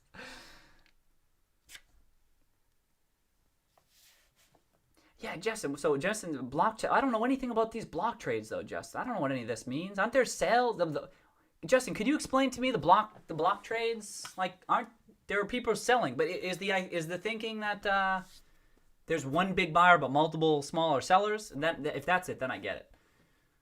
If you just say yes to that, I'd be like, all right, Justin, thank you, because that's what I've thought. But whenever everyone talks about this so much, I'm like, yeah, people are selling too.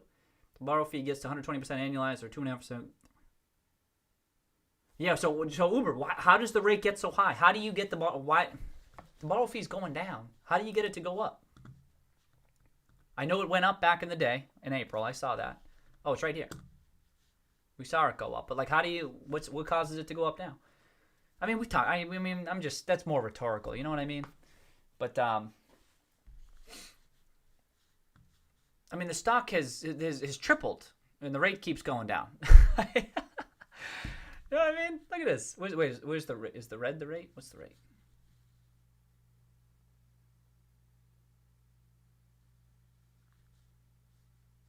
Is that right?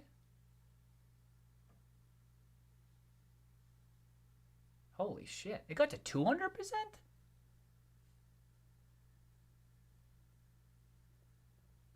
$200%? What the? All right, so it has gone up. Is this right? Okay, so it's gone up since, okay. But it's gone down since mid-September, even though the shorts rose. Then it ticked up a little bit today, I guess. But it's still really low. Look, it's below where it was in April 2020. You know what I mean? Beginning of April, I know. The borrow fee gets 120%. Yeah, okay. They have condition. Oh, they have the condition column. Is where I'm sitting at. 71 million shares on 48 million or so.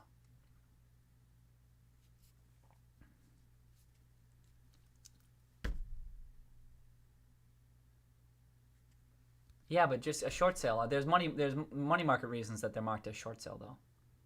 Every single block trade. Oh, okay. Every single block trade today in 10.9 was tagged as short sale. I know. I don't know what that means. So, for example, the 48,300 trade at 12:31 that showed up as a buy for me, Merrill has it listed as a short sale. Why would they list it as a short sale instead?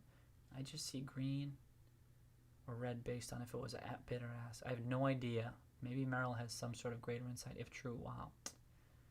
Nancy Butts. Okay. How can this be rational? It feels so much like we're missing something. I agree, Philly. It's painful. I agree with you, Philly. It does. It feels either. I mean, I'm still not sure whether or not they can get out in an orderly fashion. But either we are missing something, or we're right in a very, very big way. You know what I mean? In the missing something could be that they can unwind these positions in an orderly fashion. Do you know what I mean? That's what I think. I don't think that we're biased. The folks, I mean, most of us are bullish. I say us folks. That's I'm referring to us generally.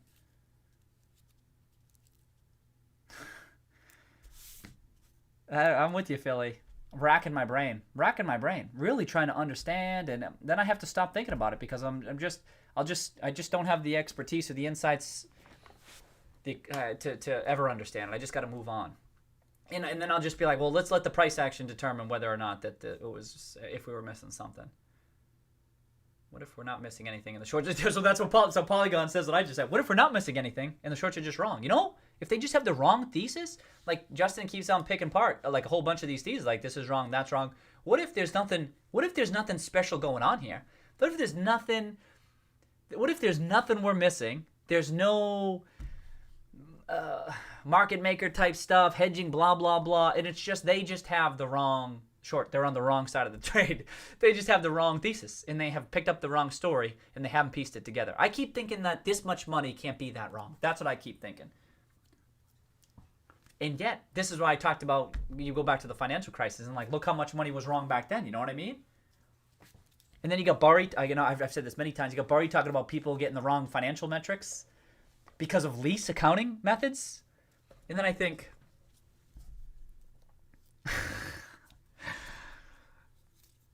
I don't understand. I have to at least entertain the possibility that, yeah, they're, as Polygon says, they're just wrong. And they don't realize it yet. They're just wrong and they don't realize it yet. I concede that there's still a chance we can be wrong. It's too early for victory. These aren't victory laps. These are us trying to understand what the hell is going on.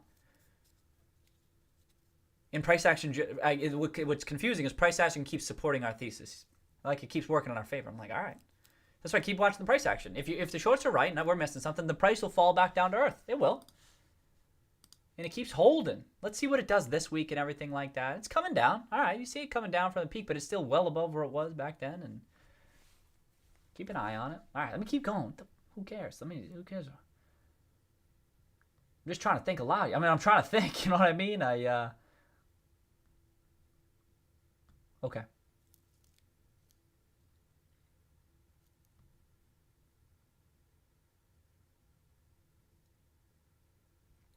Remember that the SSR meant shorts could only short on the uptick today. Very possible, but damn the conviction. Oh, Philly responded to Polygon. Very possible, but damn the conviction letter. I agree with you, Philly. It's that conviction level that messes with me. 140% of the float. 140%.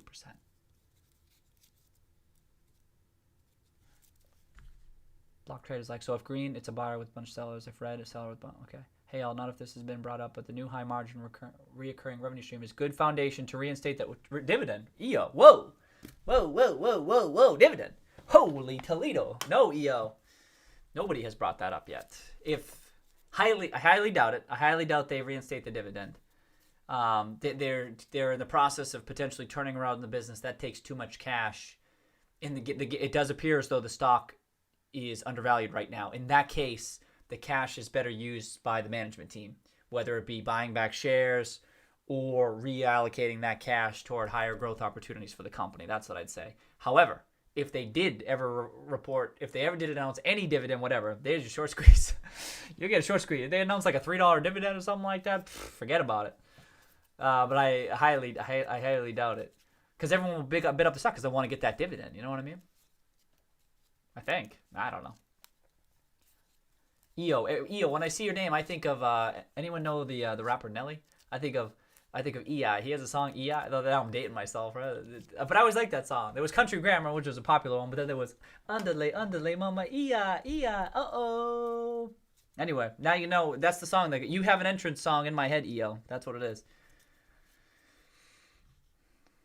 Okay, the 20 was someone who wanted to buy. There weren't enough sellers, so the market makers had to step in and provide liquidity. Okay, I didn't realize. I thought that happened frequently. I didn't know it got reported, Justin.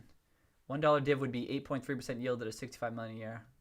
Okay, so Philly ran with that, yeah. Oh, okay. Another investing channel. No, I haven't. Trey, thanks for sharing that. I hadn't heard of that. I'm going to look it up. Trey shared another investing channel that it checks out. I'll look into that.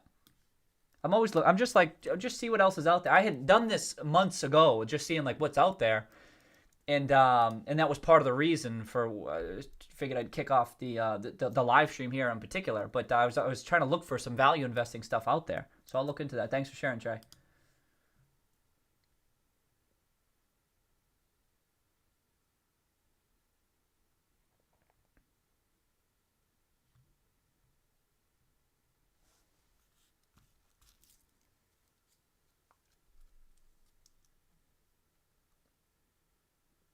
That's the highest, if the short volume. Wow. if today was the highest short volume in at least 10 days, wow. I mean, I don't know if that's 140% increasing. Oh, man. Philly, I'm under the impression it's been rising too, which is crazy. I mean, I have no proof. I mean, Justin's providing some good intel here. That kind of helps. It's like trying to read tea leaves and stuff. I don't know, but...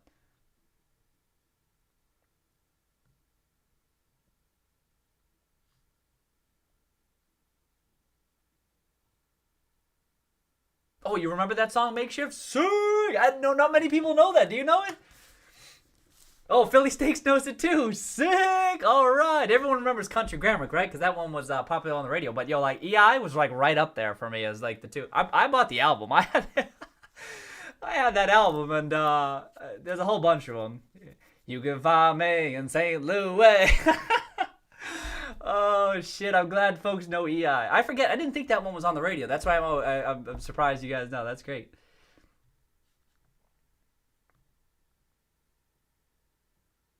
I've had a big... Oh, Hugo. All right, Hugo. Oh, so Hugo's sharing. Hugo, I'm going to take a picture of that shit.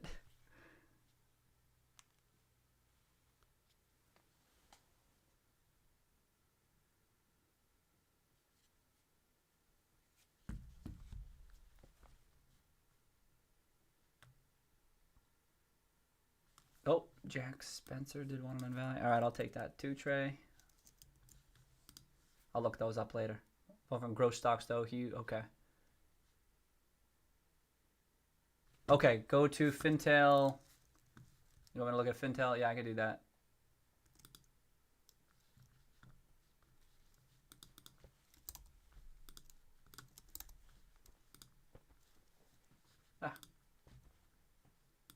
I usually only go here for the activist filings. I don't go for the individual stocks. Blessed says, I'm back. It's Fox here. Yeah.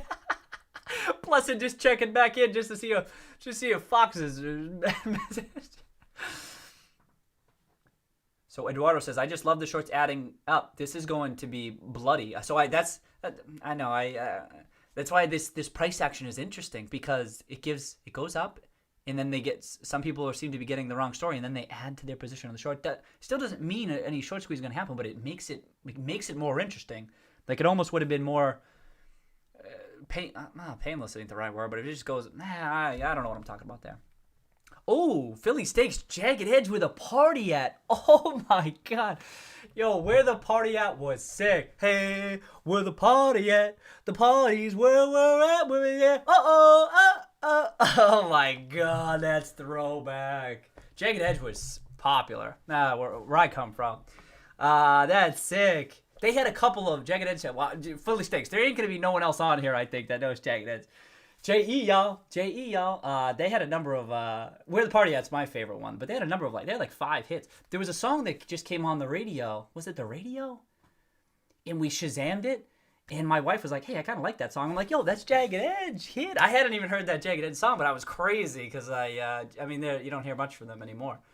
Yo, Philly, all right, kid.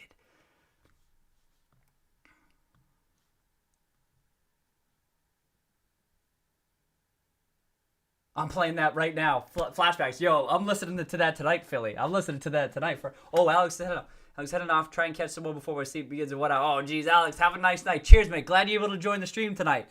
And I'll if you're still here, maybe you already left. I'm gonna get it queued up for Wednesday on the stream for the song. I'll play it over the credits. So Hope by Alex Music. Keep your ears out. Wow, flashbacks, Philly Steaks. Likewise. Now you got me thinking about J.E. y'all. I'm going to play some of that tonight. I got it queued up in my Spotify somewhere.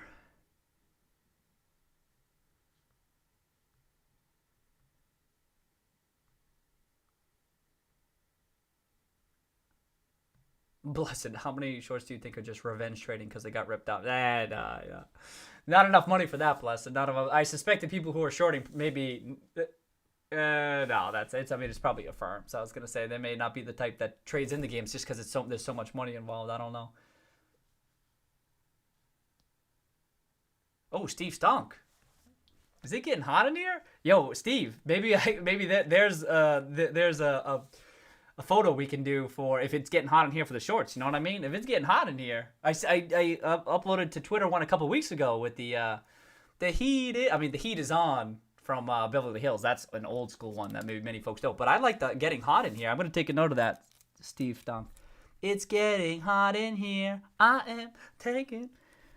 If I got to be careful. I don't want to sing it too well. Then they don't. There's no get like copyright stuff, and then the whole stream will be taken down. So I mean, like how I just sang it right there is definitely exactly how it sounds. So I got to be careful. I got to dial it back a little bit. You know what I mean, Steve?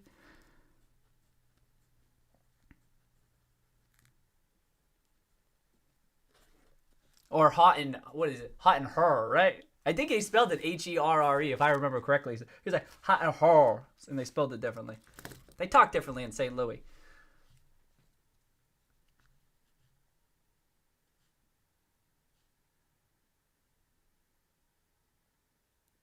Oh, Hugo. I'm really happy with them and still expect to. I do value investing, but very regular. I took a picture of it, Hugo. You're like I said. I'm happy. I'm on the right. I'm happy on the same side as you for GameStop. But I like how it's not like you're sharing. You're not sharing a whole bunch of tickets. You're sharing like a couple of them. But importantly, it only counts when you shared them and then it moves on. I mean, I'll have to take your word for it. But like when I'm watching them, I'm like, all right, Hugo, toss this out right now. Now let's see what happens. But indeed, some of the ones you mentioned. Oh, I didn't even look at NTZ today. I was afraid to look. I thought about it this morning. Maybe I had a dream last night about Hugo. I'm like, oh, Hugo. Hugo! It won't stop. Can't stop, won't stop. Rockefeller Records, because we get down, baby. We get down. Oh, Hugo, crushing it.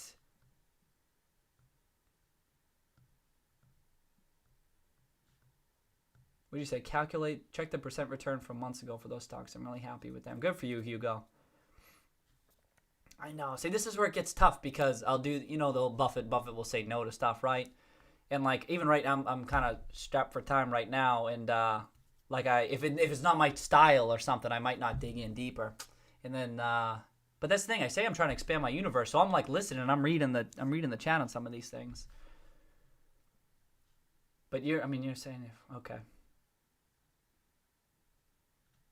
Lots of emotional training on GME. Yep, Eduardo, the upside is gigantic. The downside is low for me. Check those GameStop videos. I talked about how I felt the downside was very minimal. I mean, now it changes with each incremental 100 million in the market cap. It changes, but it will be But I'll take the squeeze too, Eduardo. Absolutely. Makeshift. Does Nelly still make music? That's a great question. Does he still? Do they still make Band-Aids? I don't know. I mean, that would be my first question, right? Because if the answer to that is yes, then you know he's still crushing it. The last time I saw Nelly was in a Honey Nut Cheerios commercial. Wasn't he in the Honey Nut Cheerios commercial? Am I making that up? I could have sworn. And the bee was flying around him and stuff. Hey, let me know. I forget.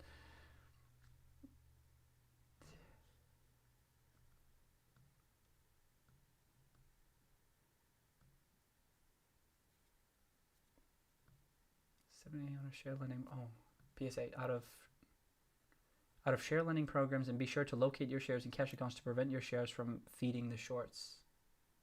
Oh, opt out of share lending programs. Okay.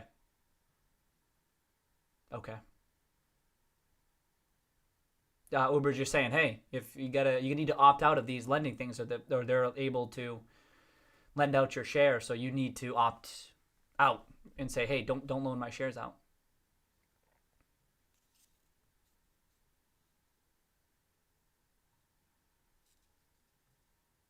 Same summer as Bad Boy for Life. Oh, Philly, are we the same age? Oh my god. I mean, you can't be showcasing all of your skills and whatnot. Yeah, right, Trey. Here we go. Oh boy. Bad Boy. Oh, Jed like that too. All right, Bad Boy for Life was Jed's jam too.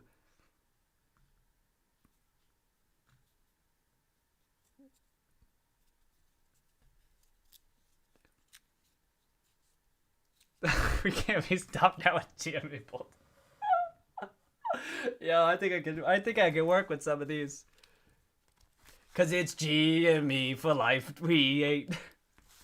Wow, that's. Wait, I get the right song, right? It's like we ain't going nowhere. We ain't Going nowhere. Is that the right song? Do I get the right song? Cause it's Bad Boys for Life. I just want to make sure I get the right song. So what? Because he had a whole bunch of songs like out. Yes, thank you, Jen. We ain't going nowhere. We ain't going nowhere. And then I forget that line because we. Oh my god. So I was thinking well, back when he was Puff Daddy, right? Puff Daddy. That was when I was really getting on more. That was like my transition into we can't be stopped. You can't be stopped now. Cause we're Bad Boy for Life. Thank you. Those late '90s stuff. You own the CD? Yeah, sick. He kind of got me into it in those like the mid to late '90s. That was my segue into that. I mean, that was what I grew up with. But I kind of just missed like Tupac and Biggie and stuff. But Puff Daddy before he was P Diddy and then Diddy, and I don't even know what he is right now. But the late '90s. So when I think like I think of always his late '90s stuff first. But I remember. And then I remember when he transitioned to Diddy, it was like different type of music, but I had all I have a CD player. I didn't have a Walkman really, I had the CD player, but I had like 18 songs on. Remember those 18 songs? Oh my god, so funny. Oh, we're all in the same area here. Oh yeah, this is a riot. Oh, I'm glad you like that, huh? Oh, there's so many, right? I mean, we could spend streams on this, just calling out all those songs that were popular at the time. Wow.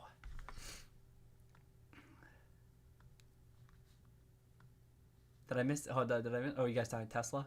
Oh, Makeshift Player knows the Band-Aids. Makeshift knows the Band-Aids. Talking Tesla. Okay. Can we stop now because it's bad. Talking Tesla.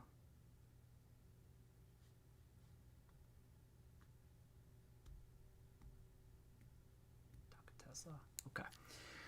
Oh, boy. What'd you say? Could I use that one? Because we Bad Boys for Life. I think I could probably work for that. I don't know. I gotta see what the album cover looks like. Like for some, that's the thing. So with like these ones, no, but I'm okay with this. I don't care. I would always ask my friends like, or in class too, like if you tell a joke, and only one person in the class laughs, like it's your friend or something. Like, is it a joke worth telling? And we'd always say, hell yeah, you should tell that joke. You know what I mean? Who cares if no one else laughs? That's how I feel about these. I'll just pick, like, it'll be like an obscure album cover or something, and, like, no one knows, like, I don't know what that is. But one person. Two people will. What do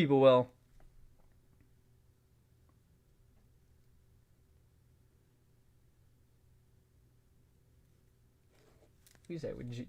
GME for life. It's GME.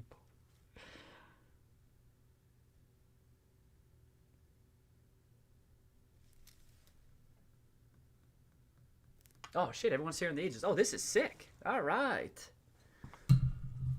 Oh, Johan, 49. Cheers. 31, 25. Sick. All right. Oh, Justin, 36. Blessed, 26. Hey, we got a daily 26. All right. This is sick.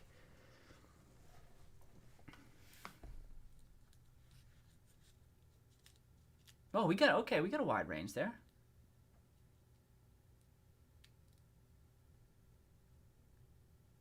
How old is Ron? Hey, how old do you think I am? Can you guess? Can you guess how old I am?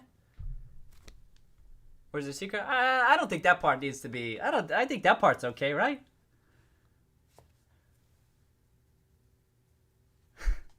I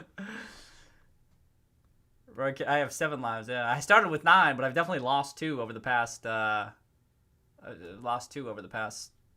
months, maybe. We've tried GameStop, right? Okay, Run Kitty is 15. Run Kitty is 32. Run Kitty is like 19. Oh, shit. All right, let's see. Run Kitty 30. Justin 31. Run Kitty is like 19. 33. 35. Okay, so we're all in like the 34. He doesn't want to talk about his secret. As a GME board member. Yeah, right. I know, right? Maybe try. All right, so we're all in the... okay, Hugo's the closest. I'm 16 years old. Thinks 33?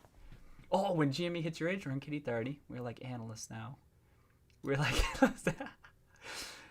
A wife and a kid at 19. Yeah, that's true. I do have a wife and kid. At 19, that'd be something, huh? If I were 19 and I spent 18 months of my life on GameStop, that's most of my life. That's most of my life, Hugo. If I'm 15, I spent 18 months on this shit. Well, that's my whole damn life.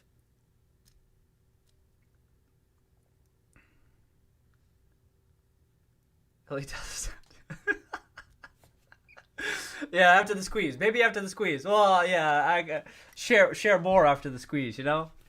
Try to keep it about the stock here for now, but shit. Yeah, that's it. But who said it? Someone just said that. That if it's when hit your when GME hits your age, you tell us. Oh, that's brilliant, blessed. Oh, so no, now you're trying to guess where I'm from too. That one I'll be. That not, maybe not that one, but you think? Okay, so New York, New England. Oh, this is interesting. I'd be curious. The age I can kind of. The age I can.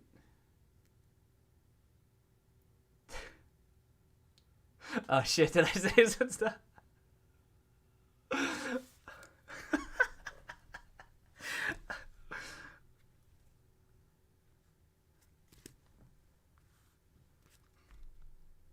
It's just, I wonder what they're because it could be because if you try age is one thing, but like where I'm from, is it like my mannerisms or how I talk or something like that? I can't. I mean, you can't keep that on the DL. You know what I mean?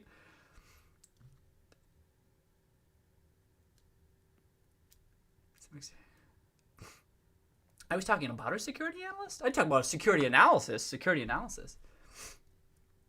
Oh. Do I have an accent? Oh, shit. Oh, there goes that. Uh-oh. Oh, boy. Oh, I might have an accent. So what's the takeaway? What's the accent? What's my accent indicating? What's the final word? I thought I saw a whole bunch of... Wait a sec. Where did I see? Let me see these guesses again. Hold up. Well, Jen says definitely New York, huh?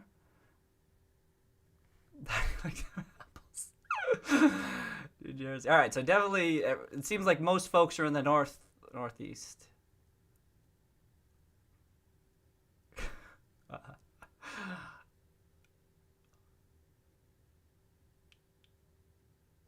Oh, daily. Okay, daily says looking at you see what.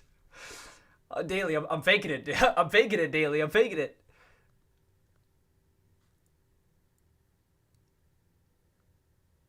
Oh, when I say saw it.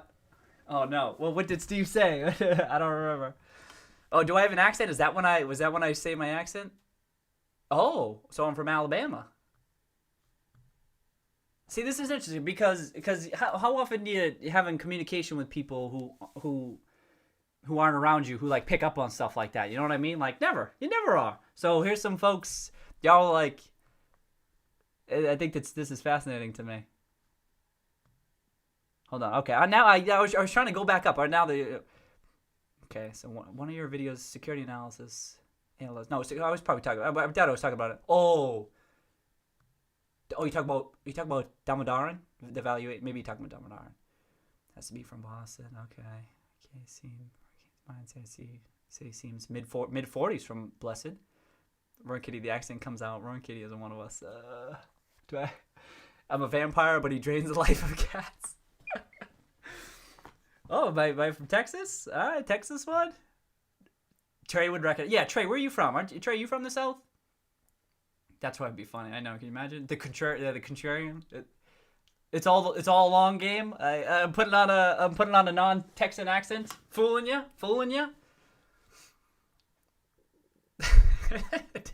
I'm Ryan Cohen. Oh shit. Yeah, it could be. I could be a transplant. You never know. It could be a transplant. Obama was because Jen said the wife and kid at 19 years. Thank you. Oh yeah, Steve. Right. Okay, Blessed. I averaged the guesses, removing outliers. It's 33.6. Oh, thank you, Blessed. We're doing actual research on the stream tonight. This is sick, Blessed. Doing some arithmetic averages, some statistical analysis, removing the outliers. Holy shit. I thought Trey was from Bama. Wisdom of Crowds. Sweet Home, Trey. Sweet Home, Alabama. That song's sick. For you, Freebird's sick, too. I know. Good. I'm a secret Canadian. Imagine if Jordan were here. Imagine if Jordan here and he found that I was Canadian, talking about igloos and syrup and stuff, huh? Talk about tennis rackets. All right, Mass for sure. So it. Oh, you go to hate it. I could see that, Trey. Because you just hear it nonstop, especially when people hear you're from Bama, right? Boy, talk about getting a hit with a song that's Free Bird. Philly Steaks likes Free Bird too. That song's sick. Most famous from Forrest Gump, right? I mean, it's sick on Forrest Gump. And now every time I hear it, I think of Forrest Gump, I suppose. I know, Trey. We're not. I know, Trey. Now Trey's gonna do it. Absolutely. Thank you for the clarification, Trey. Huh? Some places get bad reps. It's not fair.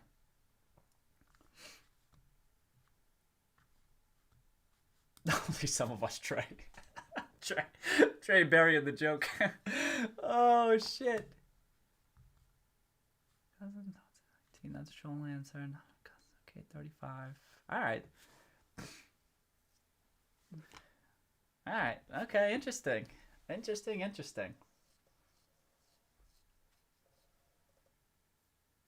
Now I'm from Korea.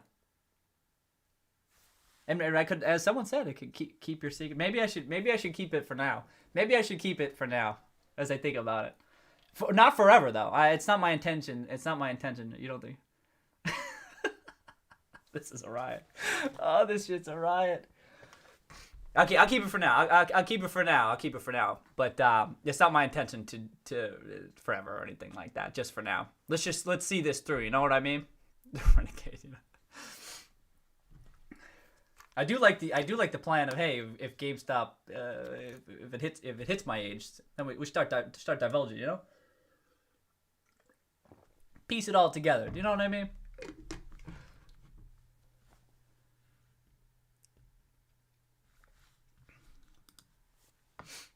Ah, shit, that is funny.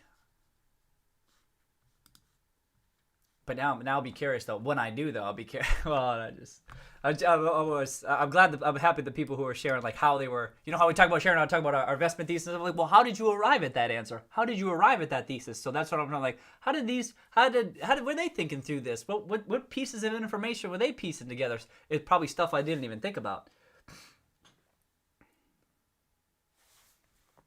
Can we go back to right. She's like, can we go back to talking about Justin's $1,000 price target already?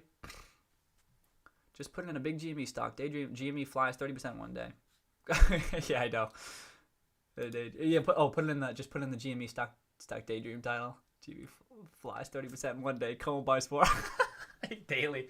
Yo, that's actually great, huh? Oh shit! You put it in a title of one of the streams. The stream. Oh, one of the stock stream titles. I get it. Oh shit, that would be funny. Oh, I like that. I kind of like that. Just toss it in there. It has nothing to do with anything. Just also, FYI.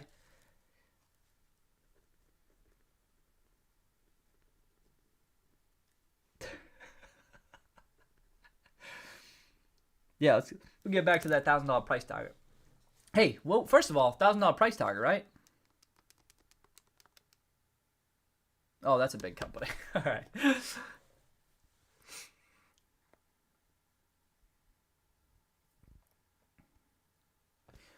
So that would be 65 billion, right? I mean, I should have been able to do that in my head. Take the shares outstanding, add a couple zeros to it, a few zeros, and then. But that would be I mean, we're talking about that because squeeze, right? I mean, for short term, if you're looking long term, that's not price. Steve's hosting a party. If it reaches $1,000, Steve's hosting a party. We're doing this. Well, we're definitely having a party, right? I mean, the question is, what will that party? What will that party look like? You know what I mean? Steve has his idea. Yeah, $1,000 price target, huh? You probably have to act quick, right? What was the day-to-day move on that VW Porsche squeeze? I took time. You had time to move, I recall. I don't think it wasn't like you had a couple seconds or anything like that. Yeah, oh yeah, Justin. I mean, if it does, we're definitely doing it. Justin's saying we need to organize a party for all the long-term lines. There's no question about it. That's a given. That's a given. I mean, at what point? The question is at what point, right? Well, first, my hope is we will know that right now, My hope is that like it's like yeah, like you get the price action whether it's one day or a couple days or a week, right? And then we're like, oh, I guess this means we're having the party. You know what I mean? That's the ideal. And so if it hits $60, oh hell yeah, Jen's down. The point where we sell, exactly, Justin, exactly. Well, it could even be, well, yeah, that's right. It'll probably be the point we're selling for sure. Steve, oh no, maybe we'll go to Vegas.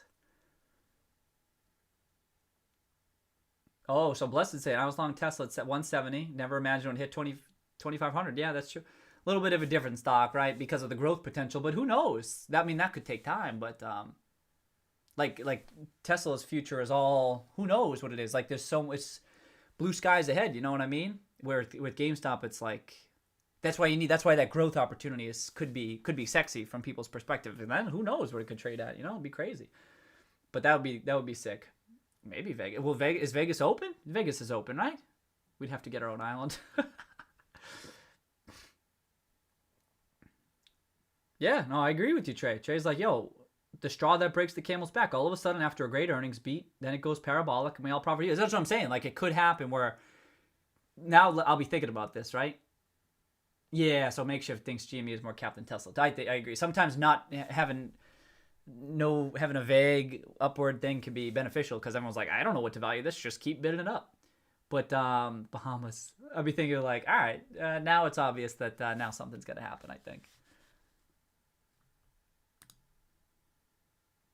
That's what makes the short squeeze potential so even the level of short interest so interesting is because even though I don't understand it, it changes the dynamic of how quickly some of this stuff could happen, whether it happens at all. It's fascinating.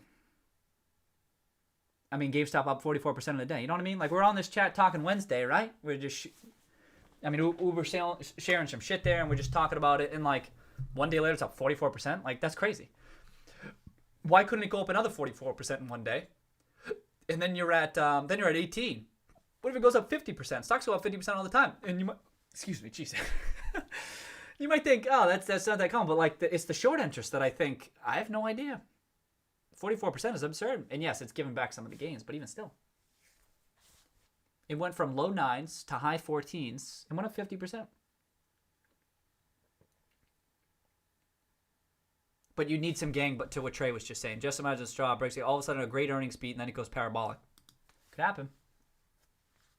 Now we're additionally incentivized for more reasons to root for that, you know? Oh, did I not pull up? Oh, Justin, did I not pull up what I was supposed to pull up? Shit. Justin told me to pull this up. I forget where did we start singing old songs? Oh shit. My bad, Justin. Oh, my bad. Oh, well.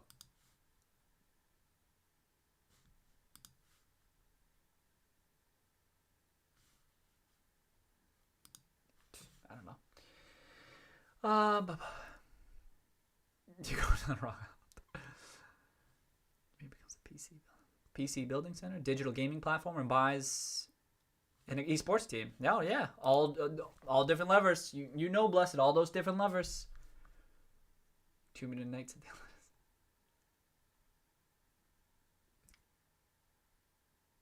Oh. Jen saying Microsoft already produces live esports events with GameStop's equipment and Arena. Microsoft could provide that prediction team for equipment to host events around the country. Oh, Fintel, SSUS. Oh, you give me the. Oh yeah, okay. Or you were there, just click short. Oh, sure, click, okay. GME reverse merger. Yeah, we talked about that. If the if they reverse merger with an EV company, forget about it. Okay. Oh, yeah, so yeah, okay. So I've seen this. Okay, so the short volume. I still don't know what it means. I still don't know what it means. Because isn't it just some classifications by way of the market maker? And it's not so much. I know Justin already knows this, but but even still, when Justin's talking about this, I'm listening. Actually, did you post it, Justin? I kind of want to see that again.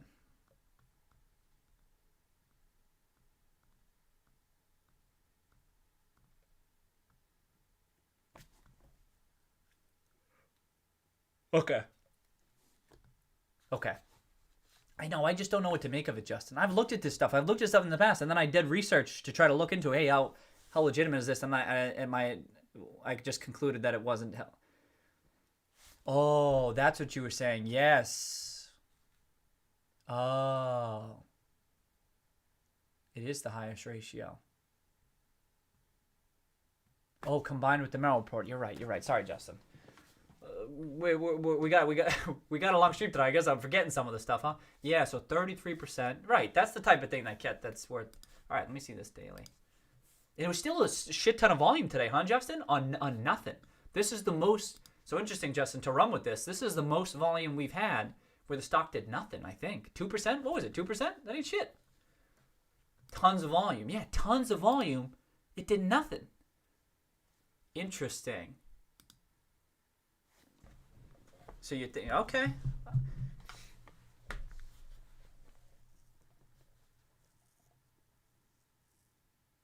It was up, down 4, up 4. 40 cents? Oh, dollars. Yeah. But even today, usually with 23, what was the spread today? Oh, 4%. You're right.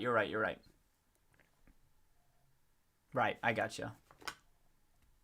But even still, 4%, you know?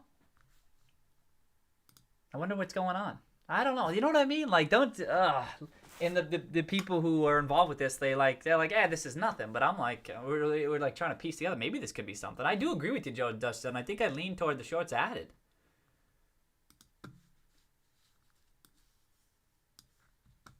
$34 percent. That's a lot of volume today. A lot of volume. Yeah, it's follow through. We've already seen that you can have a lot of volume and it doesn't even mean all that much. We had no 13Ds filed. Again, you could have had longs buying up to 4.9%, 4.99%. There could have been a lot of people. We know the shorts added to the position, but it was only 2 million on net. Like the net, it was only a net of 2 million add. Then what are the other options? It could have been buybacks, but even that's only, even if they exhausted it, it's 10 million shares roughly. And then you know what I mean? So even as buybacks, forget that.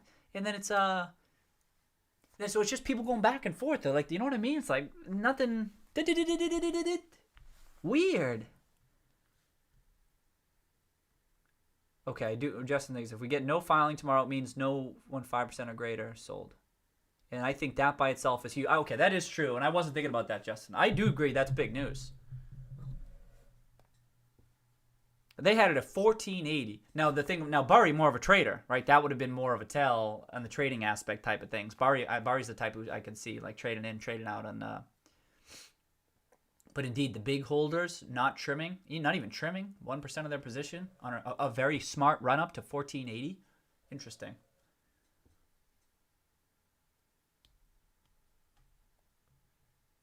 I think a lot of the dedicated longs, I think the long-term longs are everyone. I think a lot of people are getting into it for.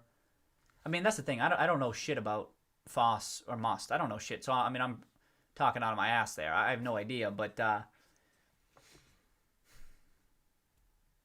probably in it for multi-bag. Most people would be satisfied with a double or a triple, but I think most folks who got involved with this were like, I'm in this for I'm in this for what it's like. It could be legitimately worth more, and that's what I'm in it for. I'm not in it for a quick double or triple. You can get those many places. They were all over. They abounded in. Opportunities abounded in March, like tons of them. That was when I believe Musk got involved, and so yeah. Good call, Justin. Yeah, I'll keep an eye on. And on the flip side, Justin, is if we do get one and one of them is trimming, there's a knock. There's a knock against. There's a knock against it. You know what I mean? Not a big one, nothing like that. Still plenty of fundamental thesis is not tied to what Must Asset Management does, but nevertheless.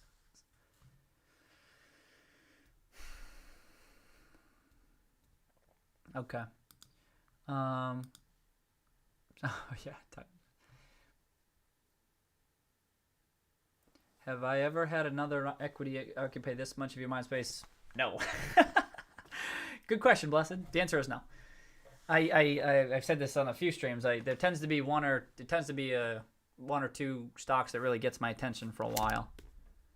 That I'll have other positions, but it tends to be one that I'm really focused on and spend most of my time. Usually, it needs to be a multi-bagger, right? I would only do that if I'm looking for like a 5 to 10 bagger. You know what I mean? Which I thought we may have had with GameStop. Certainly from the lows I felt, but I'm like, it's worth the time. You know what I mean? But now it's kind of ridiculous, right? I mean, we talk so much about this on stream. I get that, but now we're trying to having some fun to a degree. You can only think through some of this stuff, but as far as me being dialed in, this is the most. Good question. And you've been in this with Tesla. Wow, that's a tough one. But compared to Tesla, I feel like GameStop's a cakewalk. Like being dialed into it. I mean, Tesla, wow, that's a tough one, blessed.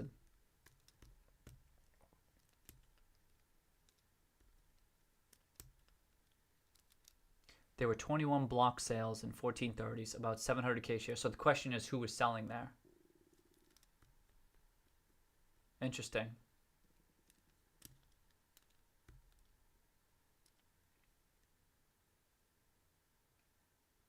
So the question is, who was selling? I think one person, because the 21 blocks were instantaneous. One person just dumped.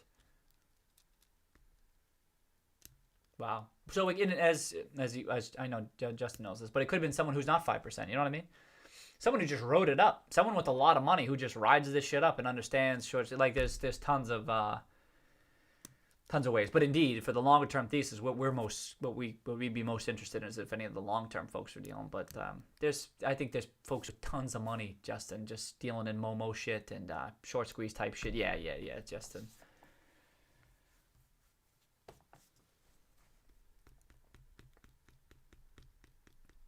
I think it's huge news.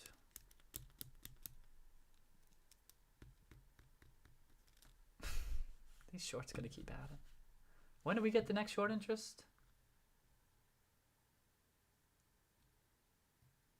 Oh, we're a ways away. Okay, we may get a new news release before. We get the short interest stuff. I don't understand. 9 days after 15. Thank you, Philly. I did know that 9 days, but I'm 9 days. But what throws? I'm an idiot. 9 days out of the 15th, so the 24th. Okay.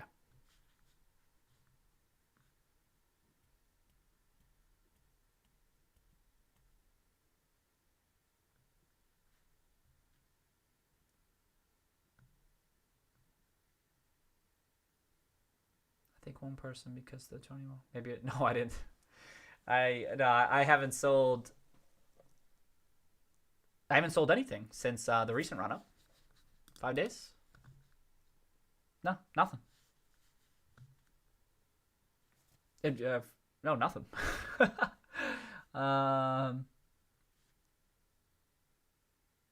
Stock Tesla so much I was only a few coffees away from stocking their factory. Oh boy. And now I'm here on a man's. Oh, blessed. That's funny. Yeah, well, I mean, that's real research that some people do, by the way. Hey, blessed. Sounds like there was a big winner for you. So cheers to you. Congrats on that. I'm happy you got a big winner in Tesla. That's a tough one to play. But you said you were long, and from what I could tell, it did seem like that was a good play on the long side. Stocks did go back over that level afterward.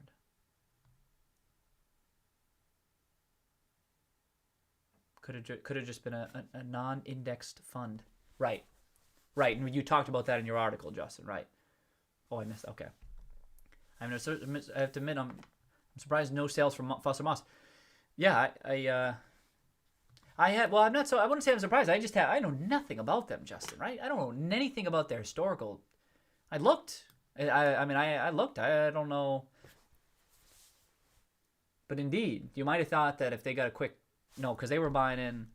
No, they would have got a triple. They got a triple, quadruple maybe, because they were buying in late February, early March. It was below $4. Yeah, we know the cost. Yeah. Okay, so they're already up. That's a good point. So they're up 3 to 4 bagger. They timed it better than some of the other folks.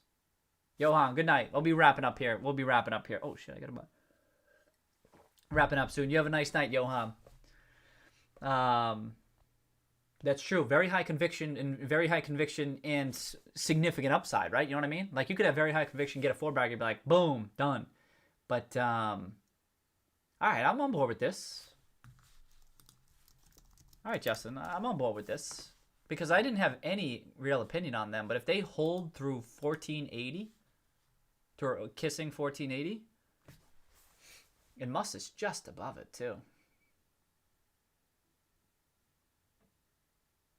It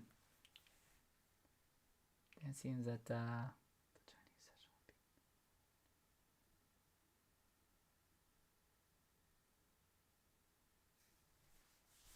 will be the all-time high for everything, Hugo. Yeah. All right. Yeah. All right. Now I'm gonna keep an eye on this. I'm on board with this. I wish Bari was over 5%. I'll tell you that much. I remember when he went above 5%. I'm like, this is good news because now we get to see what he's gonna do. If he trims out or if he goes, then he trimmed out so quickly. I'm like, shit. But it kind of squeezed up a little bit. Now he's below. And now permit's below too, which kind of sucks. But I agree. All else equal, I certainly would rather Fox and Musk stay above 5%. Just for a tell, you know what I mean? We'll get Bari announcement in November. Yeah, that's a month away. Who even knows where we'll be? And plus, it will only be of the 30th too. We're going to miss the run-up. You know what I mean? Like, we're going to miss what he might have done in the run-up to 14. It's better than nothing, don't get me wrong. It's way better than nothing. It'll come the same week as the console releases. Oh, yeah. Oh, yeah, do we have dates?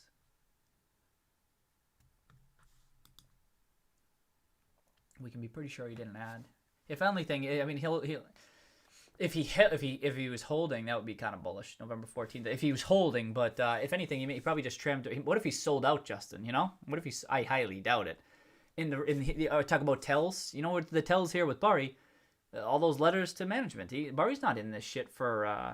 He's not in this shit for a double or triple. You don't expend this much energy to what we were just talking about.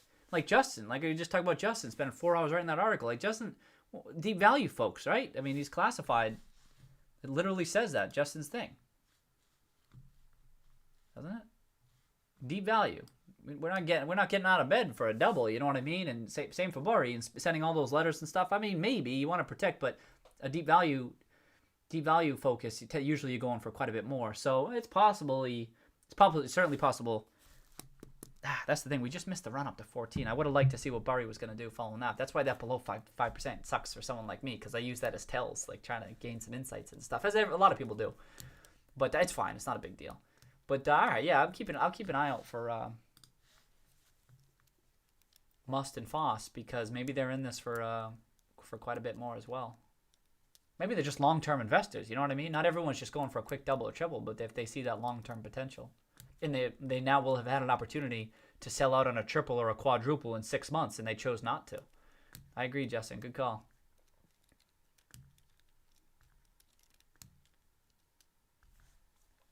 I wonder if we just keep getting news. Someone said this on the stream. What if we just keep getting news releases every week? Boom, boom. Hey, Justin, how much does Hestia have? Do you know? Wait, we don't. Hestia's not over 5% though, are they?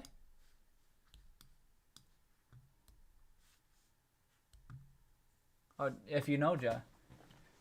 He has 4.7? Holy shit. I thought Permit had a ton. Oh.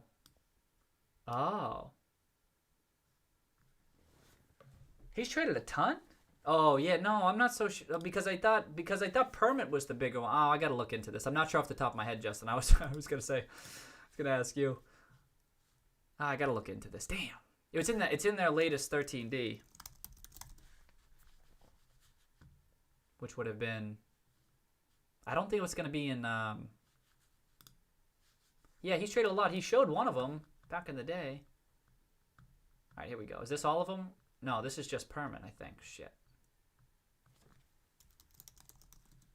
Damn. They were doing those group filings, but they did it in June. I know that.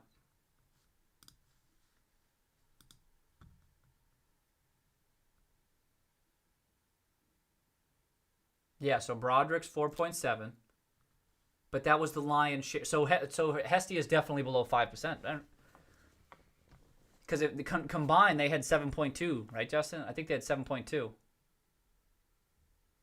Yeah. It was the combination. So now, oh, yes. Oh, good call, Justin. Come on. Thank you, Justin.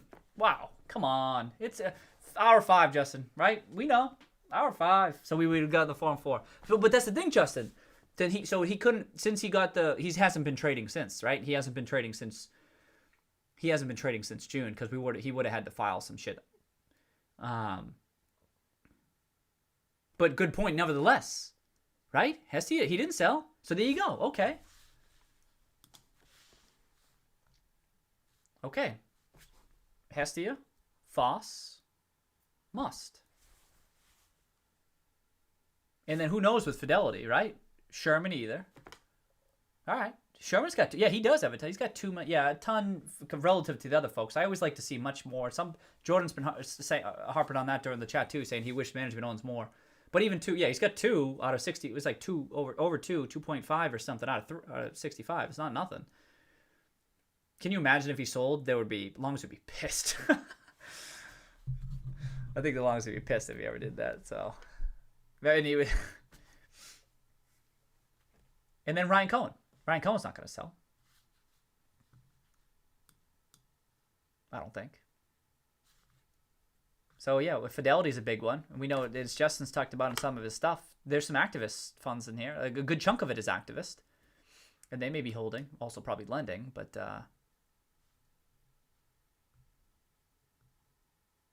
yeah, I think it's a hold. So it's interesting that Wissink, they changed it to a hold. Oh, it's permit across the street from your office? That's funny. I never realized where they were based. Right, and if they sold, they should have to file an amendment too. Right. Absolutely, they would. And the other thing and then if they ever announce buybacks, they'd have to file amendments too. But I don't expect anything soon. Oh, that if Fidelity would have to file yes. No one has sold, exactly. So that's what I was going to get at. Wissink here has kind of classified it as a hold, and a lot of people that's what they're doing. No one's really buying, no one's really selling, everyone's holding. I think everyone's kind of waiting. Everyone's kind of waiting for, like, this ain't shit. This move, that's what I mean, for the real legitimate longs, this move, everyone's like, this move, yeah, I mean, I guess it was that one big, I mean, this is the daily. But imagine a triple not sexy enough to sell. Do you remember that? There you go, Justin. That's what Justin's getting at. Justin has like, yo, this stock just tripled September. This stock after doing nothing. So if you got involved in GameStop 2018, 2019, right?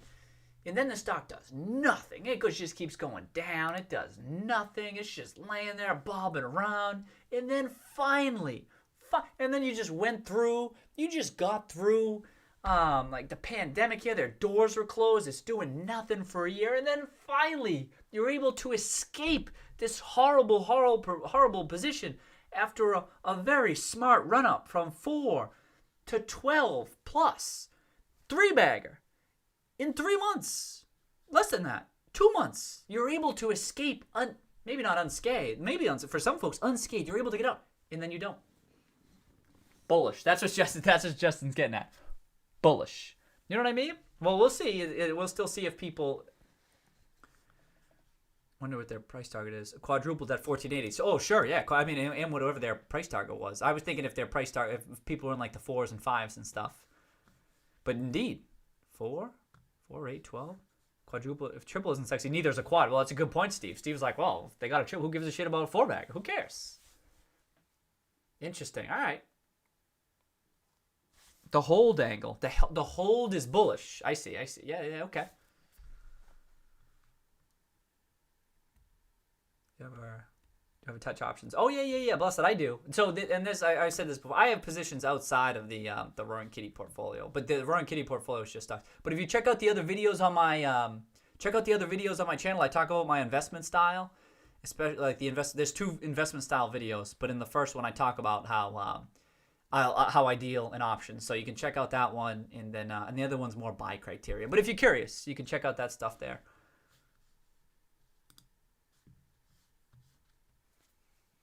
But yeah, you're right. The Fidelity have to file too. They don't have to file. And then Bill Miller. Is Bill Miller still here somewhere? But he doesn't really have that much. He's there somewhere. They don't have that much though.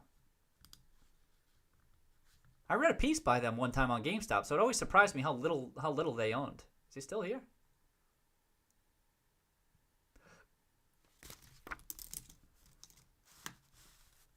I thought they did. Maybe not. Exactly, Steve. Exactly. Steve says maybe they're holding for 10 to 15x. Maybe. It's interesting timing too when they bought it, because they bought it in like late February. They were increasing number of opportunities, but that's the thing. So maybe they did, but we have no idea. You know what I mean? We're kind of just guessing. But even still, that they didn't sell supports the case. That they didn't sell supports the case that they're holding, huh? Oh, right. But who knows? Yeah, who knows what their intentions were, right, Steve? Can you imagine? Steve talked about 15x. What's 15x from there? Figure their average was around $4. That's $60, Steve. Can you imagine? $15, 15x on the stock.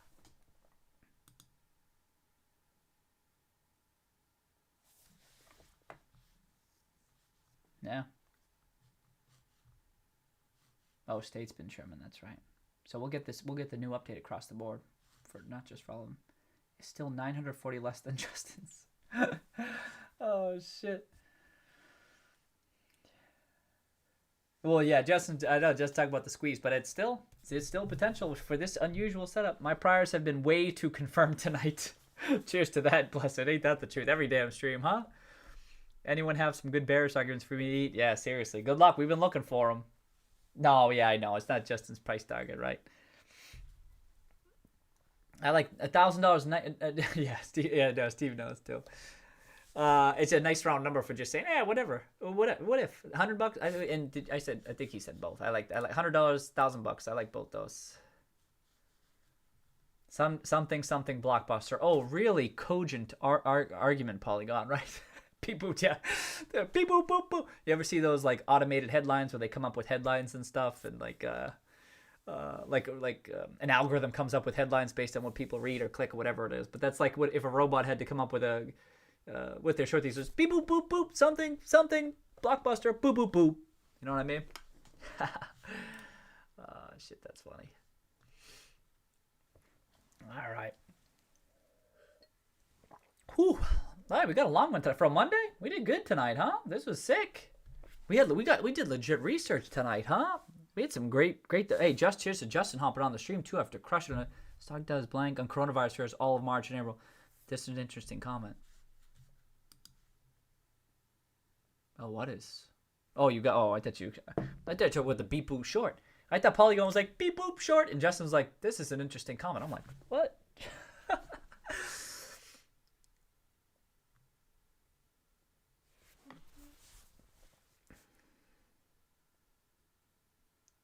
I recently went to GameStop and purchased a Nintendo Switch for my nephews for Christmas. What was there?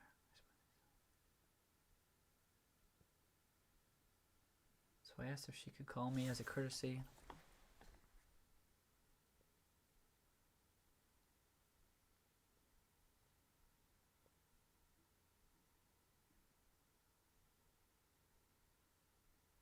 Oh. All right. $50 down payment times 15 pre-orders per store times 5,000 stores, not counting pre-order.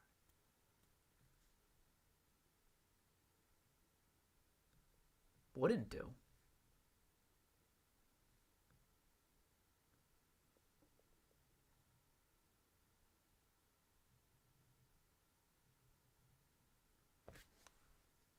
Wait a second. Is there going to be I'm confused. Is there going to be another pre-order of it? I was there. I spoke to the associate. They said no.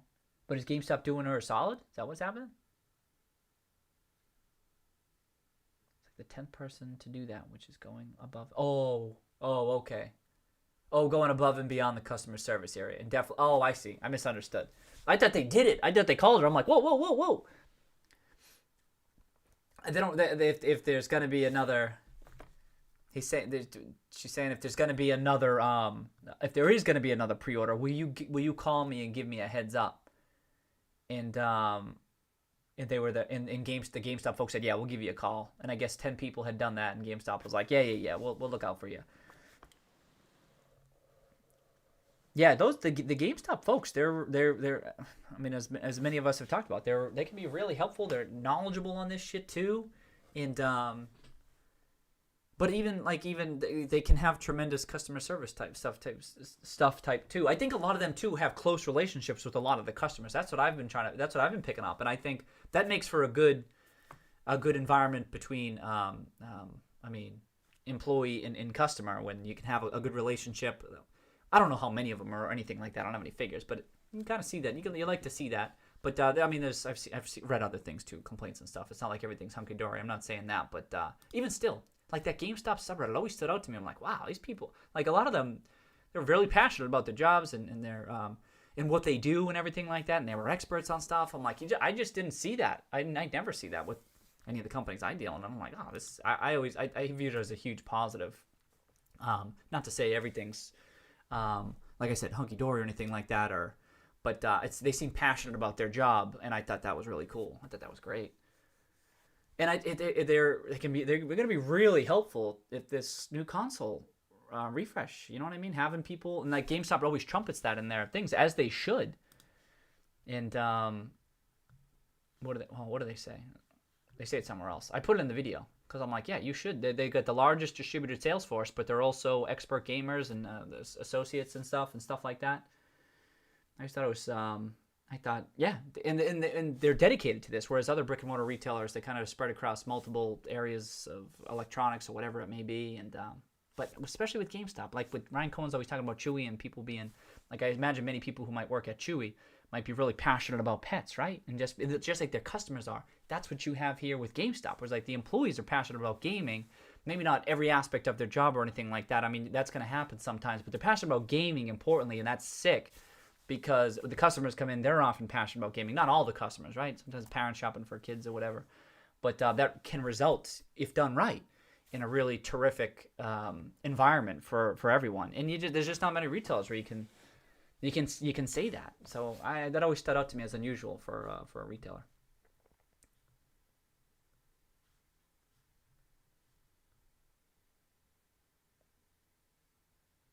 Remember that short? He added to a short on Friday. Still hasn't covered anything. Remember that short I was talking to who's been holding a few years since the 20? Oh, thanks for sharing, Steve. All right, so we have another short who's been adding to the position. Still hasn't covered anything. Wow, Steve, you know what I mean?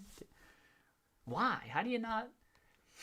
I guess remember in their minds, just like if you're sometimes the stock price works against you. Sometimes that's the thing. Sometimes the stock price works against you, and your thesis hasn't broken, right? So it's not like that's lost on us. Sometimes it. But what I would say is this never really broke real bad. That's why me and Justin were joking. It's like when it went below 3, we were kind of like, what the hell? Then that's a real break. But other than that, it was just kind of laying flat, just not kind of doing much. Down to 3, up to 6. But that's not much of a move for a deep value stock, right? And so Steve says their thesis is the fair value is 0. It's going to 0. But you would think like this move up would be painful and kind of hurt that a little bit. Like even along, you use a stop loss, you get out of the position. But the price rises and they feel more convinced, but the price is rising because their thesis is breaking down. And I don't think they don't see it. That's a huge mistake. You're right. He's been right for a year. So Steve's hitting the nail on the head. Yeah, Steve's right. Good call, Steve. So Steve's saying, his friend, he's been right for 8 years. And he can't wrap his head around being wrong now. I agree. So, I mean, Steve's just sharing. Thank you for sharing that, Steve. They can't wrap their head around it. They struggle with this. And I think that's a big part of this pervasive bearishness that you're seeing. Like they just can't they're like, no, this I'm definitely right. It's definitely shifting to digital. You know what I mean? And they're right in that regard, but they're wrong from a security analysis standpoint. I think because of this other shorts will hold on for so long. Yeah, because they can't take this loss. They were right. It will come back down. It's like that Simpsons meme. Oh yes, it's not me who was wrong. It's right, that one. It's the kids. Is that the one you're talking about?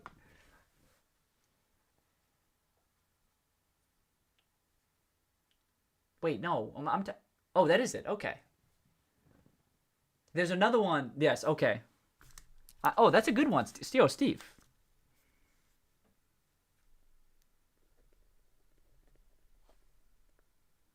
Yes, that's it. Perfect. Am I out of touch? Oh, this is perfect. Oh, this is terrific.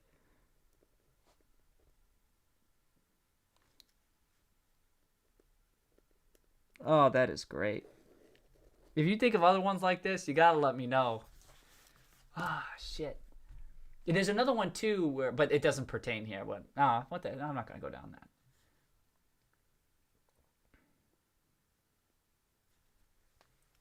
We should get a PR on this soon.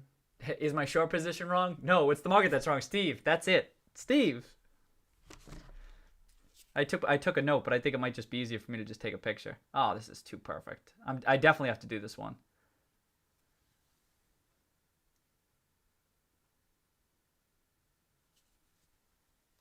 Steve, all right. Oh, shit. Can it? Okay, Steve, you want to be credited? Should I hat tip Steve Stonk? Can I hat tip you, Steve Stonk?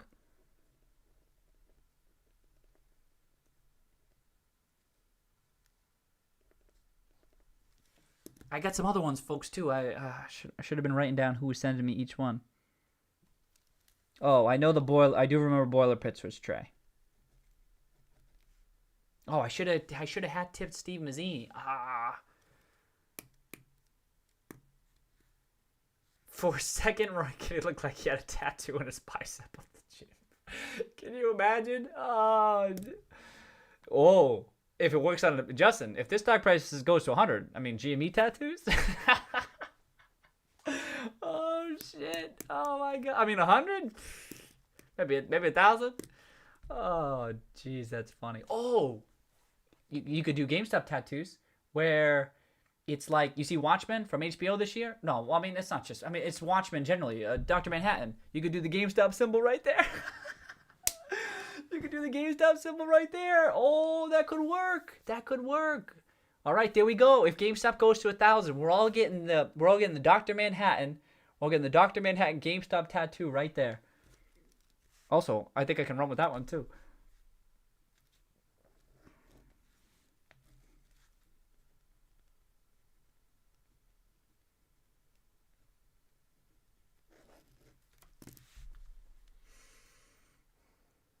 Oh yeah, so the rent-to-own, Justin, I thought they announced this. The new flexible rent-to-own pay option gives shoppers GameStop is progressively.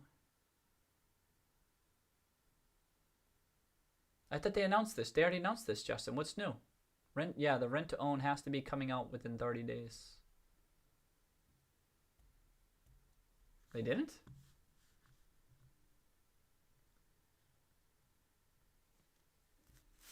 What?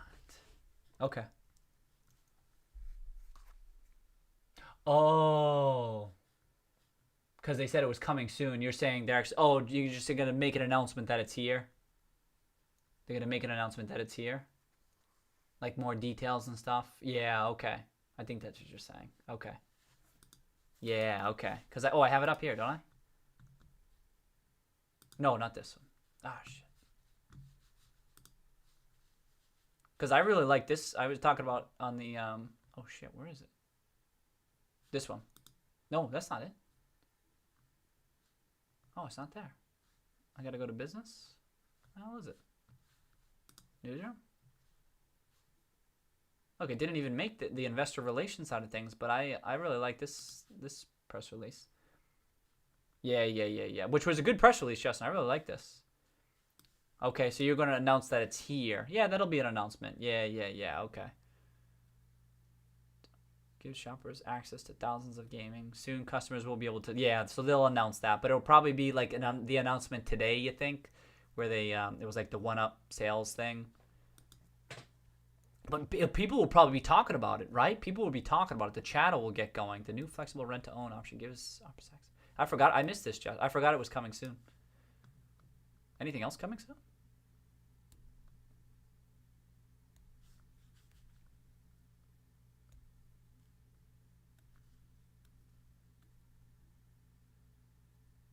Oh, Steve says, what do you want? Okay.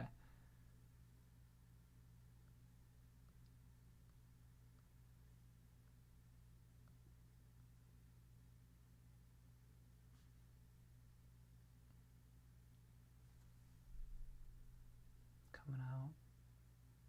Jen says 2 weeks before launch. Yeah, they could be trying to time it closer to that stuff. Isn't rent to own part of the Game Pass? Oh, I don't know. Is it, Jen?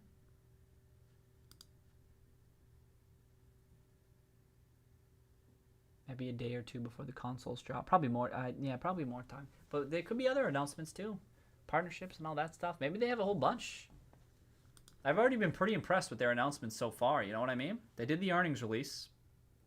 Then this one, which I really liked. And they timed it with the new consoles and with the pre-orders, which was clever. And then this partnership one, which is kind of not out of left field, but just the timing of it. I wasn't expecting anything. I mean, Uber had mentioned it. 21 trading days to Xbox launch. Oh, geez, when you put it like that, it's here, ain't it?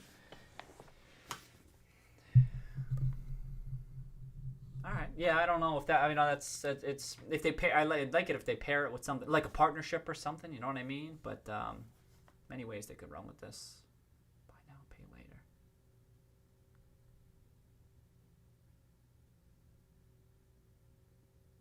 Whew.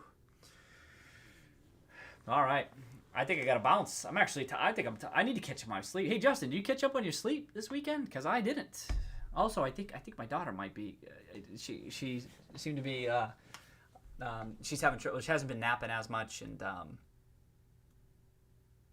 wonder if she's. Oh, I know. Not yet. I know, Justin. Right? She. I mean, we gotta catch up. I'm like, I kind of slept last night, but we need to get caught up. We need to get caught up. This is why the GameStop price action has been good, because it's been like goes up and then it's like, all right, then we lose sleep for a couple nights. So it's like, all right, now we can catch up, have a beer, just chill, have some fun, just hang out, you know, and then we gotta regroup, we gotta gather, we gotta regroup. So we got everybody. We gotta. You ever see, The Office? You gotta. Wait, was that from The Office? Boot rally. I think that was from The Office, right? We used to say that. So cheers, everybody. But we got to get caught up. Faux show. But, yeah, so what are we looking at this week? As Justin mentioned, keep an eye out for 13Ds or lack thereof. You know what I mean? So, yeah, cheers, everybody. Keep an eye on the price action. If GameStop continues to hold this, that's what I'm looking at. You always know I'm looking at that shit.